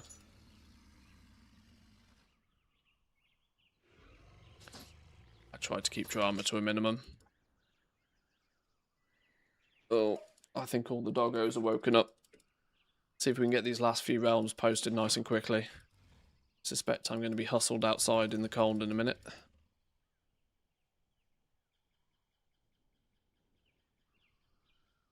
Though the sun is out, might be an opportunity to top up the vitamin Ds, even if it is minus 15 outside. Is it still super cold outside? I would imagine if the sun's out, it's even flipping colder, isn't it?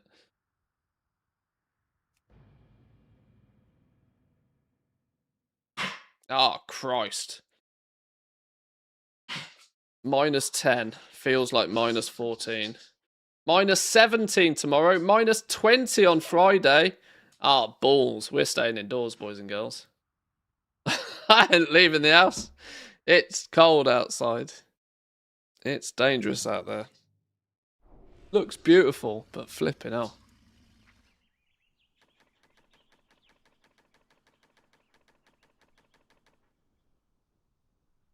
Yeah, we can just tinker on the beta. Minus 20, no thanks, yeah. I still remember the day I moved to Finland. We got in a plane at Heathrow Airport.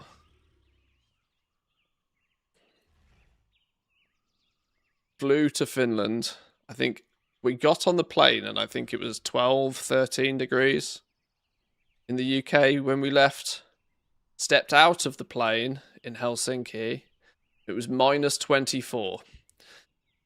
I was like, what have I done? That was literally the day I moved to Finland. Now, of course, I'd been here before. Like, I knew Finland got cold. But, you know, that was when, like, talk about realization slapping you in the face.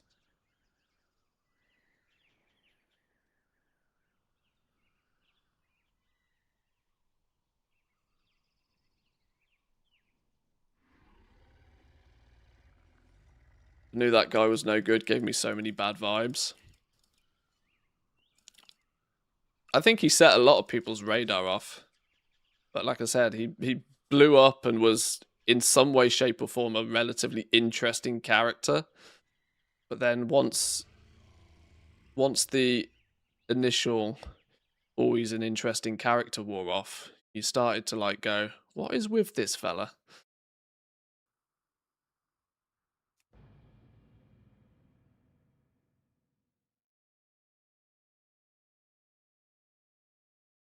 Still over 3k viewers, 1 million followers, 6k subs. I'd love to get cancelled like that. I know. This is the thing. This is the thing. It like you can if you hit dizzy enough heights, you never completely crash and burn. Like he's still to this day pulling in more viewers than he was for the first 10 years of his stream career. Quote unquote post cancellation, so don't worry. To be fair, it's old news now. It's just I can't remember what brought it to mind.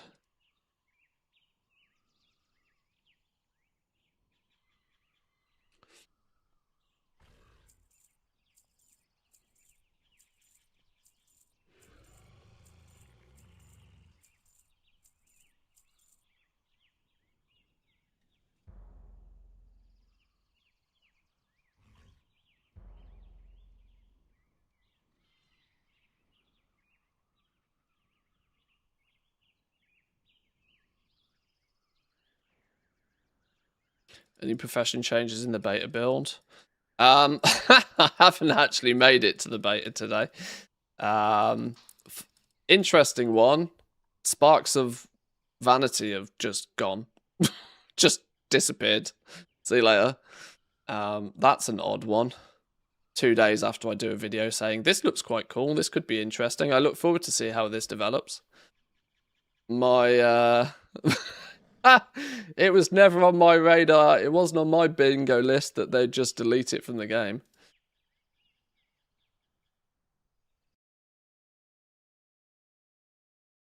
But,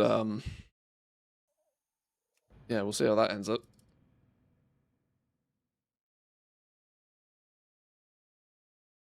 What's with all the plate dropping today from the rares? I've noticed a disproportionate amount of plate dropping as well. I've only had like 1, maybe 2 pieces of mail gear drop at all, but probably 10 to 15 pieces of plate. I've only had 1 ring.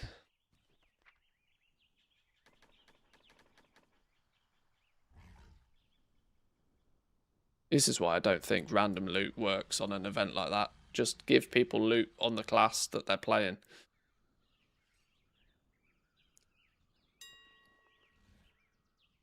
There's no need to play on your main giga boosted character anyway, so pick the class that you need the gear for in the first place.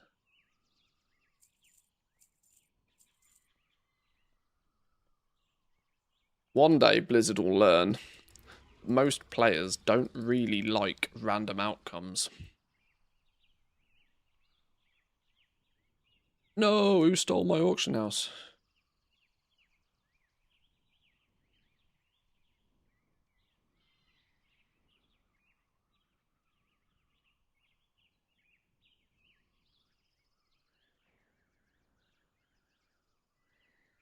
Three-time walking dungeons, 70 to 80. You can do 70 to 80 in about 10 minutes with if you level enchanting. Craft all the glimmers. First time craft bonuses all the way.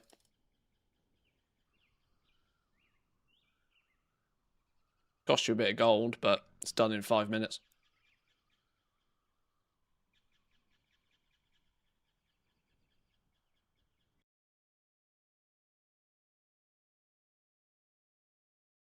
If you live long enough to become a meme, you'll be set for life. Yeah, I mean, he's now pretty strongly in the category of lolcow, isn't he?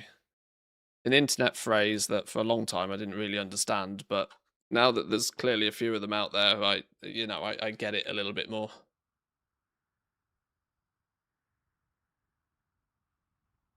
Somebody that people watch and somebody that people pay attention to, not because they like, but because, you know, it's like hate watching in a weird way.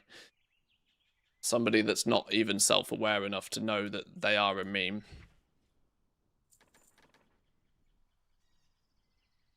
But they have enough of a continuous following of people just naturally intrigued to why this person is weird.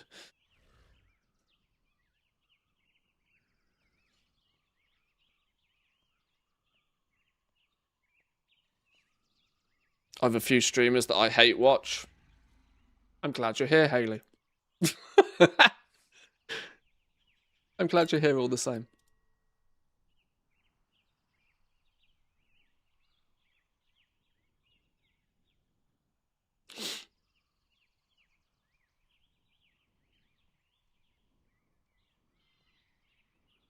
Most eye-rolling aspect to the rare loot at the event is that they included champion level cloaks. We have the Koresh cloak, fly to the floating rock upgrade, much better than the cloak for all level 80 characters.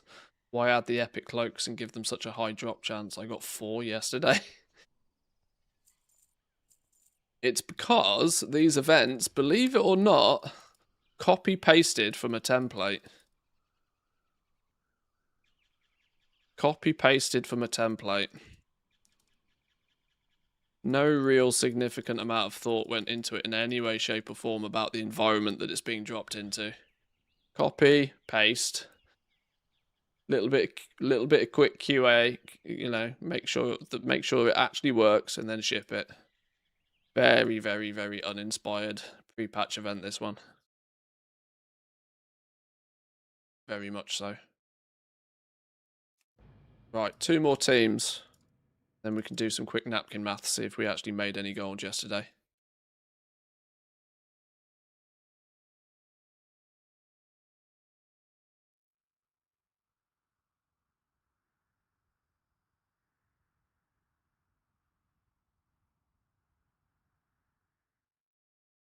Oh my god, the stream's been on nearly 4... Oh, we're about to hit the 420 mark. That's officially time to say it's... No wonder I'm hungry.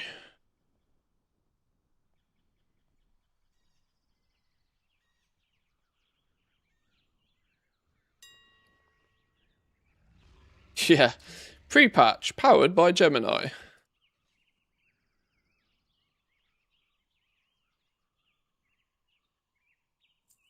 Wait, one thing listed. Why have I got no stock on this? I'll tell you what, I'm seriously running low on stock on a few realms. I know I'm saying that like 10 minutes after I said I've got too much stock and need to stop buying things, but got some pretty unbalanced distribution, it feels like.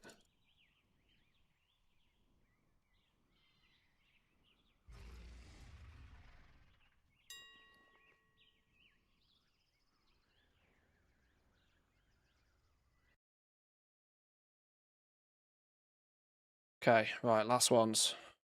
Go on. One of you four, give me some big bucks. Cash monies. Break 6 figures. I mean, break 7 figures if you really want to. I don't think we broke 6 figures on a single character today.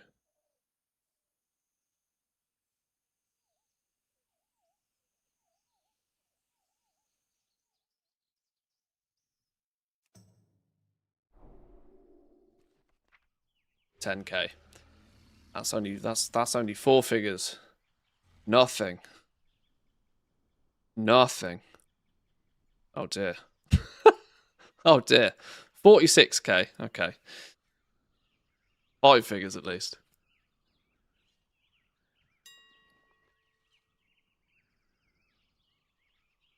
These are buy realms anyway.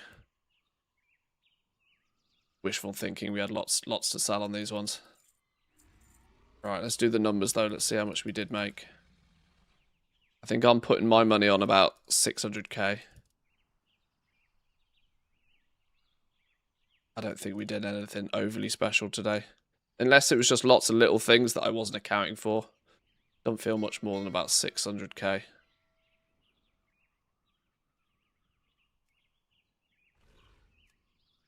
Have we squeezed all of this in within an hour? I think so. Let's assume so.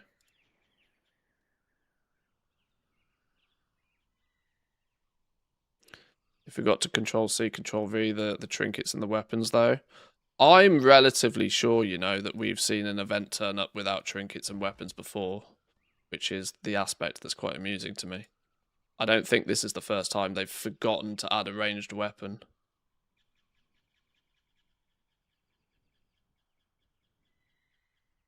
What do we got then? 330. No, oh god, I can't type today. Do it properly. 330,013 plus 178,920 plus 133,644 plus 378,864. Oh shit, we broke a mil. Okay.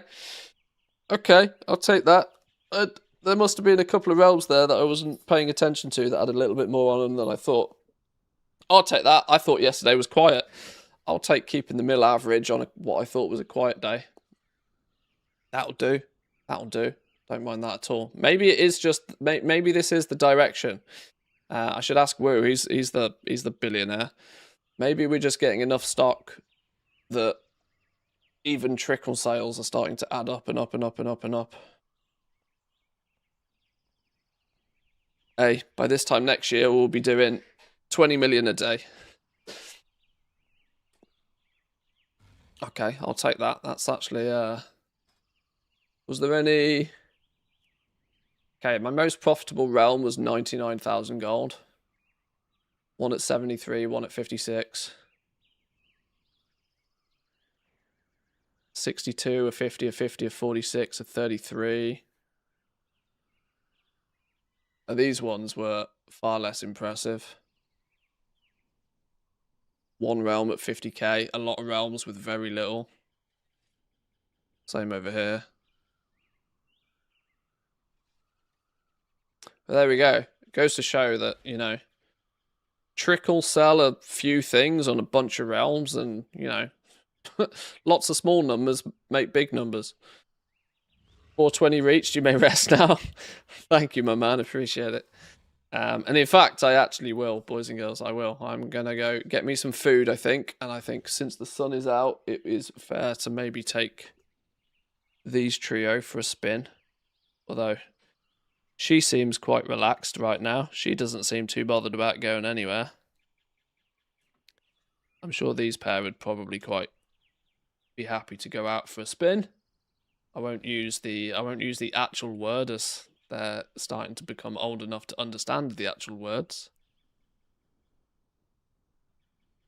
These pair don't. These lot don't mind if it's minus 20 outside. They're not bothered. Nay bothered. Stop it. Even if there was TTS, I've got headphones on, they wouldn't hear you. Right, boys and girls, thank you very much for joining today. We probably won't be doing any more pre-patch, I don't think, unless something massive, sneaky turns up. There is the 35-year Blizzard announcement thingy roadmap thing in a few hours' time later today. I won't stream it because I don't think there's too much stream worthy, but we'll have a little bit of a look through it and we'll break it down and we'll have a chat about it tomorrow. So join us back again for that. So hit that follow button if you haven't already, or the subscribe button if you're watching on YouTube. I will send us over to the VOD channel. We're actually on the VOD channel. We are a matter of days away, aren't we? Okay, the giveaway ends on Sunday. I will probably extend it until Monday, and we'll draw the giveaway on Monday. That makes a lot more sense to me. But yeah, the VOD channel, Mantheus 24/7, has been up and running for a while. You can watch and lurk on the channel, catch up on some VODs that you may have missed, and you can spend your Manthe coin on some tickets for the chance to win. There's 1 million gold up for grabs, so check it out. Let's get the raid on the go. We will be on the beta tomorrow. Regardless of what's going on, we will be on the beta tomorrow.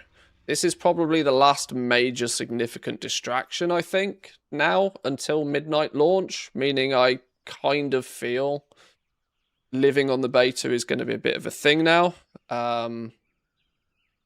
The beta build yesterday, actually, was marked as a release build.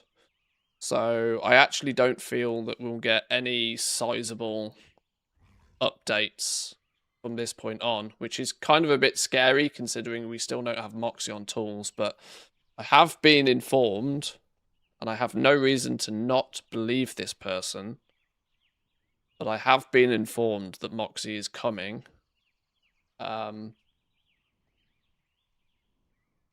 But yeah, we'll see. We'll see how they do it. Thank you for joining. I appreciate your time. I appreciate you watching. I appreciate the chat. Thank you very much for the support, whether it be here or on YouTube. Or of course, if you are a goblin of any sorts over on Patreon, big thank you to you as well. Enjoy the rest of your day, and I will catch you all tomorrow. Peace.